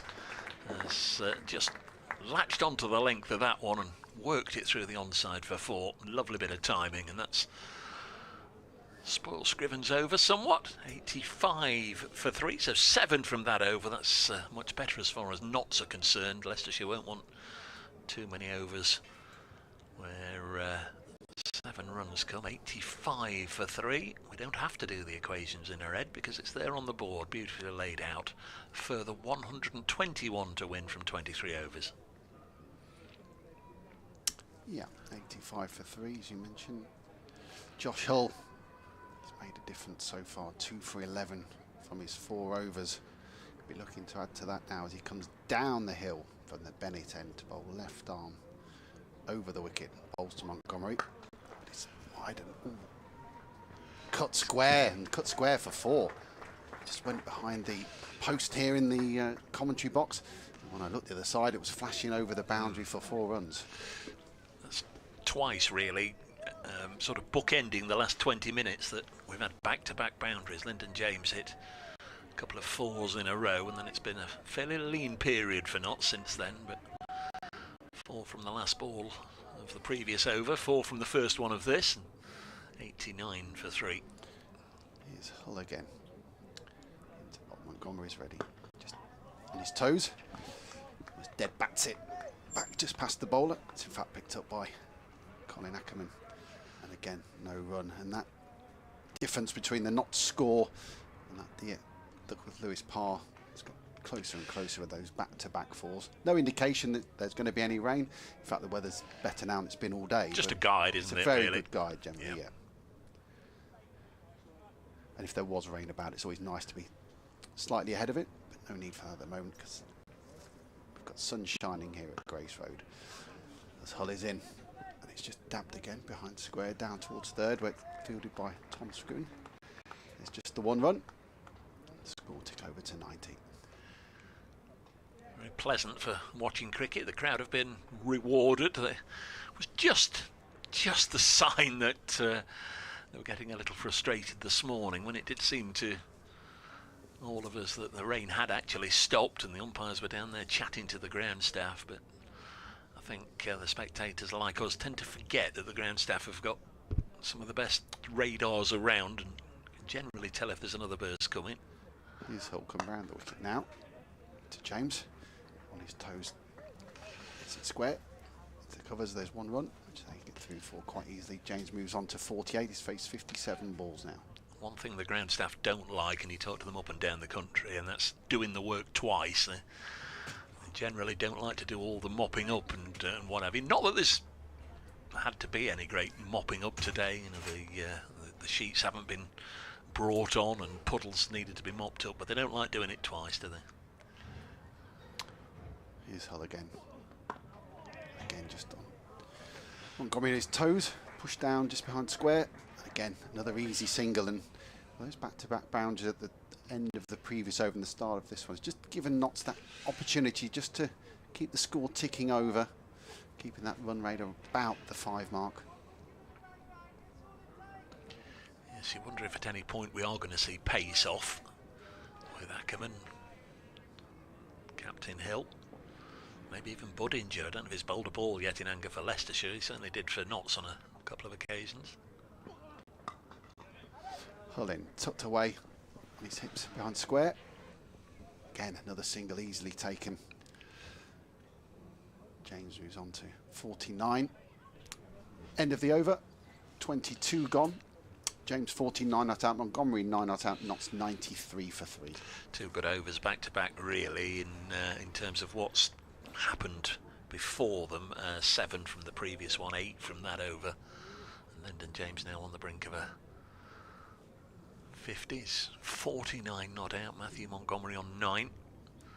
They've added 23 in the grand scheme of things. It's not the biggest partnership in the world, but they've just steadied the ship, really. Asiba Mead for the 2nd match in a row going cheaply. He was bowled at Chelmsford, played on for 5. Today it was a similar story. bowled for 4, so he'll be looking to make his mark in the competition. Of course, he scored 99 not out in last year's match. Here's Scriven to Lyndon James. This one gets big on him, pushes it back to the bowler. We've got Peter Hanscom standing up now, just trying to do something a little different, maybe just create a little bit of doubt in the batter's mind if it's possible. Maybe Lyndon James and Matthew Montgomery were batting out of their crease, so he's gone up there with the helmet on. Might just take a little bit of inspirational brilliance from Hanscom, pull off a superb stumping or a brilliant catch just to alter the momentum. Scriven in again, bowls on the pads, and that's just where Lyndon James wanted it to move from 49 to 50, and that's his second 50 in this format. Very nicely played indeed, Lyndon James. 60 balls for Lyndon's half century. His best is only 54, so that's eminently within reach. It's exactly what Notts have required, isn't it? They don't need to run along at 5, 6, 7 and over. 50 off 60 balls, absolutely perfect in terms of weighting and getting towards his target of 206. Montgomery has 9 and stays very deep in his crease just to defend this one from Tom Scriven out into the offside. And the sun is now officially fully out, I think, isn't it? Nice shadow of the floodlight there behind Peter Hanscom. Yes, turning into a glorious evening in Leicester. Scriven still making his way back to his mark. The Foxes have got plenty of time to get these overs in. 20 past 6 is the cut off. Next one punished to Walker at mid-on by Montgomery. There's no run.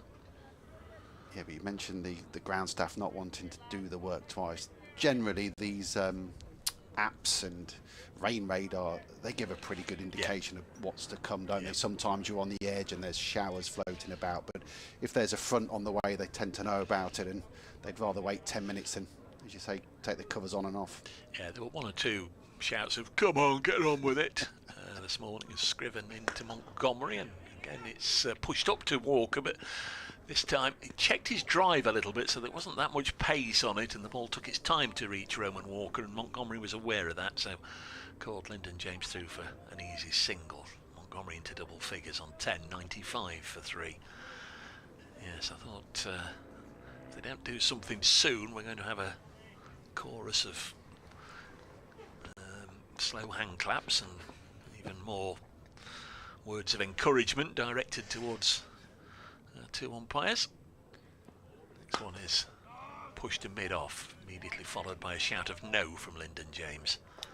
And it's the end of the over. 95 for 3 after 23 overs, so we've got 21 overs left, and not still require a further Nelson. 111 to win.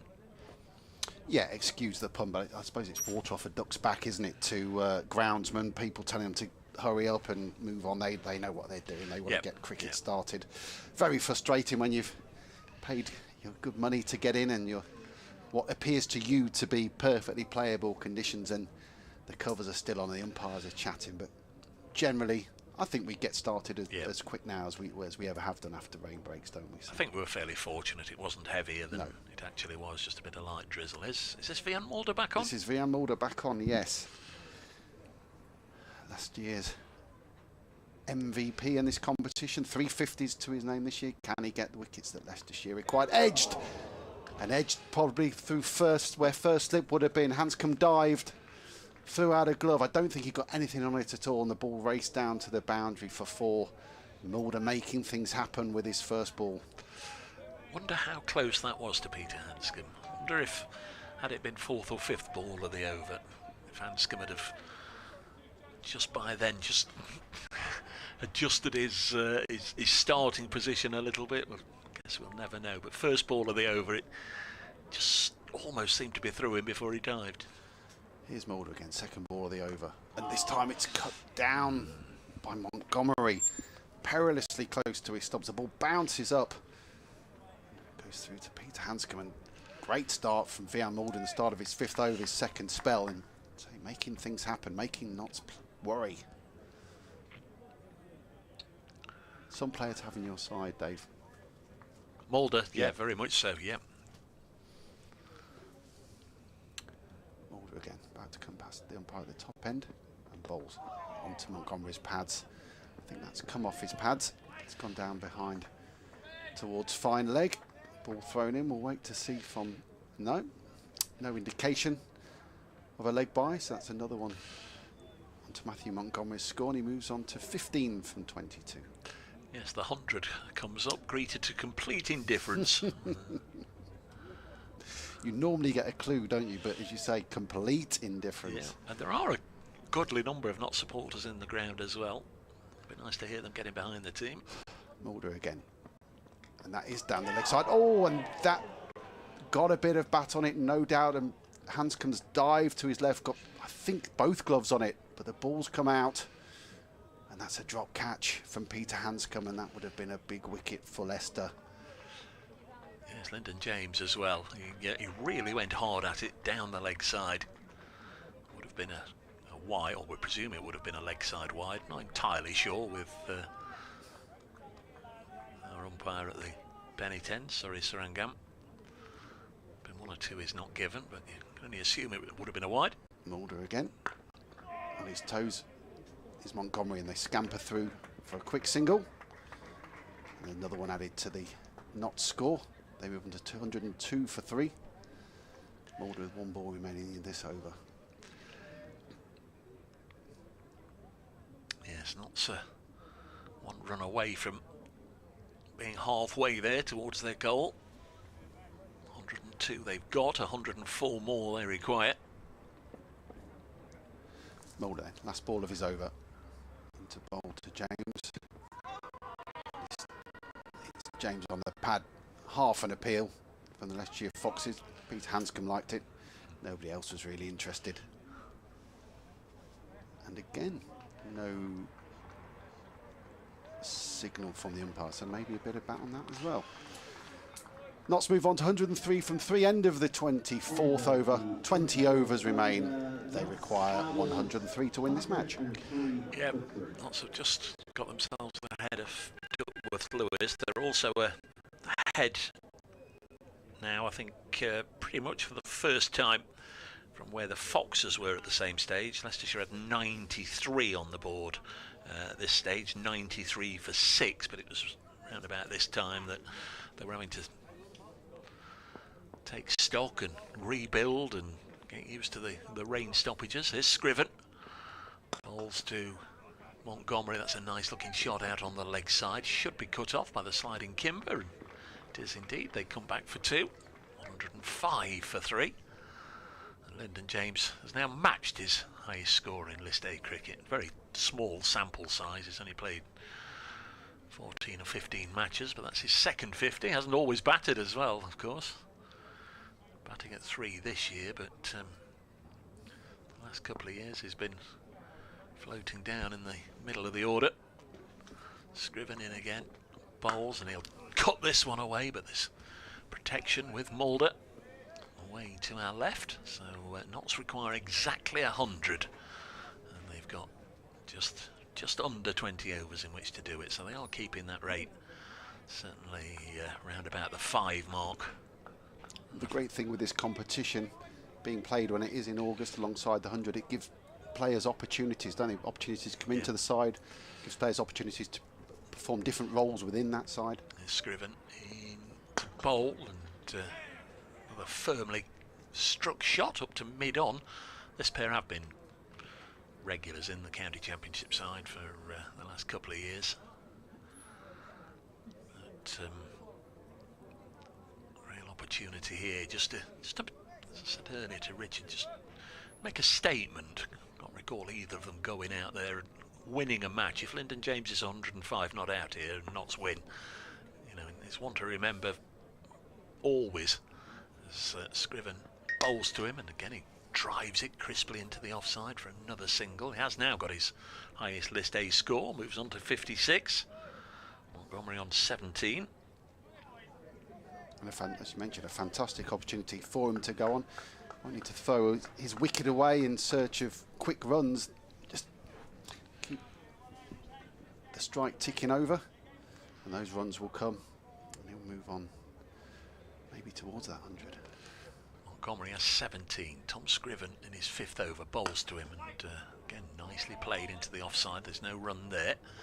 Ackerman in the covers. 108 for 3. He's on his way at the end of the season. Ackerman going up to Durham. A big loss for this part of the world. Wonder if they'll keep that homage to him on the wall at the far end. He's 7 for 19. Next delivery on its way now, and this is pushed to mid-wicket. There's no run. 108 for 3. It was Hilda Ogden, wasn't it? She had the mural of the ducks on the wall. Well, they've got a mural of Colin Ackerman at the far end. 108 for 3. Notts require 98 more, and they've got 19 overs in which to do it. Yeah, I wonder if that mural might disappear on a dark February night at some point. Be there one afternoon and not there the next morning. Yeah. Give it to Colin to take with him. Well, that's right. Yeah, here's your leaving gift. Goodbye present. Beats a carriage clock, doesn't it? We can hear somebody from, I'm sure from the Notts bench or from the crowd. Remind Notts that they're now over halfway. 98 required. Here's Vian Mulder. Comes into bowl to James. Once again on his toes. He's a tall man. He gets well above the ball. Punches it down into the offside where it's fielded by Richie Patel. I think it's. I thought it was Hanscom. I think he's been saying it for a while. They're not halfway yet. Oh, not halfway. They're probably just saying they're still only halfway. You know what keepers are like.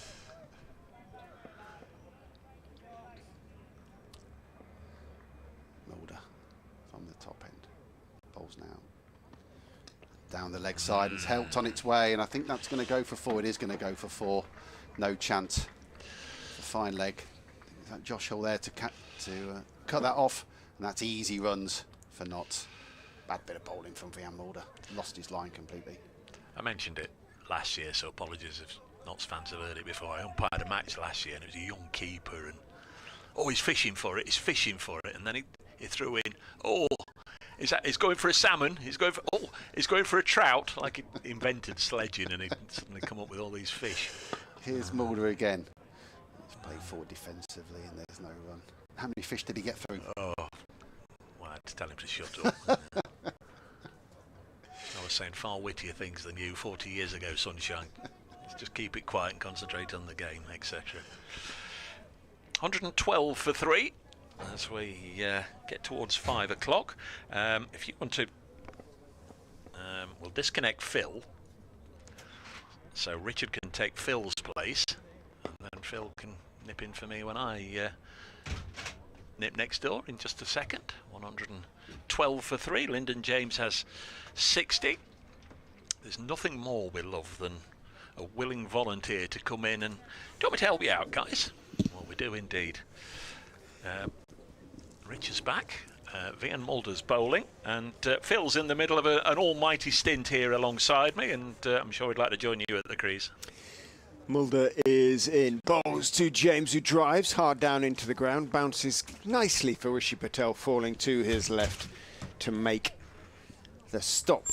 And we're going to get the full news bulletins in our ears. Wonderful. Rather than a nice 15-second burst, but we'll know exactly what's going on. Keep us informed. Exactly. Around the world. Keep us informed. Do you sit on that chair every game, Richard? Yeah, it's lost a screw underneath. So yeah. Get a bit seasick on it. In goes Mulder, and ball short, pulled for 4. Beautifully played by Lyndon James. 2 men out at deep square and long leg, and it is a long way down there, but he still managed to find the gap in between them. Hit that really crisply, really nicely. 64 to Lyndon James off 72 balls, and at the moment he is steering Nottinghamshire to a victory. Just 90 needed now for the Outlaws from 18 balls. 116 for 3. Lovely shot from James. Yeah, these two have added 46 now. They've wrested the initiative back towards Notts, haven't they? There was a moment when Leicester took that 3rd wicket with only 70 on the board that they might have felt, and probably rightly so, that they were back in the game, but Montgomery and James have... Yeah, survived 2 chances in that one. Yep. Mulder over. both very difficult, but second in particular, Hanscom will feel he might have got there. Scriven bowls, and Montgomery looking to work it on the leg side, doesn't get anything on it, comes off the pad, bounces out into the offside, and there is no run. Hanscom standing up to Scriven, but not quite getting as much movement as might have hoped for. Just wondering whether he ought to just take a little bit of pace out of it and see if he can just bowl a few cutters, perhaps, something like that, see if he can get a little bit of movement off the pitch. Hurries in, bustles in, Scriven and bowls. Solidly forward is Montgomery, defends it out into the offside. Ackerman, who we might see get an over, just to see if there's any turn for him. Harrison turned a couple, I thought. Yeah, bowled well from that top end, didn't he? From the Bennett end, got through his full complement of 9 overs. So yeah, he did well. Yeah, those two Hanscom. Well, one was a chance that he put down, didn't he? The one down the leg side. I'm not sure he got his gloves on the one that sort of went through first slippish. In goes Scriven, bowls, clipped firmly off middle and leg by Montgomery, but only as far as Rishi Patel did had to dive to his left to cut the ball off Patel at mid-wicket, but did do cleanly. Dot ball. 116 for 3. Montgomery 17. Leicestershire need wickets if they're going to put the Outlaws under any sort of pressure over these last 17 and a half overs. Here at last is the update. In goes Scriven and bowls. Yeah, and they're not coming at the moment. 116 for 3, the Outlaws needing 206. They need just another 90 runs, and they have over 17 overs in which to get them. Lyndon James, former Oakham schoolboy, is proving their main match winner at the moment. He's 64 not out off 72 balls. Matthew Montgomery is with him on 17 off 30. 3 victims for the Foxes so far, all bowled. 2 by Josh Hull, 1 by Chris Wright, but they need more wickets if they're going to take this a game close. 116 for 3, Nottinghamshire. That one from Scriven outside off stump. Montgomery tried to drive it away, didn't get anything on it. Taken by Hanscom, no run. Keeping up the volume levels. I tell you what was interesting, sitting out there behind the bowler's arm, the nicks were so audible from Montgomery in that over when he was put down twice by Hanscom. Both, as I say, very difficult chances. More so than in the effects mark, curiously. In goes Scriven and bowls, driven back to him on the bounce. He stops it in his follow-through, doesn't take the ball cleanly. End of the over, 116 for 3 off 27. 90 off 17 is the equation for Nottinghamshire. Been impressed by Hanscom behind the stumps this year across the various formats? Yeah, but by and large, yes, he has dropped very little. That one down the legs, he almost didn't even get a glove on the first one. It was a long way out to his right from Montgomery. But the second, you would have backed a top keeper to take, really, diving away. Yes, it was down the leg side, but he got a very good glove to it. And it was a good foot above the ground. So he'll have been disappointed about that one. Yeah, as you mentioned, he definitely got a good glove on it. Here's Mulder again, his start of his 7th over. He's into bowl to James, who again just pushes out in the offside. He's happy with the single, happy to keep the scoreboard ticking over. It's Louis Kimber out there on the popular side boundary. Throws the ball into that man, Hanscom. James moves on to 65 from 73. Done a really good job for his side. Lyndon James. This is one of the beauties, isn't it, of 50 over cricket, that occasionally you can bat very, very traditionally, ordinarily, sensibly. And that's what he's done today. Here's Mulder again. Bowls to Montgomery, who plays a strange shot. Richard Ray puts his his hands on his head. Vian Mulder put his hands on his head. I think Peter Hanscom did as well. I'm not sure exactly what happened. Talk us through it, Richard. It just seemed to, it was a sort of little bit of a short-armed, jabby pull at a delivery which came back at him. Montgomery went straight over the top of the stumps, and I would imagine the bails are still wobbling in the breeze, because goodness close. Me, it was close. Mulder again, right arm over the wicket to Montgomery, who just flicks away to a short mid-wicket. There's no run. As you can probably hear through the mics, let's get some pressure at both ends, lads. That's what Leicester need from here. They need wickets as well. By applying pressure here, dot balls might bring about those wickets. Duckworth Lewis approximately 8 ahead of that at the moment, so fully in control. Here's Mulder again. Balls to Montgomery. Again, happy to see how dot ballers just pushes it out to point, and there's no run. He's gone for a few, Mulder, hasn't he? 45 off 6.4 overs. He's been much better in his second spell from the Bennett end than he was in his first. Being asked to shoulder a lot of responsibility in this team. He's into bowl now, his 5th ball of the over. Montgomery punches through. And that'll be before the ball will run up through mid-on towards the 10th. The people having a good time up there. They've come out from that 10 as the sun's come out. And the ball rolls up towards them. It's 4 more for Montgomery. He moves on to 21 from 36. And Mulder, as we've mentioned, better in this spell. Goes for 4 there, 121 for 3.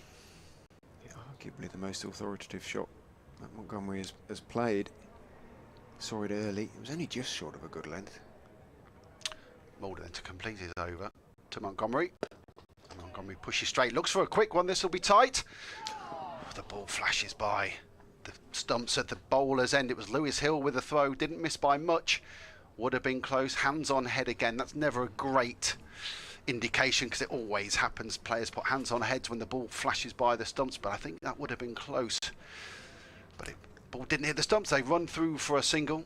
122 for 3 at the end of the over. Montgomery 22, James 65, 28 overs gone, 16 remain. Knots require 84 more to win at 5.2 and over. Lewis Hill has turned back to Roman Walker, see if he can find a breakthrough for the Foxes. Hasn't managed to recreate the way he bowled against Kent so far at Beckenham. 6 overs from Tom Scriven. Walker 4 overs in his opening burst for 15. Runs in from the pavilion end, bowls straight to Matthew Montgomery, who leans forward, pushes the ball out towards mid-on, intercepted en route by Rishi Patel, running across from mid-wicket. Dave's back alongside.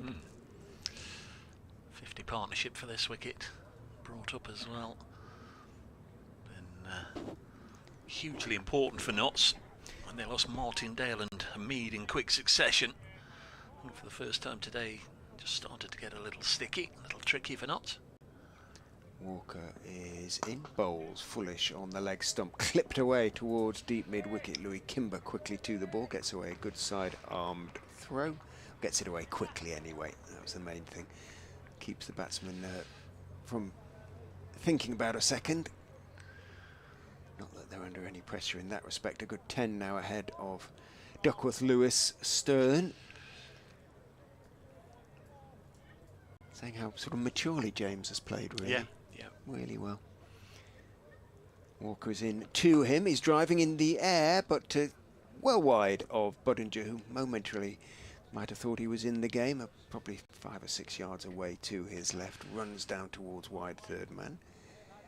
James picks up a couple, moves on to 67. 1, 2, 5 for 3. From the Leicester perspective, that to win slot on the board, it's coming down far too quickly, isn't it? 81 more required now. Walker is in. James with all sorts of time, waits for that one to arrive, clips firmly but only as far as Patel at mid-wicket. You know, that will have been a target, I think, when this pair got together. You know, let's get it down into double digits, and they'll go from there. Bat and the runs will come for sure. James not far off, scoring at a strike rate of 100 as Walker is in, bowls to him. He winds up, but a brilliant diving stop away to his right as he cut that hard down into the ground. Budinger took off to his right and took it one-handed, clean as a whistle. Backward point. Fine work by Budinger. It was a really good stop. I think he enjoyed that as well. From the Leicestershire perspective, though, we're on about shouts out on the field. I'm sure there's somebody out there saying, one brings two. Put a different perspective on this. 125 for 3, 130 for 5. Walker is in. James drives, and Walker puts down his right hand. Can't get there neither. Moving across to his left at mid on can Tom Scriven, and both of them have their hands on their knees. Scriven, as he gets up from the floor, as it runs down to the long on boundary for 4. So again, Walker proving, unfortunately, expensive from the Foxes' point of view. 5 overs, none for 22 for him. 129 for 3. 15 overs remain. 77 now needed to win at just 5 runs and over. Yeah, Lyndon James, every run he gets is bettering that career best of 54 last year. 71. There's a really, really big opportunity for him here, as I've been saying for quite a while. Montgomery, 23. The supporting role, but he's also come into the party 1 or 2 useful boundaries in recent times as well. Yeah, it might be sort of an important innings in his career, this, in a way. Lyndon James just going on and can do this. It's always a statement innings if you can go on and actually win a game. A lot of players have made pretty 80s, 90s, 100s and been on the losing side. As Montgomery drives this through the offside, as Chris Wright. Is this his first one back into the attack? It is, yeah. 6 overs was his first spell. His first ball is driven away crisply for 4 through the offside by Montgomery. It was half volley outside off stump, and Montgomery just showing his little touch of class there, as befits an international cricketer. Mentioned earlier, played with Dieter Klein for Germany last week. Right, in once more. Again, it's hitting roughly in the same direction, but this time a little squarer, so they'll only get a single. But that's 5 from the first 2 balls of the over, and now it's 72 required to win. Brings Lyndon James back onto strike. Save me some, we'll be saying. 2 20-minute stoppages this morning, really frustrating time between about midday and 1 o'clock. We only had about 10 or 15 minutes cricket. Next ball is pushed out gently into the offside. There's no run. 34 for 3. Did seem with very little breeze, as if that persistent but very light drizzle might just stick around. Hardly saw an umbrella worthy of the name go up at any stage, but very frustrating. Right bowls the straight drive, this time by Lyndon James. Will get a single up to mid on. 6 runs in this over, and James on to 72. It's 135 for 3, 71 needed to win. Still round about 5 and over.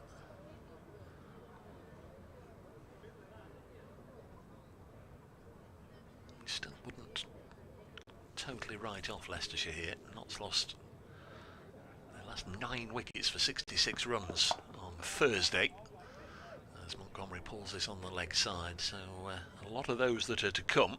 Patterson, White, Jardendorf, Harrison, Hutton, Loughton and Patterson almost seemed like they wandered out to the middle, only to wander back a couple of balls later down at Chelmsford. So one of this pair does need to go on and make that statement innings. Lyndon James ideally suited. He's 72, not out, but Chris Wright might just be the man to break this partnership. Final ball of this over is in now to Lyndon James, and he's had a little bit of, well, it's more than a little fish. He was trying to punch it away to that offside fence. Got nothing else. Ended the over. 136 for 3. So 7 did indeed come from that overall. Beginning with that Montgomery boundary. Over 136 for 3. Thank you very much to the gentleman on the tannoy. His music seems to have been taken away from him. Probably forcibly. Come the Leicester fans walking around there. He clearly belongs to the Sybil Faulty school of announcing. You can all read a scoreboard. Still no sign of pace off the ball at all. No, just wondering whether Colin Ackerman at some stage surely has to be worth trying. Walker is in, getting forward is Montgomery and driving, getting on top of the bounce, punching it out to Sam Evans, who is out there on the extra cover boundary, which usually means that when that would be Mulder's fielding position of choice. Looking around, I cannot see Vian out there, so he's fed up. Yeah. Have to be a little bit careful with the amount he bowls. He had a injury earlier this season. That's going to be 4, as that one is onto the legs from Walker, and James quite expansively clipped it away. Really big follow through from the tall James. Got just enough on it, and it fairly whistles down to long leg. Although is a wide long leg, but no chance of getting across to cut that off. Nice shot from James. Moves on to 76. 141 for 3, just 65 now needed. They've got the rate required under 5s. Walker is in.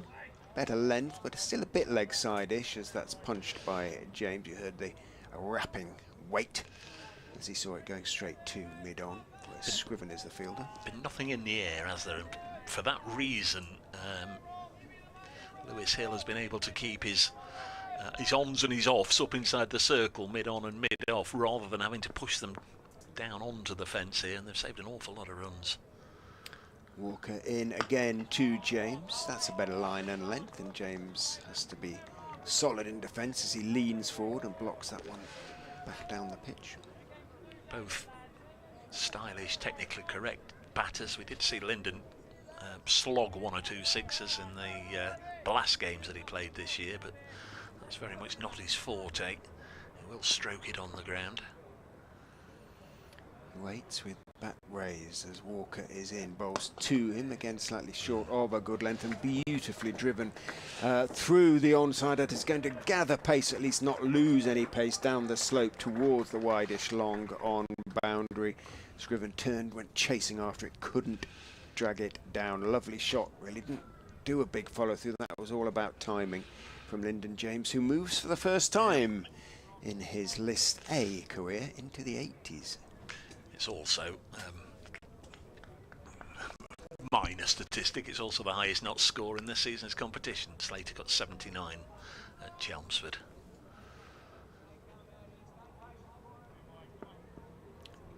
Taps his bat in the crease before raising it as Walker is in. Both slightly short, cut away from outside off stump, but only as far as Evans on the cover boundary. Had to move across to his left to make the stop. Did so quickly enough to prevent a second. Nonetheless, a productive over for the Outlaws. 10 from it, in fact, 146 for 3. James 81, Montgomery 30, 60 off 13 is the equation. And that the last few overs have brought the rate right down. Now just 4.6. 7 wickets in hand. You win that 49 times out of 50, perhaps. Should do. Should do. Still going to be Chris Wright, so this will be his 8th over. Vian Mulder had 7. Romain Walker's had 6. Next delivery on its way now. Lyndon James tries to force it again through the offside, but cloths it a little bit straight to Patel. Scriven's had 6, Josh Hall 5. Just the 5 bowlers used. This 44 overs aside, rather bizarrely, and don't ask us to explain, Leicestershire scored 214 for 9 in their 44. Also got to score 206. Right, began his career with Essex Bowls. This has played up to mid-on, then a very successful time at Edgbaston where he won the county championship.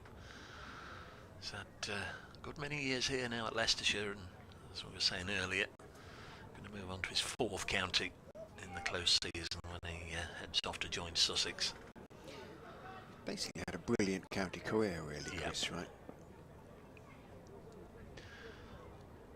James on 81 on strike. Right ball to him, short, pulled away, lost it. It's gone quickly out to subfielder Evans. Left, and they take a single. Snooker maximum on the board, 147, as Josh Hull gets the nod from the skipper. Gosh, you hit that hard. Yeah. Evans did brilliantly. To field it cleanly, get his throw away, but wow, he hit that hard. Less than 60. Now required to win 59 more. Right balls. Slower ball, took the pace off it. Montgomery got the telegram though and just waited for it. Steers it to the left of Budinger. Gets himself down to the other end, 148 for 3. Makes sense to try Hull, but as I said, I would try an over of spin just to see. Yeah, can't Because hurt. And at this stage, you're losing the game by a margin. unless he's ailing for some reason or another and doesn't want to aggravate it anymore by bowling. James back on strike on 82, right bowls to him. Again, it's punched to backward point. The tumbling Sol Budinger makes the stop. And if you're going to try an over of spin and Ackerman's not keen, get Budinger on. Yeah. Against his old teammates. He bowls a bit of off spin. They won't want to get out to him. And who knows? Yeah. I don't think Lewis Hill is. He has set. He likes to captain to a plan, and I haven't seen him really try something different. He comes right from the Bennett end. Bowls, and he's had a real go at that, Lyndon James, and he's tossed away a possible century with a thick snick through to the keeper. And Chris Wright says, "I'm your man.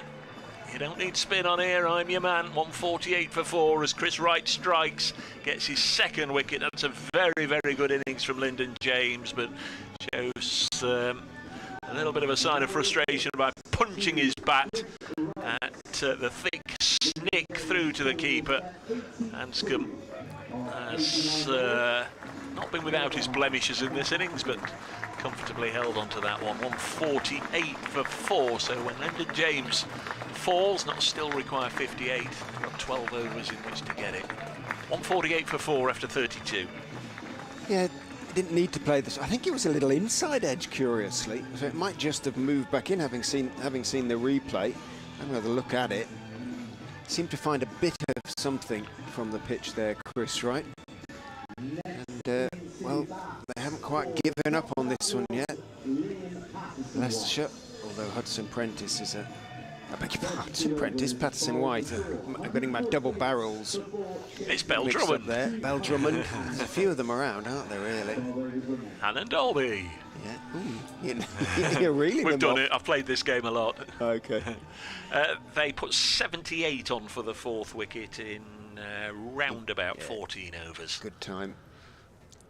And they've got knocked into a very much a winning position. You would have thought, well, Leicestershire's 12th man is a very young man indeed. Who I don't know. Well, Uttam Ramji I do, who is the official 12th man. A young man with a drinks carrier came off just before him. He looked about 12. All part of the learning experience. So Chris Wright getting his 2nd wicket. He's had 8 overs. You'd imagine he'll continue and have his 9th. Yeah. Although Hull was warming up, it's Scriven to continue. In he goes and bowls, and leaning forward is Montgomery. Angled bat out towards Budinger at point, and there's no run. Well, presumably Hull would replace Wright after that last over. It might have been worth him having a go at the new batsman, Liam Patterson-White. There's quite a lot of cricket this year. Liam Patterson-White with a hamstring injury. Calvin Harrison got into the county championship side and really done well. Generally only play the one spinner. Scriven is in, bowl, slightly short of a length, but Budinger at point again excels. Wasn't quite as brilliant as his last stop in that region, diving away to his right, but did have to fall away to his right, and he was cut away nicely by Montgomery. Started to time the ball very well. Made sure by taking it cleanly that no runs were taken. The sun has disappeared, filled in a little bit again now as Scriven is in. Bowls again slightly short, again cut into the ground, but Montgomery raises his eyes to the heavens in annoyance with himself, just hut it down into the ground, and it was a comfortable stop this time for Budinger. Yeah, His hands must be nice and warm there. I was going to say, I wonder how many times he's fielded it with, with the ball live. I know some of them, like that one, anybody would have stopped it. He's had to dive athletically to his left and to his right to save plenty, but I wonder how many he's actually fielded. He's in the game, as they say. Scriven is in, and Budinger is again the fielder at backward point as it's cut down into the ground. Is that 4 in a row?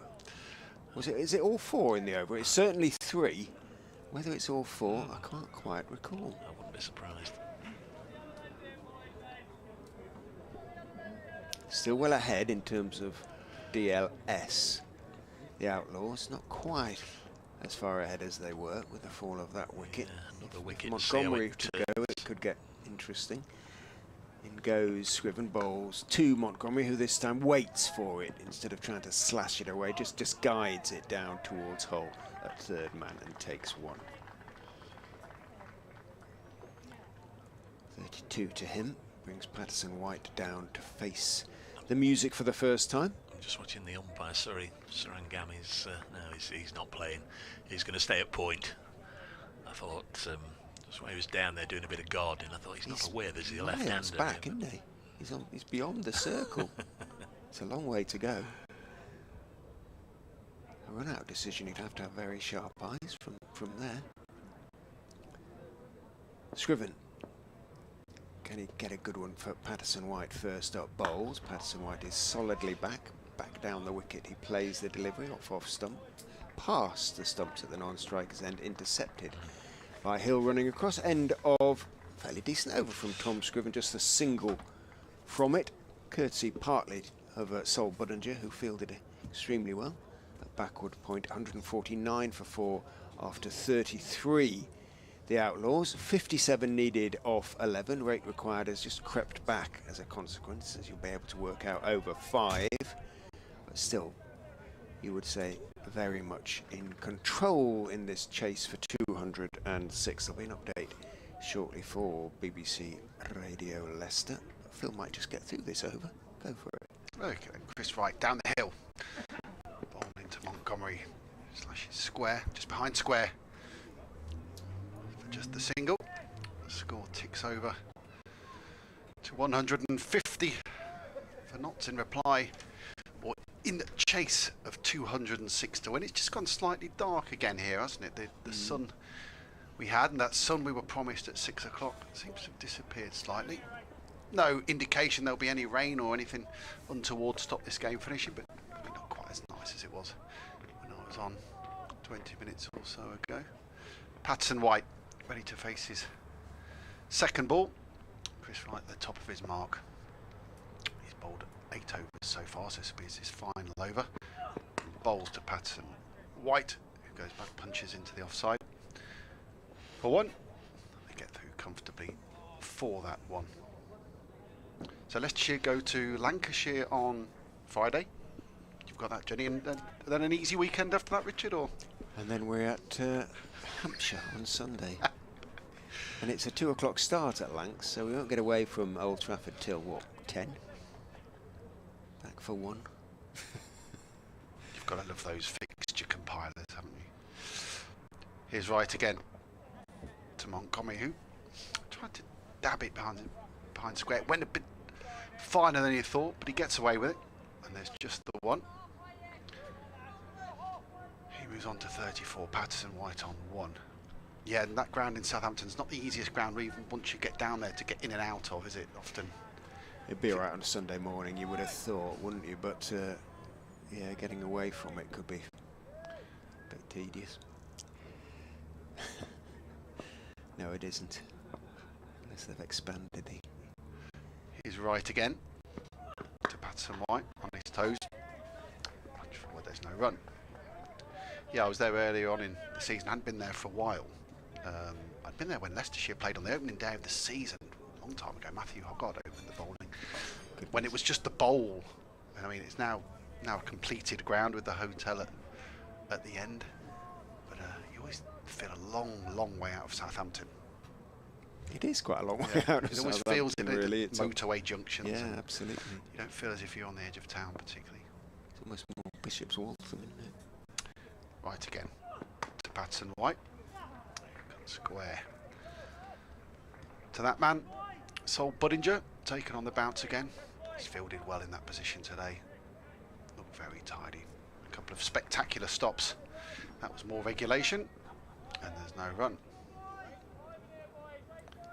Still hear some good chat from these Leicestershire fielders. They still believe there's a chance here. 54 needed to win off 10.1 overs. Not very much the favourites. Patterson White faces up now to right. This time down just to the right of that man Budinger. They're going to look for 2, and they're going to come back for 2 quite comfortably in the end. 2 to Patterson White. He moves on to 3 from 5. Montgomery has 34. 10 overs remain. Not to 154 for 4, so they require 52 from the last 10 overs, and I can tell you that's a required rate of 5.2 and over. Chris Wright finishes with figures of 9 overs, 1 maiden, 2 for 35, so he made a contribution, no question about that. Needs others to do likewise. Josh Holt, he's made a contribution already, and he's going to come back on this time from the pavilion end, so up what slight slope there is here at Grace Road. Can he find any movement? Probably quite likes bowling at left-handers like Patterson White. He's looking for the outswing to the left-hander, but he's got the right-handed Matthew Montgomery on strike on 34 at the moment. Hull turns, runs in and bowls full outside off stump, signalled wide by umpire Redfern, who, having signalled wide, turns and does so again to the scorers just in case they missed. But it was a genuine wide pushed across the right-hander from Hull. Yeah, I think it was. He can't have any complaints there, can he, really? Say with the left arm pushing it across the right hand always looks a bit wider maybe than it is, but that certainly was a wide. I think he's for the most part in his career at Grace Road. I think he's going to be better bowling downhill, down the slope. Goes running in and bowls, slashed, oh, almost caught. Budinger, who has caught so well, or has stopped so well at backward point, leapt to his right, got a good hand to it, couldn't hang on. Goodness me, that could have been the moment. Montgomery on 34, and Budinger, as I say, everything has gone in cleanly up to this point. That one seemed to go in cleanly, couldn't hang on.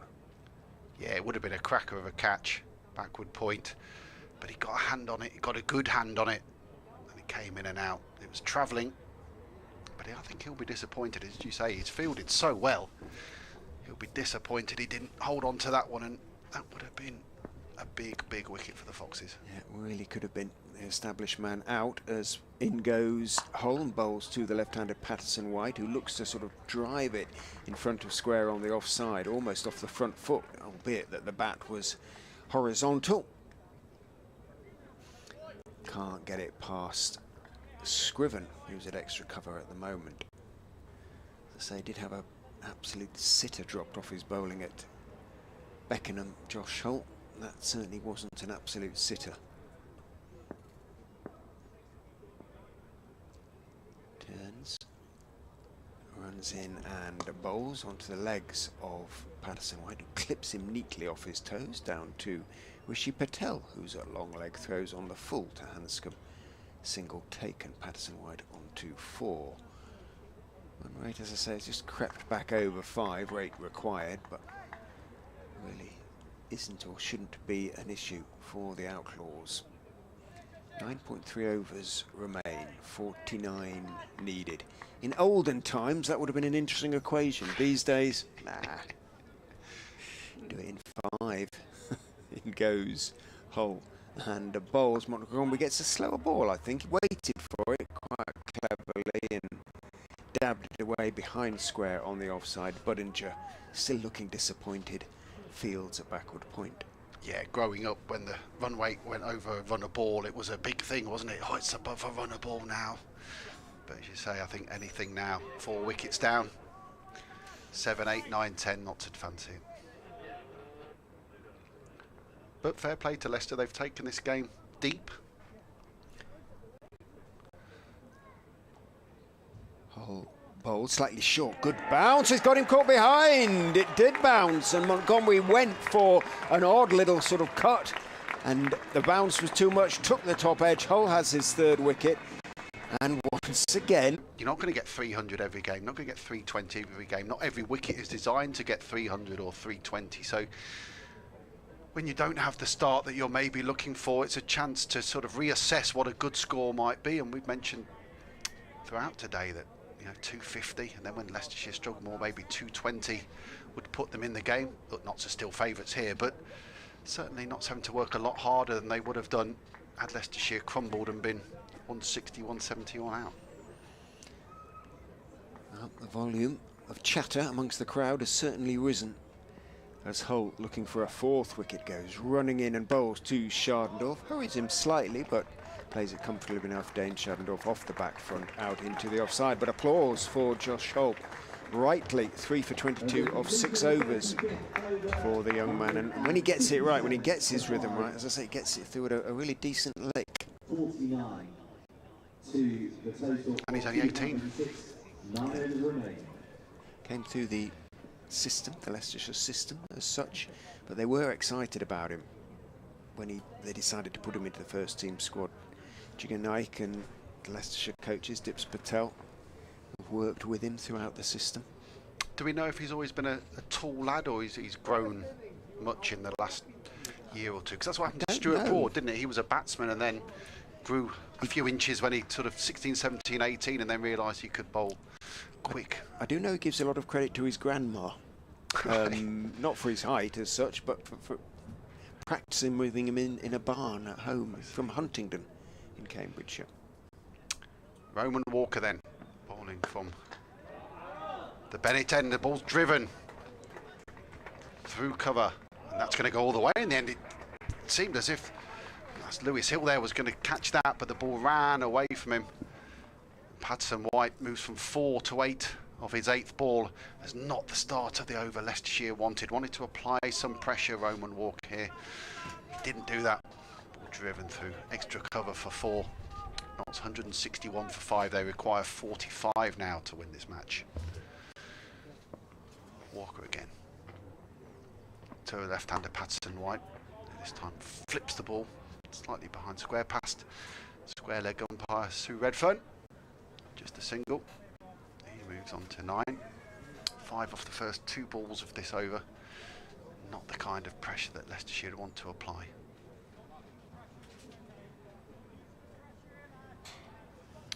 Roman Walker 6 wickets at Beckenham on Sunday. Wicketless today. 0 for 37 from 6.2. Under slightly darker skies. The sun we had breaking through earlier disappeared. It's now quite grey, still quite warm. Here's Walker again.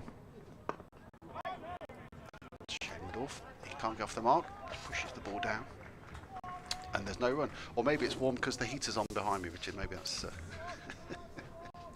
Great, aren't they, those heaters? We're getting the fresh air from the window and the warmth from that heater. Halfway through Roman Walker's 7th over then. 0 for 37. Comes down the hill and bowls now to Schindorf. And again, there's no run. That's a good comeback in this over from Walker. Be looking to finish it off. These last 2 balls. 44 needed to win. 8.2 overs remain. That's a run rate of 5.3. Leicestershire earlier today scored 214 for 9. Target adjusted with Duckworth-Lewis Stern. That Duckworth-Lewis Stern score on the bottom of the scoreboard showing that Notts should be at 154 now, so slightly ahead. Here's Walker. The ball slapped towards mid-off, where it's half fielded, but fielded well enough to mean that Notts can't add to their total. Shandorf, naught now off 4.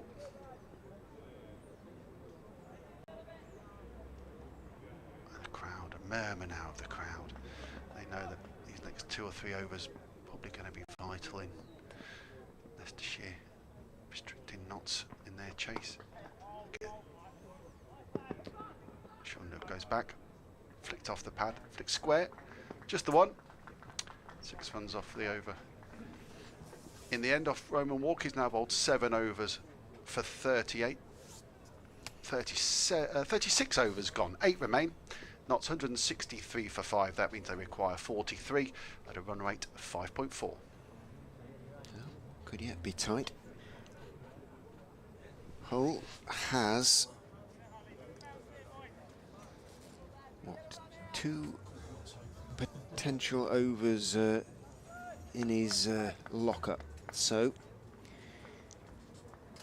Leicestershire need him to pick up 1, perhaps 2 more wickets. In he runs from the pavilion end and bowls, looking for the pull is Shandorf, doesn't get anything on it, thumps into the pad. I'm laughing because Hanscom went up for a peel, the ball having pitched probably about 6 inches outside leg stump and may not have been going to hit the stumps anyway.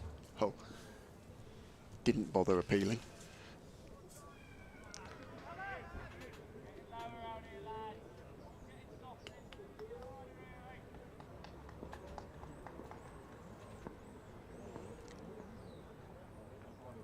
In past umpire Redfern, over the wicket, bowls slightly short of a length, just on about on off stump. Shandorf stays on the back foot, defends out into the on side, picked up by Scriven, who has something amusing to tell Hull, judging by Hull's smiling reaction before he tosses the ball to his young teammate.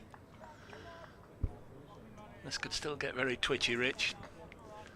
Shandorf 1 from 7. Keep putting Patterson White back on strike till he gets his own game going. Hull is in, bowl short, pulled, and he's got a bit of a top edge, but it's just going to lob to, well, what would have been short fine leg. There is no short fine leg. Right comes jogging in from long leg. So again, that little bit of extra pace and bounce from Hull. Shandorf rehearses the pull, which he didn't really play successfully, but he got away with it. Moves on to 2. Patterson White has impressed me since he came in. He's only faced 9 balls, but he looks in pretty much control out there. He's a good player. He's had a first-class 100 against Somerset. Solidly built left-hander. Looks pugnaciously back down the crease as Leicestershire make changes to the field. They've decided to send Ackerman back from mid-wicket on the edge of the circle to deep mid-wicket inside the ropes, about 10 yards inside the ropes, the suggestion being that they'll invite Patterson White to take on the short ball. Hull runs in and bowls. That is the short-ish delivery, but it's chopped away into the offside. Scriven tumbles away to his right to make the stop at extra cover, and 1 is taken. Possibly the other reason for him only being 3/4 of the way back was just to stop Patterson White just dropping it on the leg side and taking 2, because if he'd gone right back on the fence, there was absolutely nobody else on the leg side to stop them just doing that.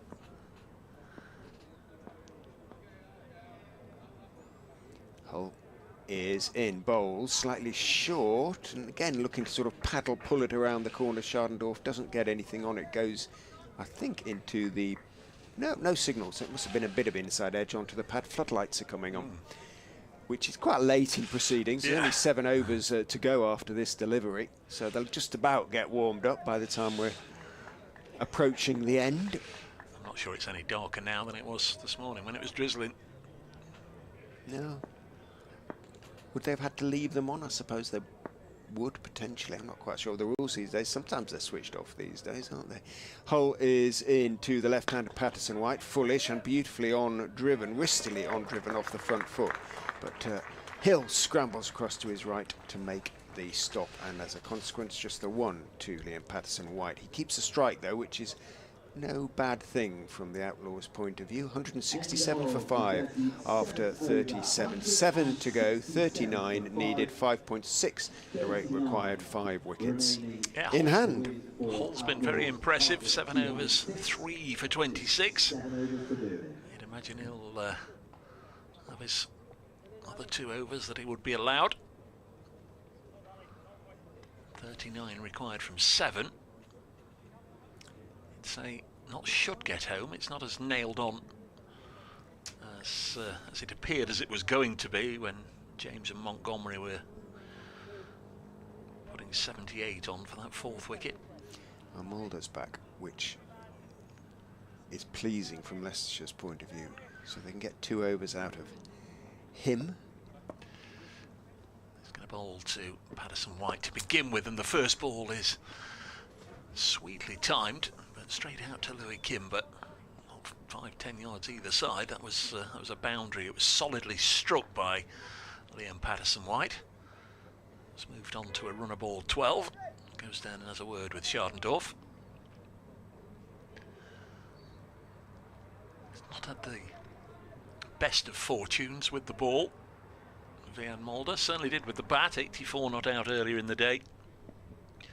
Terrific knock. Here he comes and bowls, and Schardendorf tries to pull this one away short of a length, but only finds Colin Ackerman at mid-wicket. There's no run. Schardendorf, 21 last week. Born in Harare, Zimbabwe. Skippered Zimbabwe's under-19 side before he relocated to England and Notts. 168 for 5.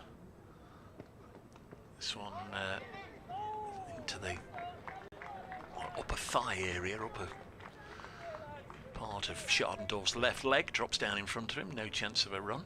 You may remember Richie came on as a sub-fielder in last year's championship match when Tom Moore's got quite a nasty one off the bat handle into his throat, and he had to retire hurt for 80 odd not out.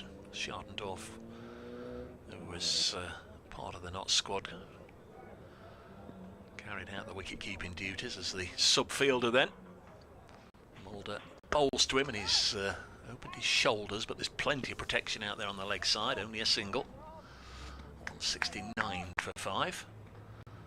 Dane Schardendorf is on 4. Notts have gone 170 odd years without any Danes in their side, and now they've got 2, Dane Patterson and Dane Schardendorf. Not that they've emulated Derbyshire with, was it Ollie Mortensen? 1 or 2 Danes around the game. Next one is just pushed by Patterson White into the gap on the offside. Takes him to 13. 170 for 5. Notts require 36, and they've got 37 balls in which to do it. Could just do, from their perspective, with one half decent over. If they get 12 or 13 from an over, that should allay any fears of it going right down to the very end and getting a little bit squeaky. Mulder bowls, and Schardendorf has pulled this away on the leg side, and there's enough on it to go all the way over the fielder and over the ropes and away for 6, and that effectively is 1 over's worth of runs in 1 hit by Dane Schardendorf. Banged in short by Mulder and he disappeared. 176 for 5. Yeah, lovely clean hit from Schardendorf. I thought for a moment the man at deep square might be in the game, but it sailed 5, 6 maybe more feet over his head. So Schardendorf has eased an awful lot of nerves, I suspect, with that shot. Beautifully, cleanly struck, and he moves into double figures. So 6 overs, 30 runs, 5 and over, and it'll be young Josh Hull entrusted to bowl the first of those 6 overs. 3 for 26 for the young man. Very, very impressive. Notts have known what they've had to chase all the way through, but it's a good job they weren't chasing 2-1-4. Hull is in, bowls short, cut up into the air, should be 6 down to third man, is 6 down to third man. Yeah, it was for me. Umpires looking at each other, but it was clearly a good couple of feet over. So again, Well, consecutive maximums mean that Notts, from being suddenly in a position when it looked a little bit tight, now pretty comfortable. 24 needed off 5.5. Yeah, you wait all that time for a maximum and like London 2 in 2 buses. balls. Yeah. like Nottingham trams. There are still trams in Nottingham. There are. There are, of course there are. Hole is into Patterson White. Slower ball, I think, and Patterson White tried to club it away through the offside. Didn't quite time it, ran straight out to mid-off, where Ackerman, whom we have not seen with ball in hand. No. Well, he's got his in ball terms in. of bowling. He's got his ball in hand He now. has at the moment. He's fielded it a few times. Comes and has a word with Lewis Hill. Ackerman coming to the end of his time at Leicestershire. He heading up to Durham with Callum Parkinson at the end of the season. Play some almost certainly First Division cricket next season. Hull into Patterson White, who on drives a fullish delivery off middle and leg, but only as far as Hill. Yeah, Phil has suggested that he's given his mural, his 7 for 19 mural as a parting gift to take with him. It's not a bad idea, probably. But I think it's kind of, it's not a sort of canvas. It's a Banksy 3 job. large notice boards. So it'd be a fair job for him to get them in the car. He'd have to cut them in half to get them in the boot. All 6 of them. Not sure it'd work. Hull is in bowls. Patterson White is bowled! What was he doing there? Didn't need to do that. He stepped back, stepped away, tried to put Hull out of his length. Hull wasn't to be put off his length, produced a good delivery. Another stump is out of the ground. Josh Hull has a 4th victim, 3 of them bowl. And just when you think it's all over, more or less, well, there's another little twist. And why did Patterson White feel he needed to do that? It's funny how pressure can affect players. It's mind games, isn't it? Right, what's he done? What's he bowled at me this over? What's he got in his armoury? What's he going to do this time? I think he's going to bowl one just outside the off stump that if I step away, I can cut it away and potentially get another boundary. But he didn't. He bowled it nice and full and sent stumps flying akimbo. 182 for 6 as Calvin Harrison makes his way out to the middle. This is not done yet. You've had to say that once, a couple of times. Yeah. Each time we think it is done, Yeah. something happens, and the floodlights. It is quite gloomy out there now, isn't it? But I think we can rest assured the umpires won't be taking them off for bad light. No. Of course, this is Hull's final over, isn't it? Can he not be one of the ones who has 9? Oh, of course, yes. He's. I'm looking at the wrong number on the board. Yeah. So he could have so another this one is after 8th, this. Yeah. I Mulder's think. had 8. Wright has bowled out. Wright is Walker has out. had 7. Yeah, he won't bowl again. This is the Scriven 8th has over for had Hull, and Scriven's had 7. 7. So yeah, he could have another. You say Walker won't bowl again. Well, There's got to be an extra over somewhere. yeah. Okay, Walker shouldn't bowl it. In goes Hull and bowls to Harrison, who drives and misses. He was a little bit late on that one. It won't be easy to pick up Josh Hull, who's sort of bowling probably early to sort of 82, 83, something like that. It is a sort of a little bit quicker than any of the regular seamers in the game. So what do you do then? There's 5 overs left. Roman Walker's got to bowl an over. Well, if he does, it's the last one, isn't it? You've got to try and pick up another wicket or 2. You've got to take it to the last over and see what happens. For me. Hull in again to Harrison. Slightly shorter of a length, but also a little bit slower, and it might have been the slower one, and Harrison got in position and just blocked it, dropped it down at his feet, then rehearses the pull. But warm applause for Josh Hull. The 18-year-old has 4 for 32 from 8 overs. 182, 24 needed, 5 overs remain, 4 wickets in hand. 6 came from that over. The first ball. At that stage, I think most of us had, including me, had thought, well, they're on their way now with back-to-back 6s. What followed were 5 dots, including a wicket amongst them. So Scriven is going to bowl the first of the 5. 182 for 6. 24 required from 5. It's been round about 5 all the way through, isn't it? you're right, though, those extra 8 runs could make a bit of a difference, as it turns out. So Schardendorf, remember, he hit a 6 in the last over. He's on 10. Still to come, Brett Hutton, Tom Loughton and Dane Patterson. So Scriven bowls and Schardendorf gets a boundary first ball, hitting it through deepish mid-wicket. Yeah. Sort of held my breath there, because for a moment it just looked as if the fielder was going to get round. He put the dive in, but the ball had already hit the rope, and we've gone off air. Have they managed to cut us off?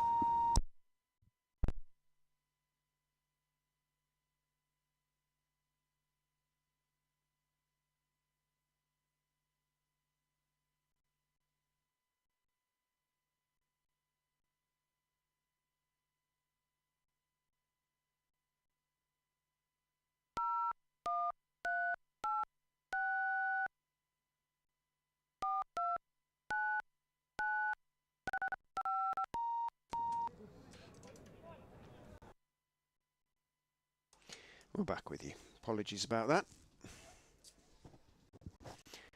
What happened? Well, we were briefly cut off. The last 2 balls have both gone for 4. Dane Schardendorf, hopefully the listeners and the viewers will have observed Schardendorf hitting one out to mid-wicket for 4. The next delivery was plonked straight down the ground for 4. So this over has been dominated by Schardendorf to the tune of those boundaries. Notts require 16 now from 4.4 overs. And at mid-on has gone back onto the fence. Next delivery is worked away on the leg side. They've run the first one quickly, and the field set deep. They might well have been able to get back for 2, but they didn't. Single taken. Schardendorf onto 19, 191 for 6. As we inch closer to 6 o'clock. 4 overs and 3 balls remain. In theory, Notts require 15 to win. Calvin Harrison yet to score. This is just the 3rd ball that he's faced. Always down the leg side, and really can't do that. Tom Scriven gives Notts a run and an extra delivery. So 14 now required. 192 for 6. Just a little bit of ill discipline. Coaches, particularly the bowling coaches, hate that, don't they? Just maintain your discipline right through your spell. Don't bowl any extra deliveries. Don't overstep. Scriven's in again, and this is work to Budinger at backward point. No run, of course. 192 for 6. Been a long time since the Foxes have been involved in a genuinely tight finish in a one-day game, and this may in the end prove not to be so, but it's good to see a game go deep in that respect at least, and won't do their run rate too much damage if they do go on to lose. Here comes Scriven in to bowl, and worked away by Harrison to mid-wicket. There's a chance for 2 here, and they're both quick between the sticks, and they come back for 2. 194 for 6. Notts require 12. It does feel like this over has just tipped the balance very firmly in the direction of the visitors, the Outlaws. Just 12 needed as Dave heads off next door to update BBC Radio Nottingham with what, by the time he gets on air, mighty blow from Schardendorf, and he has put the Outlaws almost to the finishing line. Good shot. Was a good shot, wasn't it? You say not a lot wrong with the ball, maybe slightly short, maybe faced slightly wide, but there wasn't much there, and it was dispatched with real authority. Can Hull find a Yorker or something like that? In he goes, bowls short, pulled for 4 more again. Well, only just not 6 actually. Almost in exactly the same place by Dane Schardendorf. It landed probably only 2 feet inside the ropes down there at deep mid-wicket. There is no deep mid-wicket. There wasn't for the first one, and now the end is coming quickly. Just 4 to win for the Outlaws to complete a 4-wicket victory. Leicestershire always look to be talking to the spectators out there, 30 or 40 short, really, of a genuinely competitive score.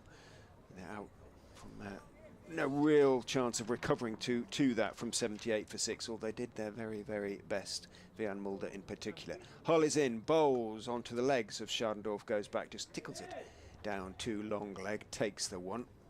He has played this innings very well. Schadendorf, 27 off 19. For him, brings Harrison down on strike, who might have been hoping not to face another ball, to be quite honest. Hull, he could still end with a fifer if he can somehow find a way to dismiss Harrison. Hasn't looked particularly secure since going in. Now, what's Hull's saying? He says, I'm going to go round the wicket to Calvin Harrison. Schadendorf steps over to the other side. Hull round the wicket is in, bowls, driven very firmly by Harrison through the gap in the covers out to the sweeper. Vian Mulder, who throws on the bounce back to Hanscom. One taken, 2 to win for the Outlaws. Yeah, this wicket, this innings from Dane Schadendorf, real good cameo, hasn't it? Really seen knots over the line with a bit to spare in the end when it was starting to look a little bit tricky for them. 28 off 19. A couple of big, strong falls in this Josh Hull over. Hull staying round the wicket to Schadendorf. Bowls driven in the air, but not so very far wide of Colin Ackerman, out to Mulder, and again one is taken. Scores level. Well, no. They need one to reach the target. If you incorporate DLS, I suppose you say scores are level. 205 for 6. But you're right, one to win. From 78 for 6, I think Leicestershire will be delighted that we're still playing here after 6 o'clock with just over 3 overs remaining. They've worked hard against, as you mentioned, a total that was maybe about 40 light. Hull into Harrison, who defends calmly to the delivery off middle and leg down towards mid-on. End of Hull's over, end of his spell, and well bowled Josh Hull. 4 for 43, a career best, a list A career best for Josh Hull. I think he'll do better than that even over his what will hopefully be a very long career. He's getting lots of pats on the back, but he can be very proud of his efforts today. 9 overs, 1 maiden, 4 for 43. Yeah, he's been great today and really reaped the rewards, and he's bowling straight. His extra pace, maybe up in the early 80s, just hurried a few of the batsmen. His 4 wickets, fully deserved. Should he be going down to long leg with Scriven bowling? You wonder. One needed. What the heck? Maybe an autopilot, yeah. As Scriven comes in, and down the leg side, there's a bit on that. It's pad, so it won't be a wide. Wasn't a chance either. That's Schadendorf on strike. We wait for this winning run. 17 balls remain. Richard, can they? No. I hope they killed you. And Hull sort of wakes up really, and he's waved into short fine leg. Short long leg, he's on the 45 really. Scriven again, the whole Leicestershire team on the edge of the circle. In he comes to Schadendorf, and again we wait for this winning run as he pushes it out square to Sol Budinger. 205 for 6. The score? Just on my update for BBC Radio Nottingham, couldn't quite get the winning run on the update. We've given you 2 balls to come in and get it. Here is Scriven in to bowl, and Schadendorf throwing the kitchen sink at that one. Doesn't get anything on it. The field, as you'd expect, with the scores level, right in nice and tight on Schadendorf. That could have top-edged anywhere, including perhaps a deflection down onto the stumps, threw everything at it. Lots have got, what, 21 deliveries? 15. Not to panic you. Don't leave me with the maths. Scriven in, Schadendorf pushes it back to the bowler. So 14 to go. 205 for 6. Schadendorf 29. That 4th wicket partnership of 78 between Lyndon James and Matthew Montgomery. Pivotal, you fancy, because Notts have lost wickets steadily since then until Schadendorf came to the crease earlier in the day. 84 from Vian Mulder rescued Leicestershire from difficult start. 79 for 6. Shondorf can't get this away. Really nice, tight, accurate bowling here from Scriven, who's got one ball left in his spell. On for 30. Pretty much deserves to complete this over with another dot ball. How will Shardendorf play it? It's almost a bit of a free hit, isn't it? Unless he wants to leave it for his mate Calvin at the other end. 2 overs after this. Bowls now. Hits him on the pad. They're going to scamper through. Was there some bat involved? No, it was a leg by. So Notts get home with 12 balls to spare. They've won by 4 wickets, set to score 206. They have pulled off the victory. They're second of the group. They were washed out against Yorkshire on Saturday. They'll go to 5 points. Leicestershire very much in the mix on 4 points. And I guess the toss this morning was absolutely pivotal, and the way Brett Hutton bowled as well. Always get a warm, hospitable welcome here, and it's been no different. So I'll just sign off very much thanking Phil, and in particular our host for the day, Richard Ray, for looking after us. We march on. Notts are next in, I was going to say Royal London. It's the Metro Bank One Day Cup action on Friday, when we begin our trilogy of matches at Welbeck. That's against Hampshire, and all being well, if the equipment works, we'll be on air from 11 o'clock. Thanks for listening to my nonsense today. Thanks again to Phil and Richard. It's Notts who've won this one. They take the 2 points.